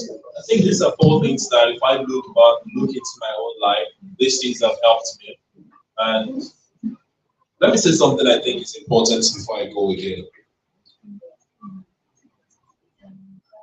All my life, I've only done an interview. One interview. And most jobs that I've gotten them from recommendations. I say, oh, I think Robert can do it. Talk to me if he's interested. Oh, and then it's okay, yeah, I want to put you up for the interview. I think you should come for this interview. Or someone feels like this guy is capable of doing it. Now, I'm not saying that in the sense of pride. I'm saying that to highlight one of the messages I talked about earlier. You don't burn bridges. Someday you might step out of CIH and things, you stepped up, Japan to Australia, they're doing very fine, or you're probably somewhere in the US, in Texas or Florida, and you're making $100,000 in a year or $250,000. And Mr. Soji calls you, look at things like Mr. Soji, I'll call him with that. Mr. Dewale calls you after and you say, oh, Mr. This. You don't necessarily need to say to them that they're not making sense. As you gradually detach from the people that were at your base, gradually on the bridge. So it's not necessarily about slamming the door. It's not necessarily about saying to the guy, like, what? You stink. That's how. No, why are you laughing? Hey, that's what it means. But what I'm trying to say is that you do not need to get confrontational or get physical with anybody before you want to a bridge. But if you disassociate yourself from the people that were once part of your family or your community in the bid of I'm now bigger than this, someday you might need to walk back that bridge. And suddenly there'll be no bridge for you to walk on again. And that's all for me. I said, like, I've never had to, I've only had to apply for job plans. People paper. I say, oh, but he reached out to me last week and I just thought about it. Someone said to me, look, you know what? Tell God you reached out. There's this job, are you interested? Or there's this role, it's a 3 month thing, it's going to pay you so well, do you want to have it? And that's how we build wealth. And that's how we build prosperity. Africa does not need young people who have wealth in silos. Africa needs shared prosperity. That's what we need to liberate ourselves. And it's not going to come from European ideas. Eurocentrism is gone. This is now Afrocentrism. We have to think about how we liberate our loved ones, our communities, and put them into prosperity for life.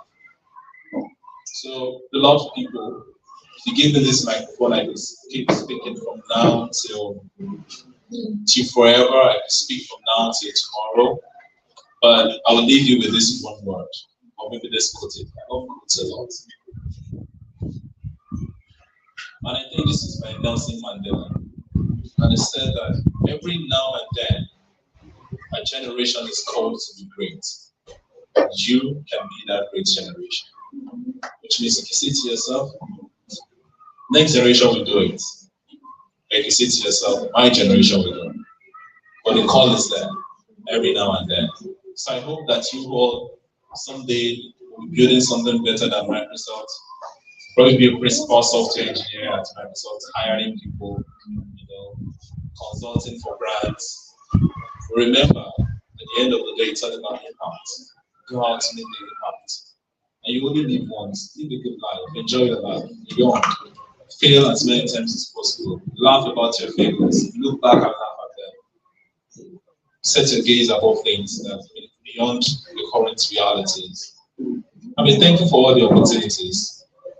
There are limitations, be aware of them. So I hope that someone is inspired. I hope that as you try to carve your own niche or build your own brand, just don't focus on technology. You try to live through it. Try to understand problems you want to solve. And you remember that if you make good impact well enough, you'll be proud you did. That's it.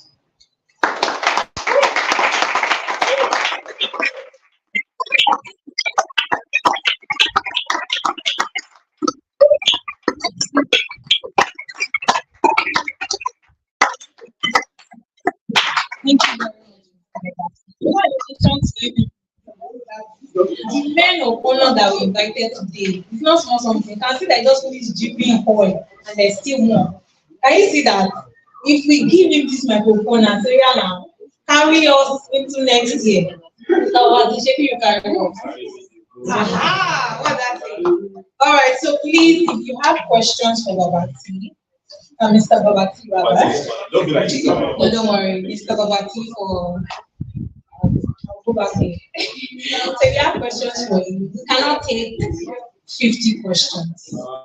You cannot take 10 questions. I will only give the slot to a few number of people, but if you have questions, let me see your hand up.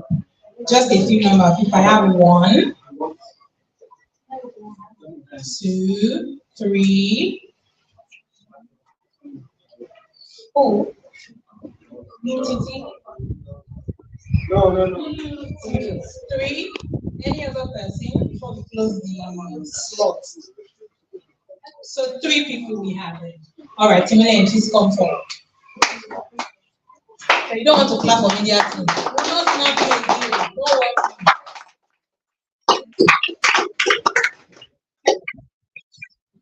Okay, so you said you did a lot of jobs, like media jobs. I wanted to ask, did you have any special talent before you started doing jobs? Do you have anything that you say, like let's say you found passion in doing before you said, okay, let me go to other media jobs and also find myself in the tech industry? Okay, so I think there's something I need to talk about. When I was like 8 or 9, my father would take me to, anytime he went for car servicing, he would take me along to his mechanic shop. I think that was where I first developed interest in things mechanical and gadgets. So I was the fixer in the house. There's a bulb to fix. To the mama, fix bulb, I'm already doing it. Yeah. There was a plumbing work to do. I need to use a plunger or something. I was very handy. That's one thing I will talk about. And then the other thing I think I was very good at was just managing people. You know, a lot of my friends then were older than I was. But I was always the guy that was mediating. I was the guy that was like, everybody's fine. It's okay.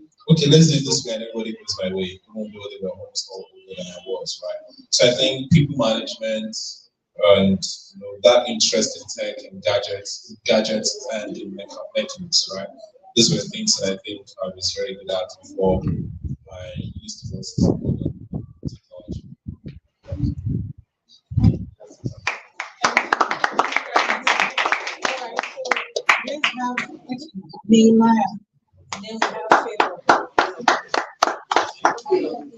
Good afternoon, sir. Afternoon. Okay, so I want to ask you, what has been your drive since you started everything till you came to this position in life? What has been your drive? And I feel like one thing I've noticed that every human we always have wants. When our wants are satisfied, we always need more. So I feel like what is you had drive, you had a drive to get to where you are now, and I feel like you still have more goals to accomplish. So what is your drive now, and what were your drives? I'm not sure. I'm not sure a lot of what was driving me then and what still drives me now has really changed. I think people. I'm a people person. I believe so much that everyone can do a lot more than what they're currently doing if they have skill or maybe if they have enlightenment or opportunity. So if you use my siblings as an example, I saw a lot of potential in them. I invested a lot in them. I'm proud of where they're all at today. If I look at what I'm still doing right now, speaking in this place right now, I think it's still about people. One thing that I think has been very constant in my life is I'm the kind of person that you say to me, God bless you, God bless you. And I say with wholeheartedness. I think I've always been driven by the idea that there's enough for everybody to go around. I've always been driven by the idea. When I was job seeking, for every time I saw a job opportunity, I shared with all my other friends who were also job seeking. I didn't think that, if I shared it with them, it would reduce my chances of getting the job. Rather, I felt that if we were four in the circle, and four of us were jobless, right? If I was the only one applying, that's a 25% probability. If the four of us were applying, that's a 100% probability. You get the math. So I think that idea of being people-centered, of just understanding that the sky is wide enough for all the birds to fly, is one thing. I've never been threatened by anyone's success, even when they're doing way better than I am. I believe that success goes around. If it's in a neighborhood, it's closer to you than it is ever been. And if you help somebody to get better, then you're also indirectly helping yourself to be better. So I think those are the kind of fundamental things that drive me. I've had my own non-profits. I'm working on building an academy. I want to also have a skills garage. Every time I go around and I see all this, but I give me 20 naira, will I give me 50 naira, I think about it. Why not have a community, a kind of academy that helps these people to learn? Maybe what you want to do is engineering or something like that. You dropped out of school, come to our shop and learn how to work on cars. Then we work with the technical institution to give you a diploma. Those are kind of ideas in my head, right? But I'm thinking about all of that, taking people out of poverty. And I use the word poverty because I've seen it firsthand. And that is very scary, right? So just having people at the back of mind, that's something that drives me, right? For the people I've worked with, the people that have worked with me, they see it all the time. They're like, let's go about it, it's good to have a solution. Because I'm like, not my way, not your way, our way, right? The upper way. So I think for every other person, you can find what drives you. By the people, by the problem solving, might even be the fight from poverty. Trust me, poverty don't show you before you get it. Nice and small region. There's this thing that you fight out with everything you get. So I'm saying that because I moved from someone who drank curry once a day for like 4 months back to back. No granules, no sugar, because it's curry, because it's there. Work out. The head can't get over. But I think that's one of the things that was driving me, just having people at the center of my heart, and not thinking anybody is inferior, not thinking I'm superior than anyone. You never see anybody trying to carry my bag for me. Nobody carry my bag. I have 2 hands. This kind of thing. So just understanding that we are equal, even though we're in different levels, but we still all the same. And whatever I can do for somebody to make them better, then why not do it? I think that's a driving force for me. And it's there all the way, all the time. And I think it's still needs to be.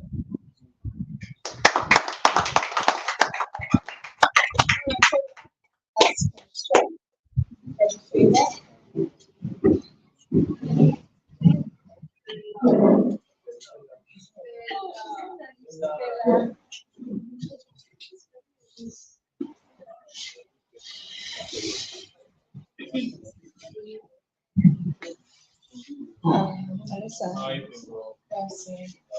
my question is that, okay, you said you should have impact.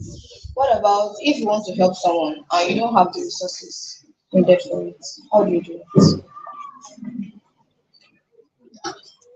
It means that aspiration without substance is just a wish. You know, aspire to aspire. You don't have capacity. It's fine. Keep on nursing it until you can. I mean, I use the example of Jesus because I'm a Christian, but I use the example of Jesus coming to the world to save everybody. Jesus, God's Son, not to save everybody.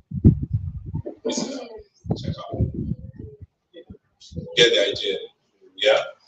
If the Son of God, supposedly the most important and powerful person, could not save everybody, who you be now, reason now.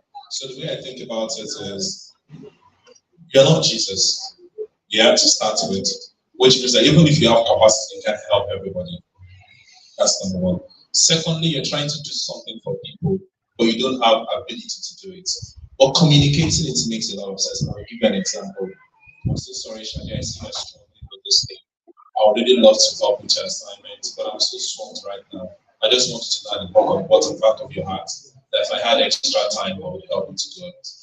Helping people to understand where you stand when they're in time of need is also a very good way of paying them back, of helping them. You can't do it, but you have an intention. And trust me, intention is actually more important. There's a saying that says that you're gonna start saying, not the rich person will give person money. A person won't give you money. So it simply means that somebody can be very wealthy, but they still wouldn't give you money. Or somebody might have one naira and give you that one naira that they have. It's because of intent. So if you communicate intent to people, they still get to understand that truly you want to help them, but you're not in the capacity to help them. In future, when they count of people that helped them, they will remember she wanted to help, but she didn't have, right? So that's one way. You can communicate your intentions, and there's nothing bad about communicating intention. And the third part, again, something I always do, and I think has worked. And this is only because you have a forecast of when you know you have a resource. So, for example, if somebody comes to me and says, hey, I need to do X, Y, Z, and I'm struggling, I need your help. Could you please help me to write this article? All right, so when do you need it? And the person says, end of next week. Oh, I'm sorry, the notice is too late. I can't write this article for you. And maybe end of next week, and I have extra time, I go back and say, oh, do you still need my help in writing this? I say, yeah, I still need your help, right? So I call it putting it in the parking lot. It's not accessible at that moment. It's in the parking lot. If you have extra space or extra money, you can go back and pick it up. I do the same thing for funds. Oh, I'm struggling, I need to pay my bills. I don't have money right now. So if you want, let me put this person in mind. If something comes up, I give it to them. So it all goes back to intent. You know, you want to make impact, but even yourself, you never chop. You put that one aside. You know, you want to help somebody to pass their exams. Even you have to know your capacity, and you have to be able to know what to stress yourself on. Lastly, don't fear everybody. Just have it at the back of your mind. Trying to do that is going to sap your vitality.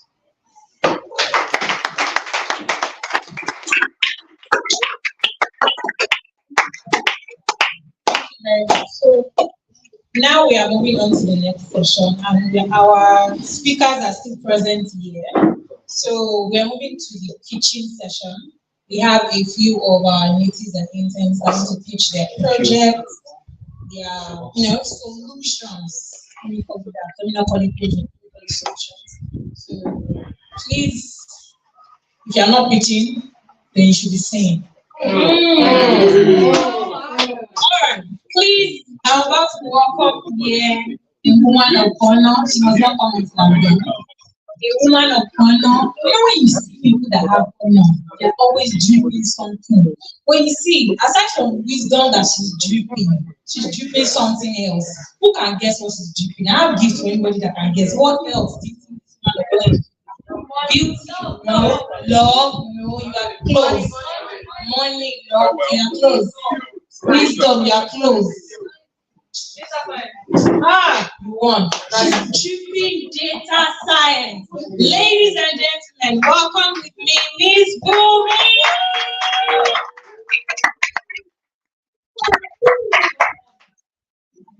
Mr. Duke, are you paying out well enough for this?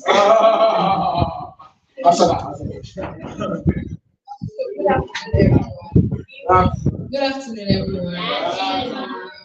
Let's say big Mr. Obafide, Mr. Ika, and Mr. David. Thank you for honoring us despite the short notice. We are grateful. We've been having an exciting time with you. Thank you so much for impacting us. So right now we have a couple of solutions like natives are here to project them. Guys, please look out for this because the speaker had whispered to my ears. Hello, please, can I have your attention? Yes. So a speaker had whispered to my ears, and I'm like, okay, I'm looking out for some two best people. I don't know how he's going to, get that out, but he has gifts for somebody, and then he has another thing for the other person. So please, let's be on the lookout for that. So right about now, I have a couple of names, but the first person I'll be calling out to pitch his project will be Diaz. Please, Diaz in the house. Please, can you put your hands together, please?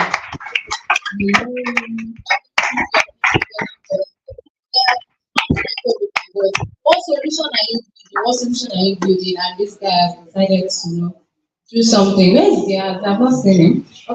Please keep clapping. Let's encourage him. Let's encourage him. Let's encourage him.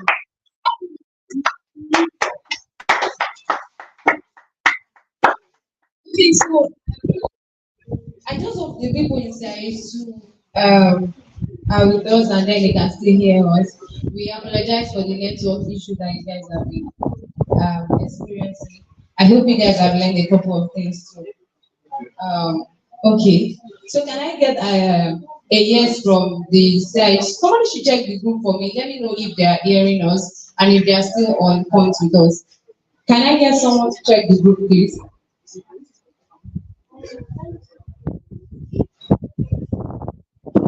Okay, so I'll just hand over to Gears. Gears, you only have 5 minutes to pitch your project. Thank you.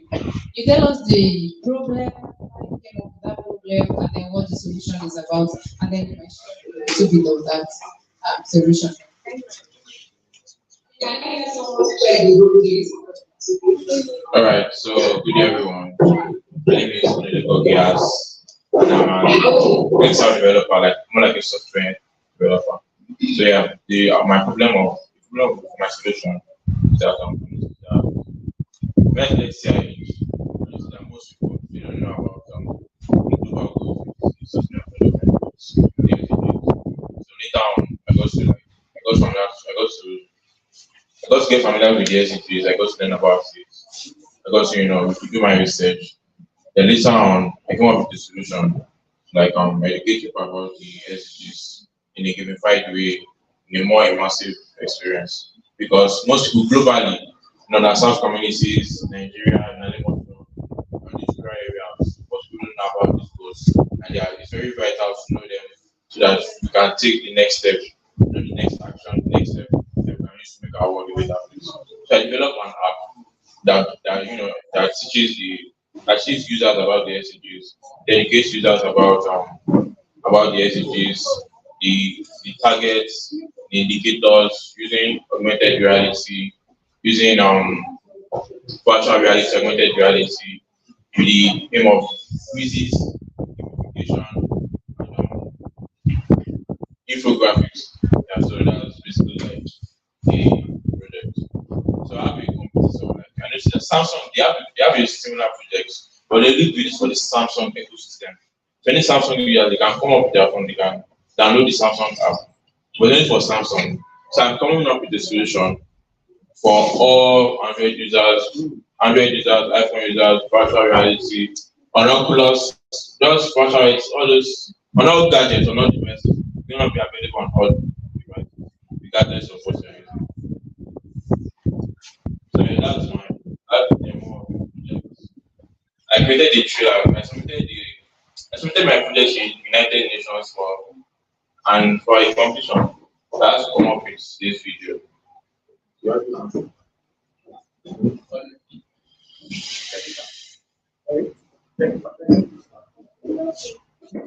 Yeah, and also apart from the app, we also do outreach programs.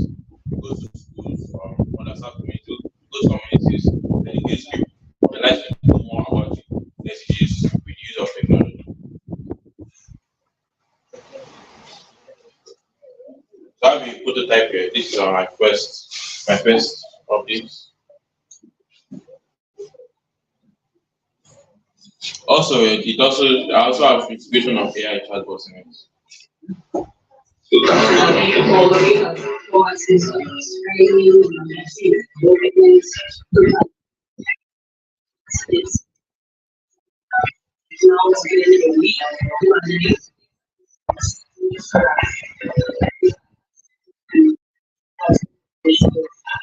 Our outreach programs are designed to be inclusive and comprehensive, addressing the unique needs of each community.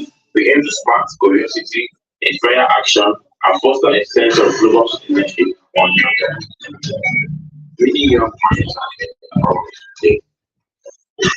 nine lost with voices that living as a SDGs with the journey has just begun. From every step we move closer to a more just and sustainable future. The quest of SDG continues with each of us playing a crucial part.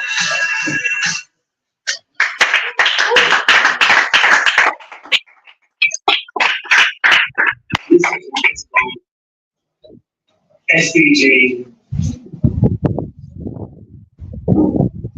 You don't like it. So I plan to host it. Yeah, but then I still want to say it as well. Bring it back up. It's going to be live on the Play Store by August. But Apple Store, and the Meta Quest Store, I don't know yet. That should be future plans. But it's going to be available for Android users on now. Thank you very much. I use Unity for my business. And I use Figma for the UI UX for the design. I designed everything from scratch. It's been up to like 3 months to design those UI because I have to text, graphics, and everything. And also, I can give back to Unity, we designed the whole thing for the experience. So this is for the first demo, this thing. The updated version is on my Unity on the hub on the laptop. Yeah. Yeah. We have a team. Also we have it. I have it in a small theory. We have a community, a WhatsApp community that educates. We do class. We do live sessions about the SDG. We have some weakness. People are on the group, right? So we do. Yeah, I guess we had a 4 hours program about the SDG.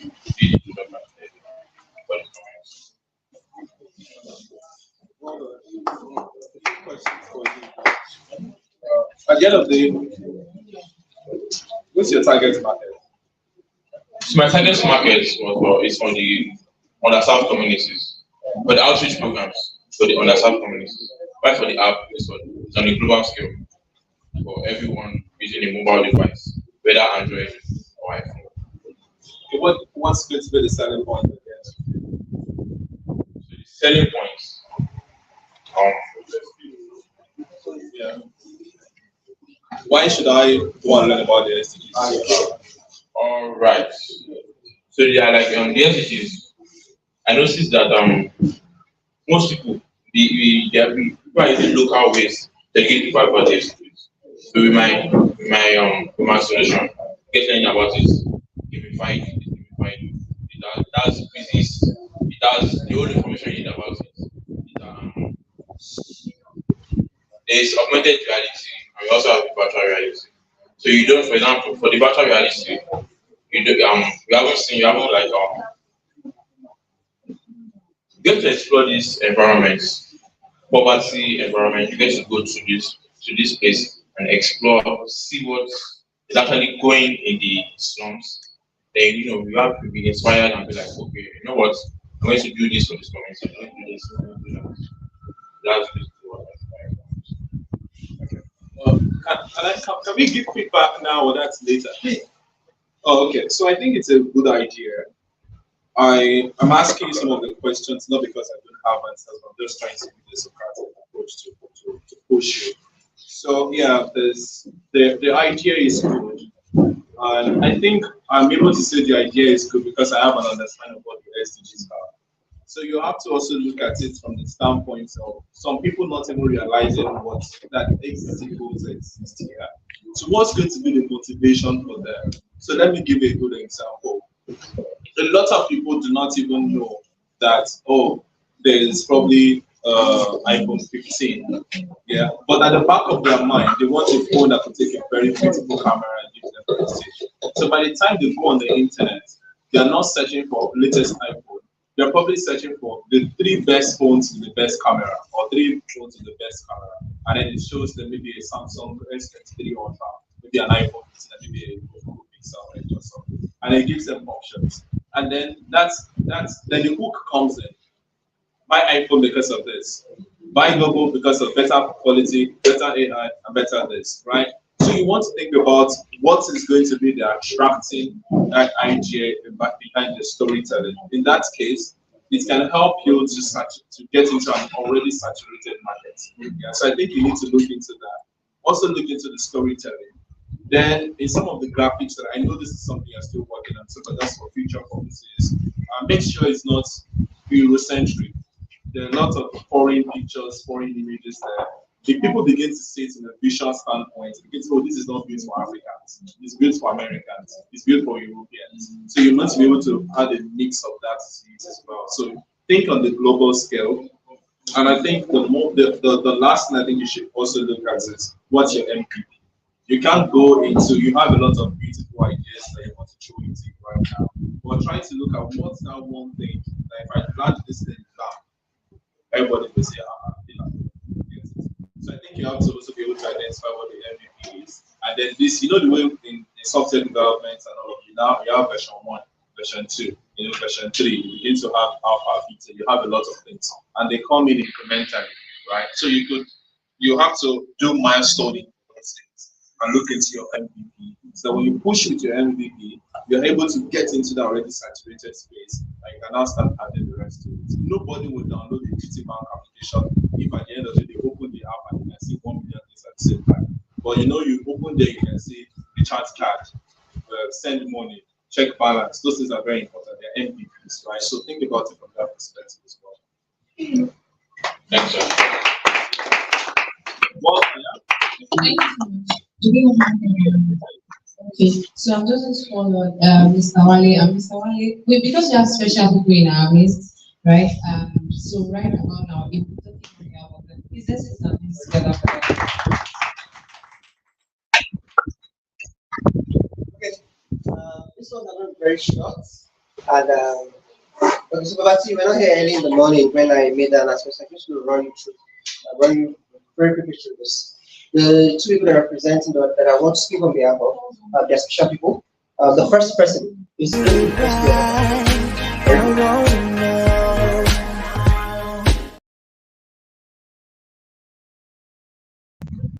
that's really here. Thank you. Let me wave your hand now.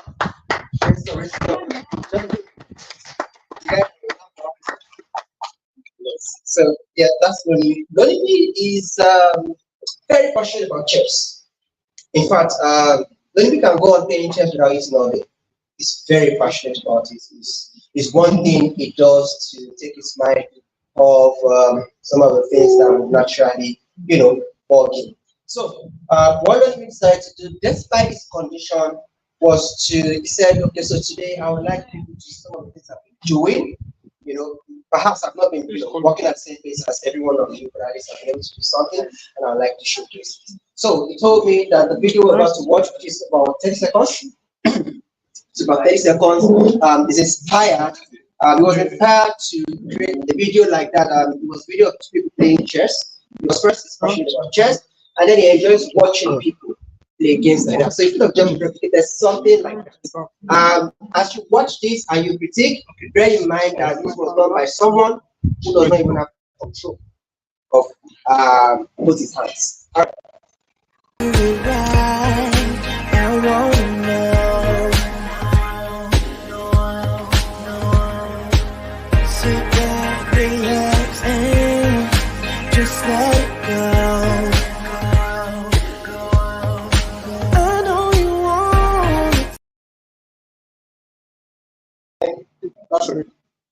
Right? Okay. So yeah, that's just it. Whoever is familiar with 3D animation will know that you that have able apps, that should take you a couple of apps, you know. And here we have really neat attempting something like that. I also forgot to add that really enjoys playing games, even though his condition has almost rendered most of his central nervous system functional. Sorry, almost rendered it unfunctional. He has always pushed himself. So he likes playing video games too. In fact, unfortunately, we forgot. So we wanted to bring some thoughts to again. Maybe we'll see if anyone can debate it. He's always bragging that he's very good at PES, but they didn't come with a concept. So maybe we'll see that for another time. Secondly, I have Onime Papa. That's Papa right there. The reason I'm speaking for them is because time spent. I mean, I have to speak for him. For Papa, he would need an interpreter. Not because he cannot speak English, he speaks English very well, but because he has a slur switch and is especially dead in one leg. Papa is very passionate about gaming, and as the good said, his learning experience to creating 3D assets. So we want to see a show reel of some of the things that Papa has worked on there.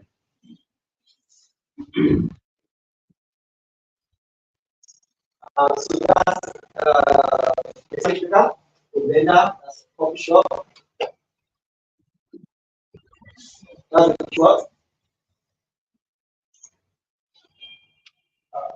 That's like an HVAC.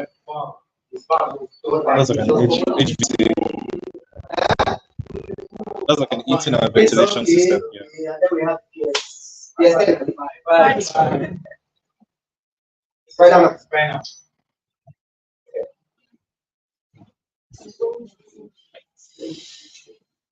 Okay. So why do we show something like this? The reason is very simple.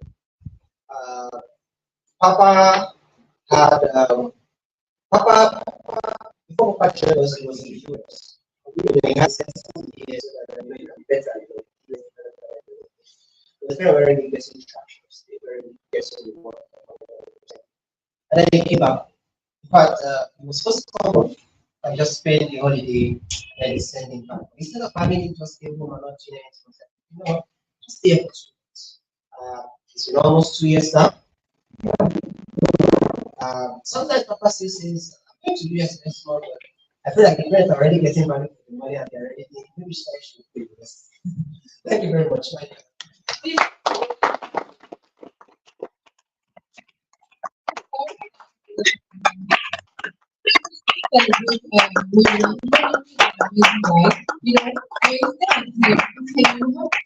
Not always have every reason to blush because when I look at you, I feel laugh. I'm like, come on, let me try.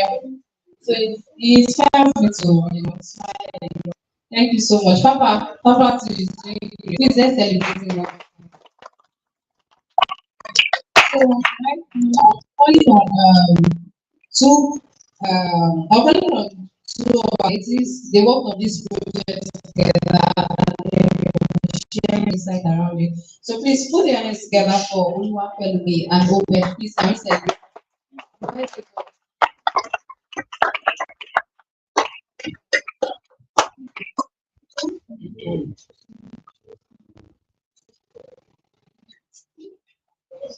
Good evening. My name is Nobody. I'm going to teach Yes, Obed? Yes, Obed. Okay. Okay. So, title of our project is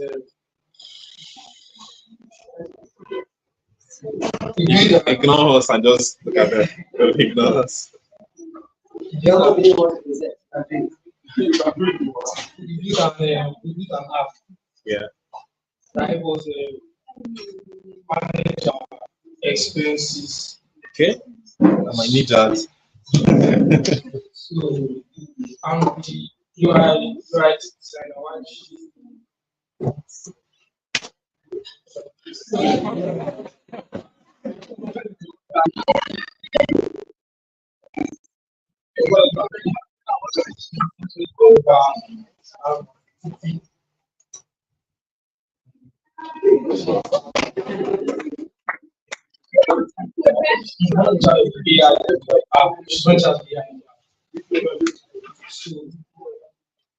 The app, like pulling up the app is like track, optimize, and print it. That's pulling up top. So just able to like, and why the reason why we created the app is just because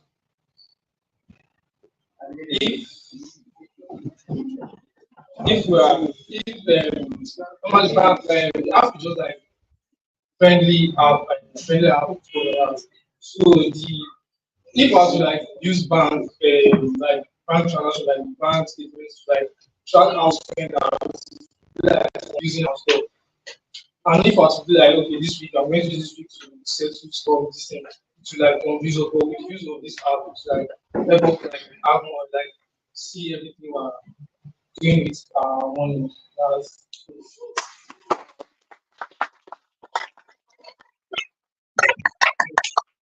Yes, thank you. So as my partner was trying to say, a good application that helps users be able to track their spending, optimize expenses, to be able to predict their financial situation in the future. So this is an example, or this is a prototype of our app. So I think you'd like to show. So I'll tell you how we built this application. We use GT engine to build the application, and we use AI. So the full name of the app is actually Top AI. It's Top AI. We use AI to build this. So if you are to click on get started, click on next button.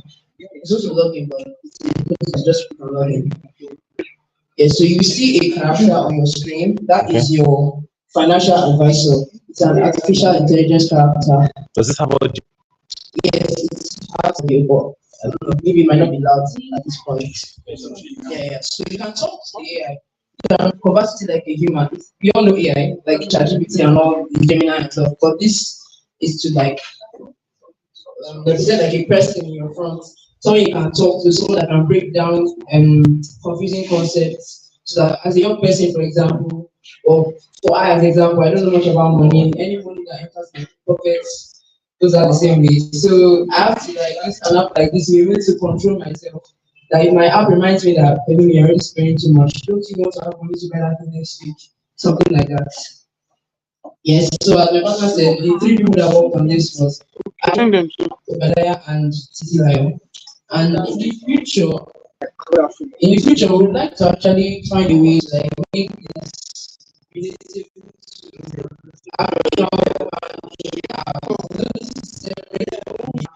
something you can find a way to link it. So it's a very dicey yes. So we're going to find a way around that. But right now is it okay? I don't know what it's saying. But yes, that is Top AI. Thank you very much.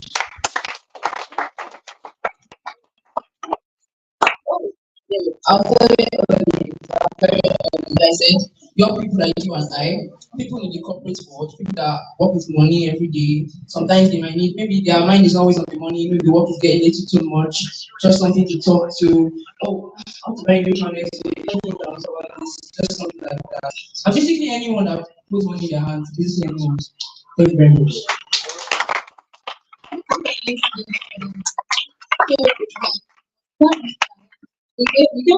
We need you guys to build product around AI, and I'm so proud of this team because they actually put to please celebrate them all the time. So whenever they make project, why they're asking you to work on something. So I'd like to have your Yeah, I mean, it's a fantastic one, and I was making a joke of saying, "Oh, I love this one." And I'll tell you, 2 or 3 days ago, I was looking at my statement of accounts, and if you're in Nigeria, you can have one bank account. You have multiple bank accounts. So I struggled to be able to piece things together, and I think this is one of that kind of products that could help individuals like myself. In which case, I could import multiple statements of accounts. There could be a model that helps me to do a forecast based on my pattern, so I could learn from what I've been doing. For example, if petrol has been taking 10% of my income or my revenue, it means I could plan, okay, I want to cut it by 10 or I need to improve my intake. So I think that's a brilliant thing. And you might, yeah, I'm just going to hand over to. Yeah, I am very fond because I cannot stress what I'm doing. And since I'm actually very first. So just that, I think it actually consumes a lot of data to analyze, right? So you have to like import data from your bank statement, from the financial statement. It's used to go, okay. Yeah, well, I think it will be very useful for virtually everybody, the young ones and the old ones. So it's a very nice idea. Well done. Yes, they've said it all. Actually, they said it all. It's a fantastic project. To my other guy, maybe. This is actually to everybody. One thing I learned that anywhere I can beat my chest that is in community innovation hub is the ability to pitch anywhere, and that is the use of wiki evaluation. Wow. Don't take it for granted. I mean, my friend there, Titi, and the rest, they helped me. Actually, do not take it for granted. When you are asked to do your PowerPoint and all that to present your wiki, whatever, do not take it for granted, because imagine you are pitching to, in this, the Lions Den. Actually be at the top of your, enough for you to get whatever you went there for. Do you understand? So do not take it for granted. Thank you. Just came to my sense of, okay, 2 things. The very first one is I see a lot of solutions that are built by Africans, and you find out that they didn't think security at the back end, they didn't put security at the back of their mind. So there are several things like data protection, data ownership, data management, and things like that. If I'm ever going to import my statement of accounts, there might be a few things that are personal in that place, right? God forbid, maybe I'm buying medications for an ailment I don't want anybody to know about. That's highly confidential information. So if I need to import that into it, then it is artificial intelligence. Don't forget, ChatGPT tells you, do not put anything personal here, because this data can be modeled in the future of predictive analysis. So what now happens is I'm taking my stuff into an artificial intelligence. I need to have it at the back of my mind, that someday this data does not come back to be something that can be used against me. So at the back of your mind, security is very important. And you want to start with security because it's better to build on top of it than to have built something and you're start thinking about security at the back end. You would have missed out on some of those loopholes. And that's when people do things like penetration testing. You have to like them because you know it's so that's number one. And I think the second thing I want to talk about is, at the end of the day, and this is to you, right? And I learned this, as probably when I was about your age. And one woman said to me, he said, everything you said today, I love everything. The only part was that you were not confident. And she said to me, she said something that changed my life. If you're president and was in that room, he's listening to you. So always remember you have authority. So what they're saying, everybody stand up and sit down, they follow your voice. Everybody is saying nobody should speak, they follow your voice. So remember the power that you built. And don't fall less. Yeah. Stay confident. Look into the eyes of people you are very comfortable with. somebody that cracks you up, look into their eyes, which is why I was saying ignore us, right? Because we're more like strangers. We probably haven't seen you before. Familiar faces, set your gaze at them and try to pull the energy from that. Because in that case, we now stop focusing on the way you are talking and we need to focus on what you're saying. But if you are a bit uncomfortable, not confident, fidgeting, stuttering, we now begin to hear much of what you're doing. I'm no longer hearing what you're saying, and what you're saying makes sense, right? Once you have this microphone, you are the President General among the nations.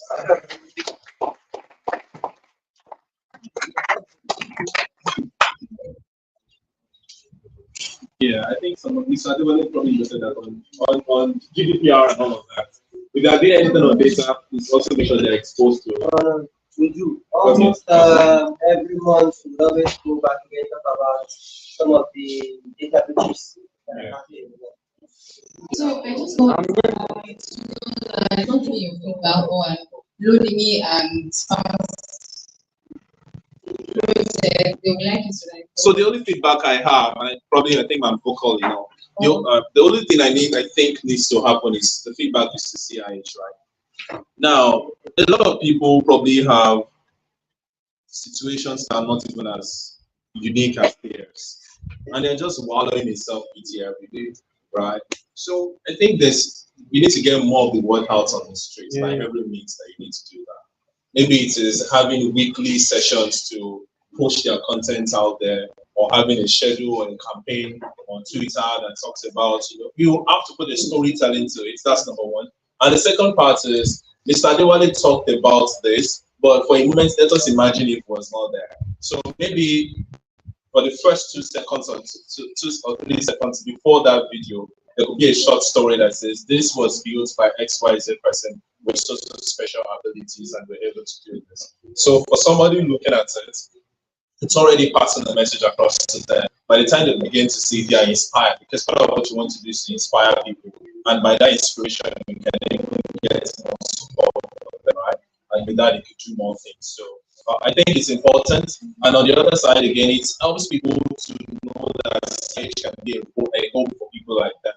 There are many parents out there, they just have a special child at home, and the child is just there. What are we going to do? That's the the way the average African person thinks about situation. Whereas these are people that you could actually embrace their uniqueness and empower them. So this could be a home for individuals like that, right? So I think more of storytelling needs to go out, and then the content presentation of the storytelling, we need to infuse that as well. But that's for me. I'm not sure.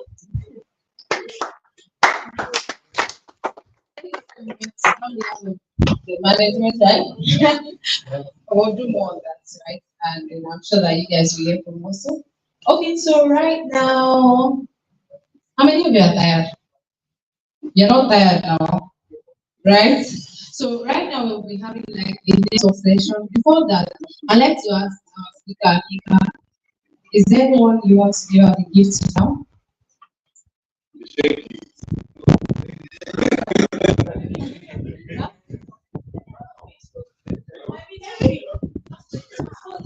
Sorry, please, I have more question for Anita.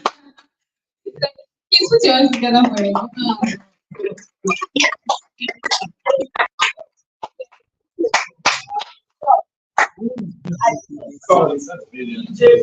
Hi, good everyone. My name is Oloye aka DJ So. Yes. And so today I'm explaining it's called Astro. So what is Astro?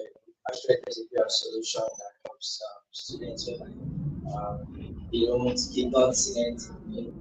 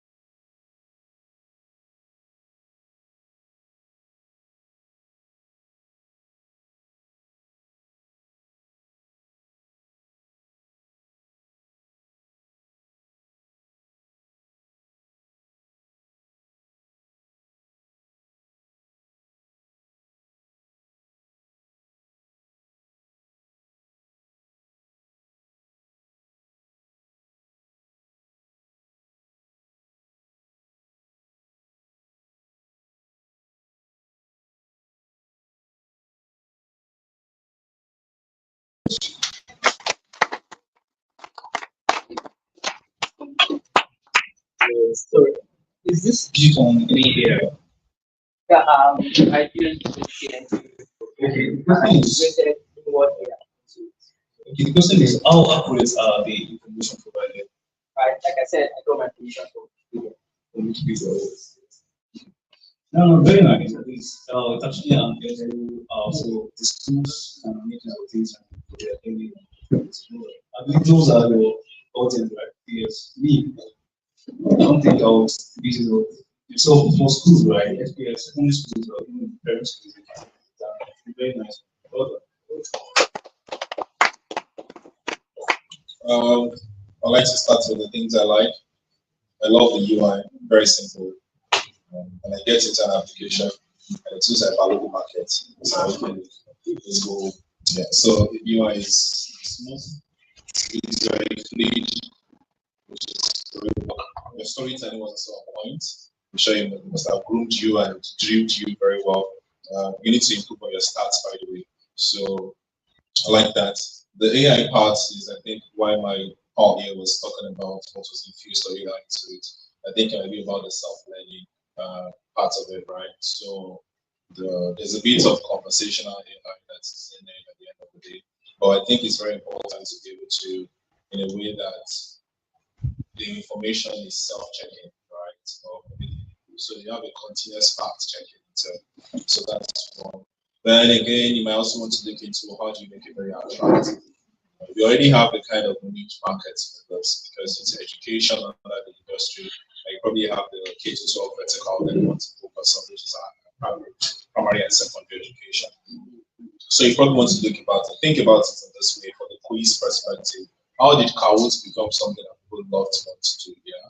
So can you also think about such in a way that that kind of model, so if people are using it for quizzes, it's cool.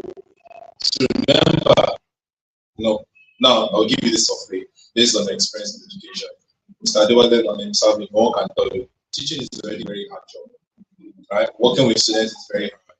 Now you have few minutes to make sense inside the classroom. What a teacher wants is an application that will show them she do, right? But what they want is anything that can make life easier for them. So you also want to think about it. A teacher that might probably have additional knowledge about the solar space, right? Can they infuse their own into it? I forgot what we call this, in the whole AI part, right? There's I've forgotten the particular term that we use in all this. So in that way, you can put in your own stuff, right? And when you put in your own stuff into it, it means that if the teacher is grading the students, the application can automatically do a bit of grading for them. So you also want to think about it from the perspective of not just the students that is learning, but also the perspective of the school administrator and perspective of the teacher that is teaching, right? Because your market is there. Otherwise, if students are just learning, how do you validate that they learned? How do you check that they actually learning?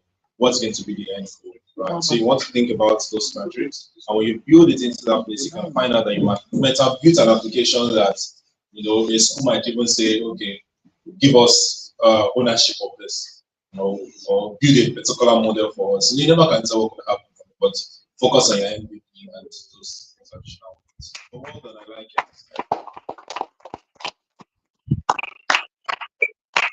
Okay, so what are you?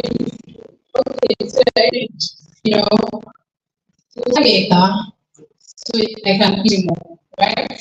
Okay, so I just want to say that it's it's like our top UI UX master in the house, and so he does amazing graphics. It teaches people on it. He said he will want to working with you guys, perhaps there will be projects to work on. Thank you very much. So right now, I'm going to okay, so this session will be a networking session. That's because we've all been sitting, and yes, it's been an amazing time. So the people our native like to have we like to take pictures together right now. So we stretch our body and I think we'll have that now. A launch versus for the next 10 minutes. So please, would like to have you here as the media director. Can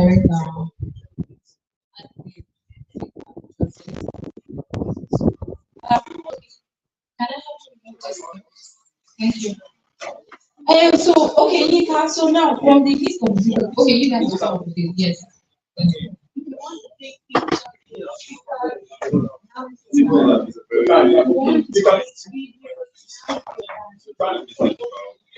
And we still be we're doing together versus them, right? Everybody. I mean two sessions. Okay.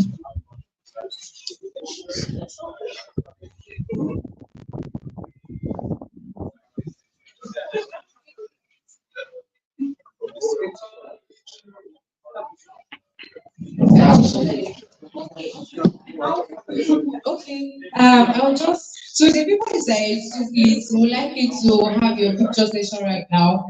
Yes, please would like you to so this is like a time, stretch your legs, snack or something if you have to do, right? On your behalf, we are taking pictures with the speakers already.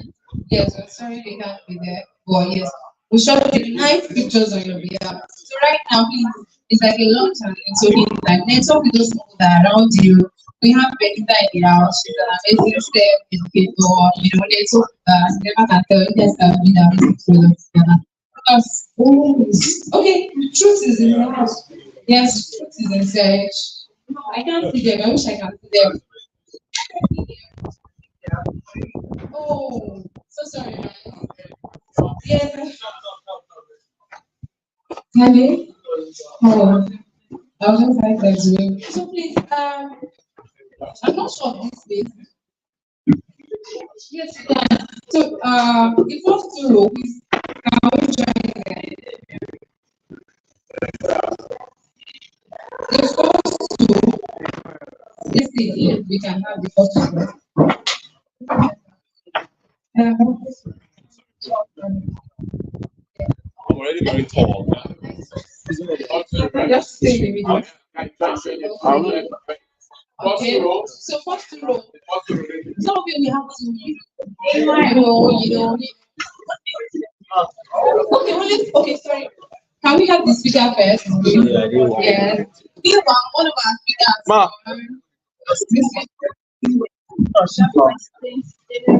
Yeah, sure we're snapping.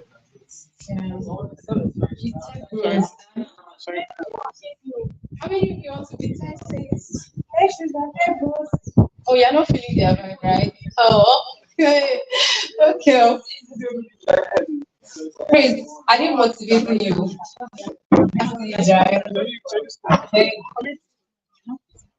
They so guys, after taking those pictures too, we like you to after taking those pictures, we like you to put it on your LinkedIn, on your Instagram, please tag Mr. B CIH Techfest 24. Yes, that they can use. Please let me hear. Let me hear you. Hashtag CIH story and hashtag CIH Techfest. So guys, please let's talk about our story together. Are we done with that? Are we done? We can ready? Who's coordinating? Show your feet.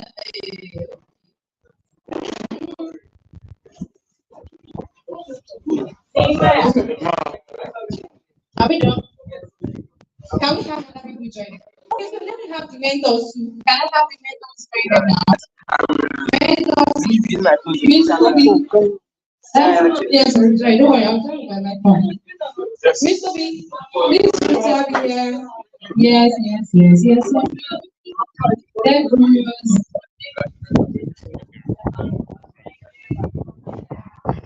Mr. B.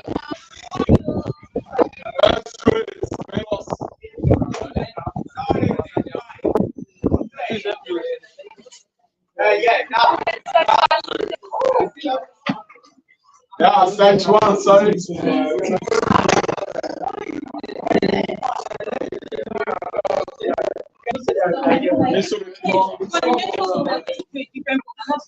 Yeah. Hello.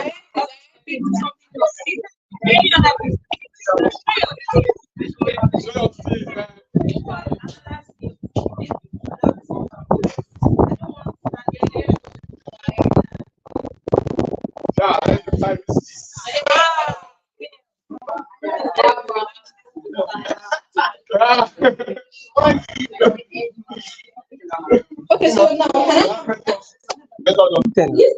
So let's have it. Yeah, okay. So the first two people, the first two rows is red. Hurry up, please. Let's take it seven. First row, guys. So stage one. Can you guys see me? Can you hear me? Just wait with me. Can you hear me? Are you on mute, please? I'm not sure they can hear me. Can you hear us? Hey, you should be careful with this thing. Are they with me? Okay, so guys, we need you to take your pictures too right now. Please.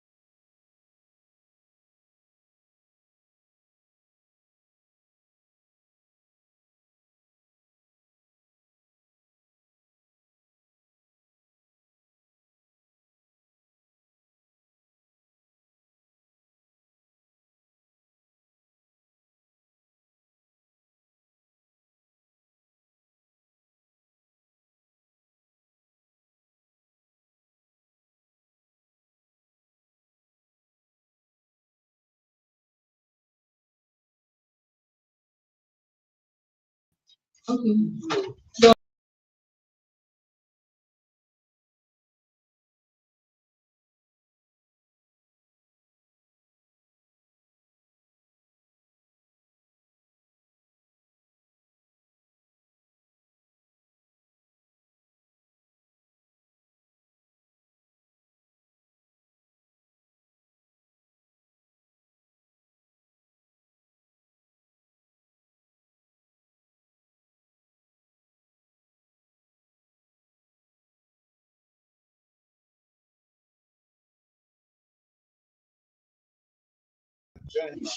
To respect, join. Yeah. We try to join.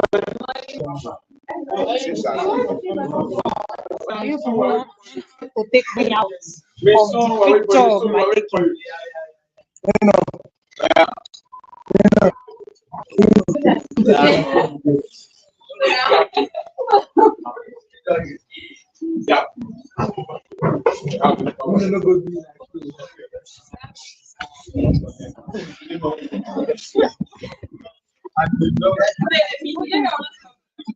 That's it. That's painful. Okay.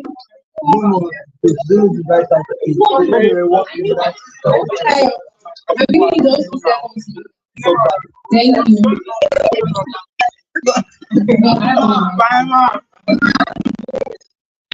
So, Bija, please get ready for my speech. Everyone, speed. Yeah. So please let's sit. Guys, you're sorry. Do you have the person now?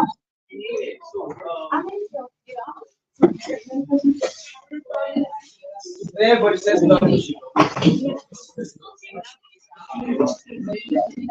People should come and raise it up. So everybody please let's sit down. Hello. Change the headline. Change the headline. Shame representation. Yeah, let's start my headline. What's the Hello. Now. This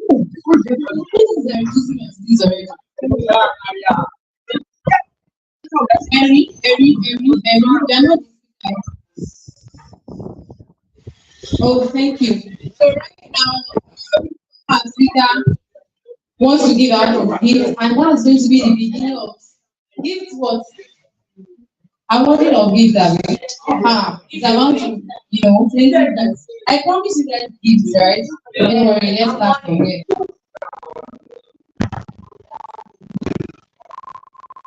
I promise you one. Welcome everyone. Honestly, the whole item is very so but it's actually a great item to select one person. It's left to me, right? But I'll give out to everyone that actually presented this activity. But we only have just one place there, and then we come together and then to select just one person, and then I'm happy to announce to you that you all have a very nice item. So I'm gonna announce to you that we're giving out this just small package the first guy that presented SG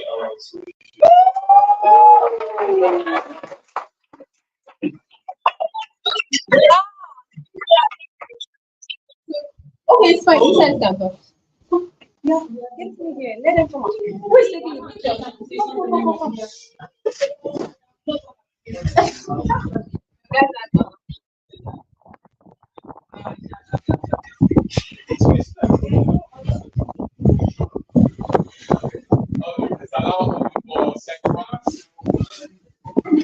All right, so actually, two people actually signed up for us. Sorry. Then the second person is actually the one with the financial solution. Oh my God, give it up for me.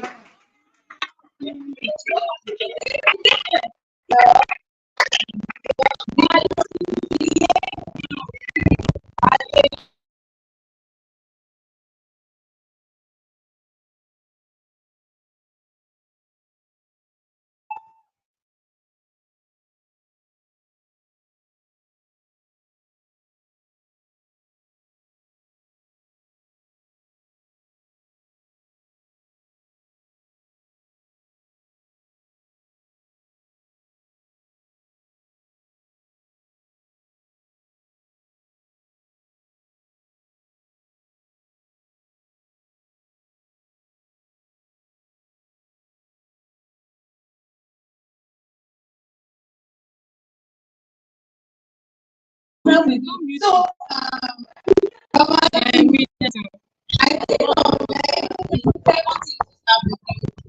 in anticipation for their event. So,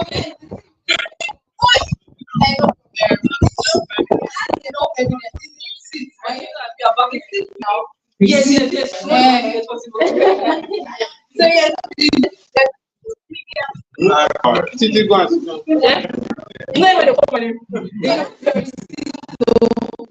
good, great.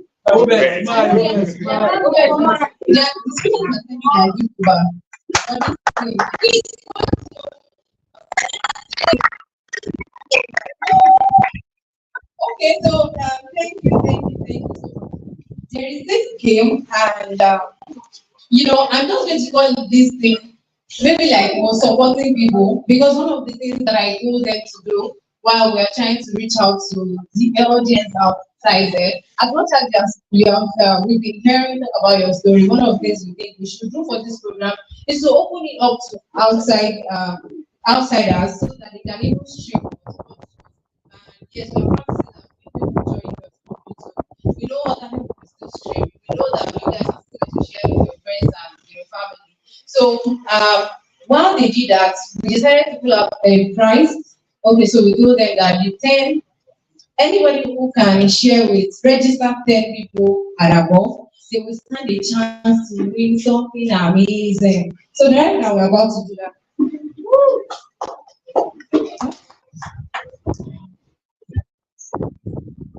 So yes.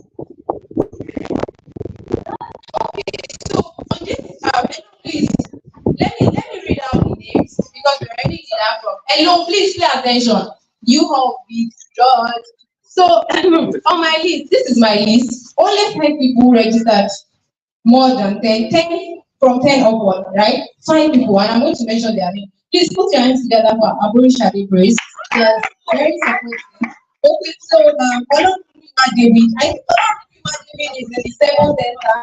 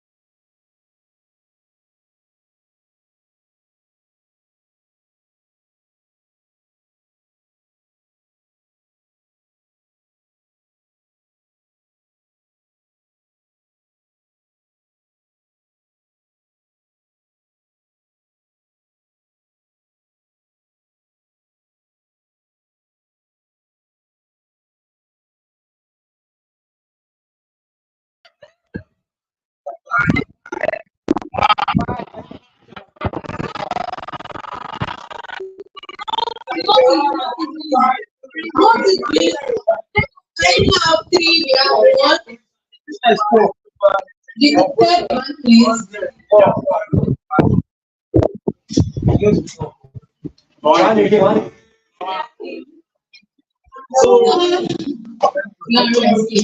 Are you continuing?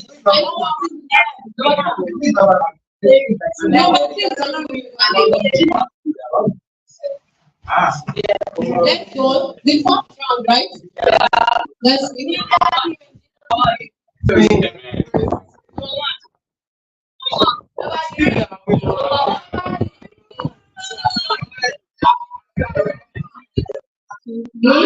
can we have the number 5 Mary? Yeah. So one mama. Hello, mama. No.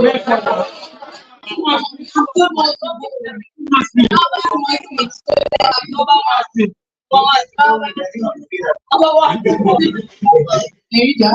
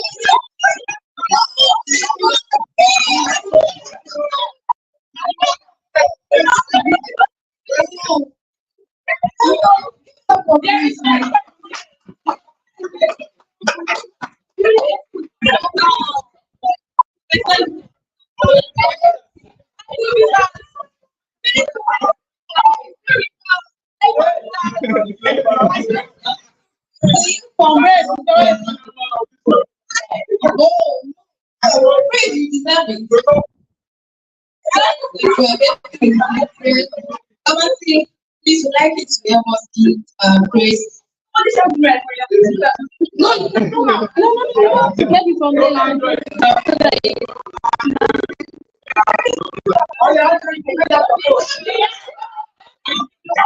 Yes, so please you should talk about your family.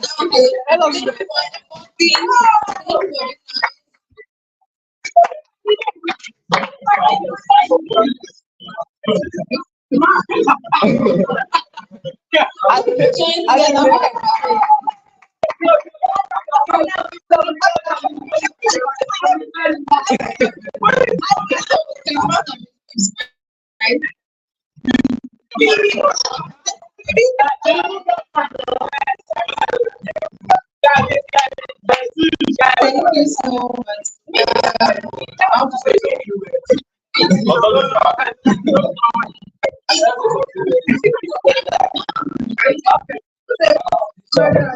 iPhone users support. I'm really Alpha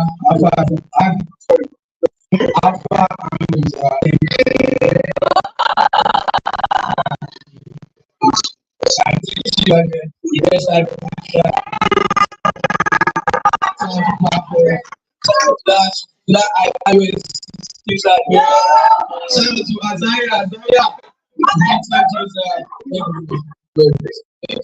Next year,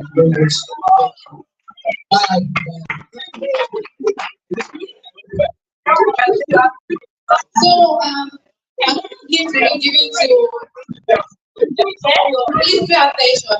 We'll be giving out gift to the winner of the first competition. Our gift is going to the first and the second one.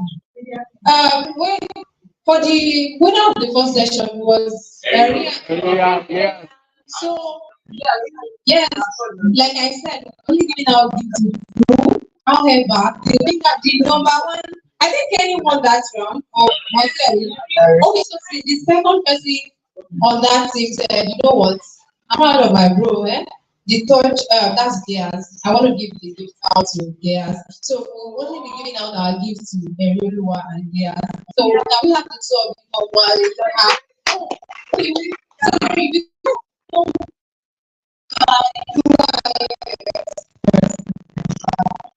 so we have David to present them their gifts. So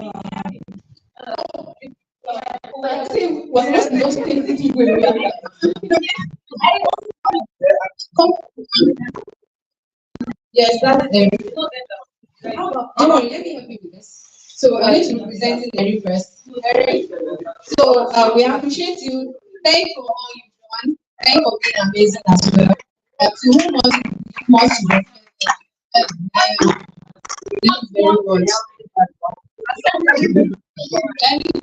He's not working now.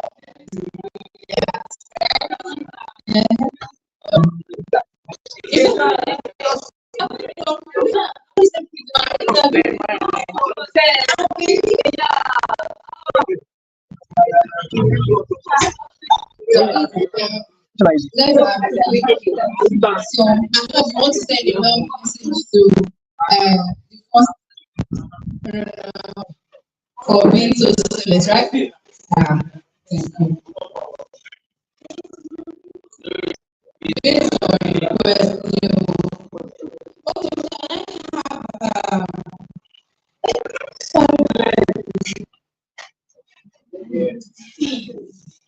so I would like to have for the second out session. I'm sure that they're giving out like to okay, we're giving it to the other center. So please, yeah, if you want, please look out for it. You can still be a part of this. For the second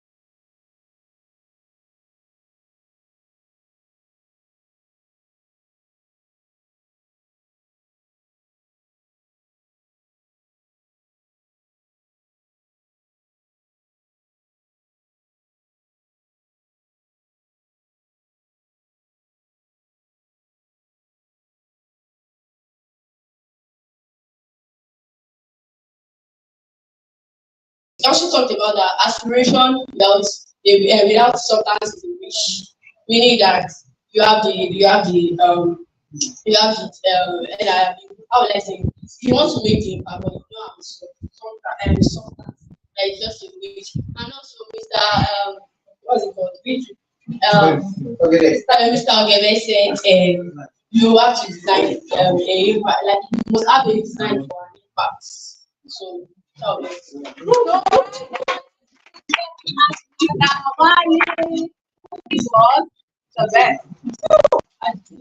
that you want to go for. Okay, so no one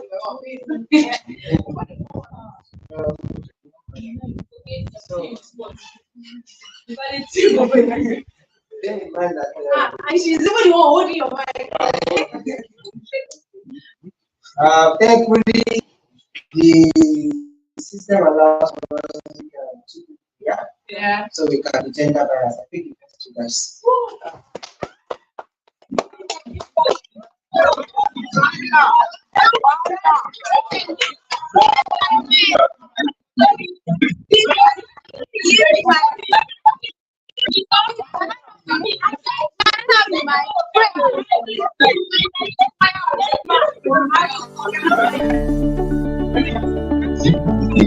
So please, can we have those? It's not thinking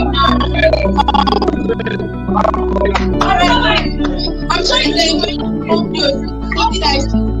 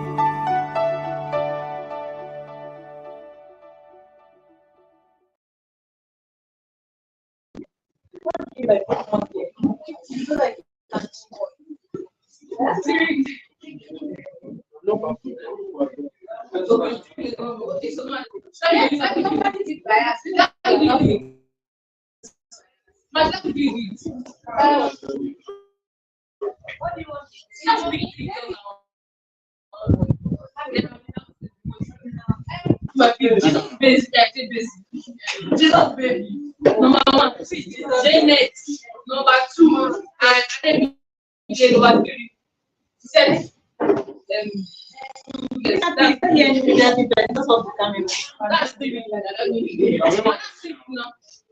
Three girls, one boy. Three girls, one boy.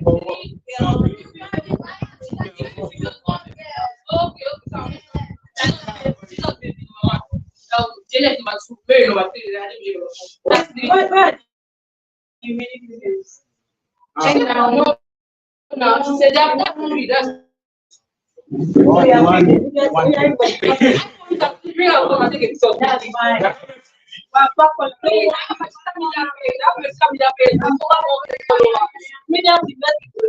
please pass on the vote. No more question. No more question. No more question. Is it my no one question, first person to answer this question, real quick, fastest finger. Those people I called, no one question. Nationally determined contribution are the targets and commitments defined by each country to contain global warming. How often must they update it? Everybody watching again. National, job is changing. Yeah. You guys want to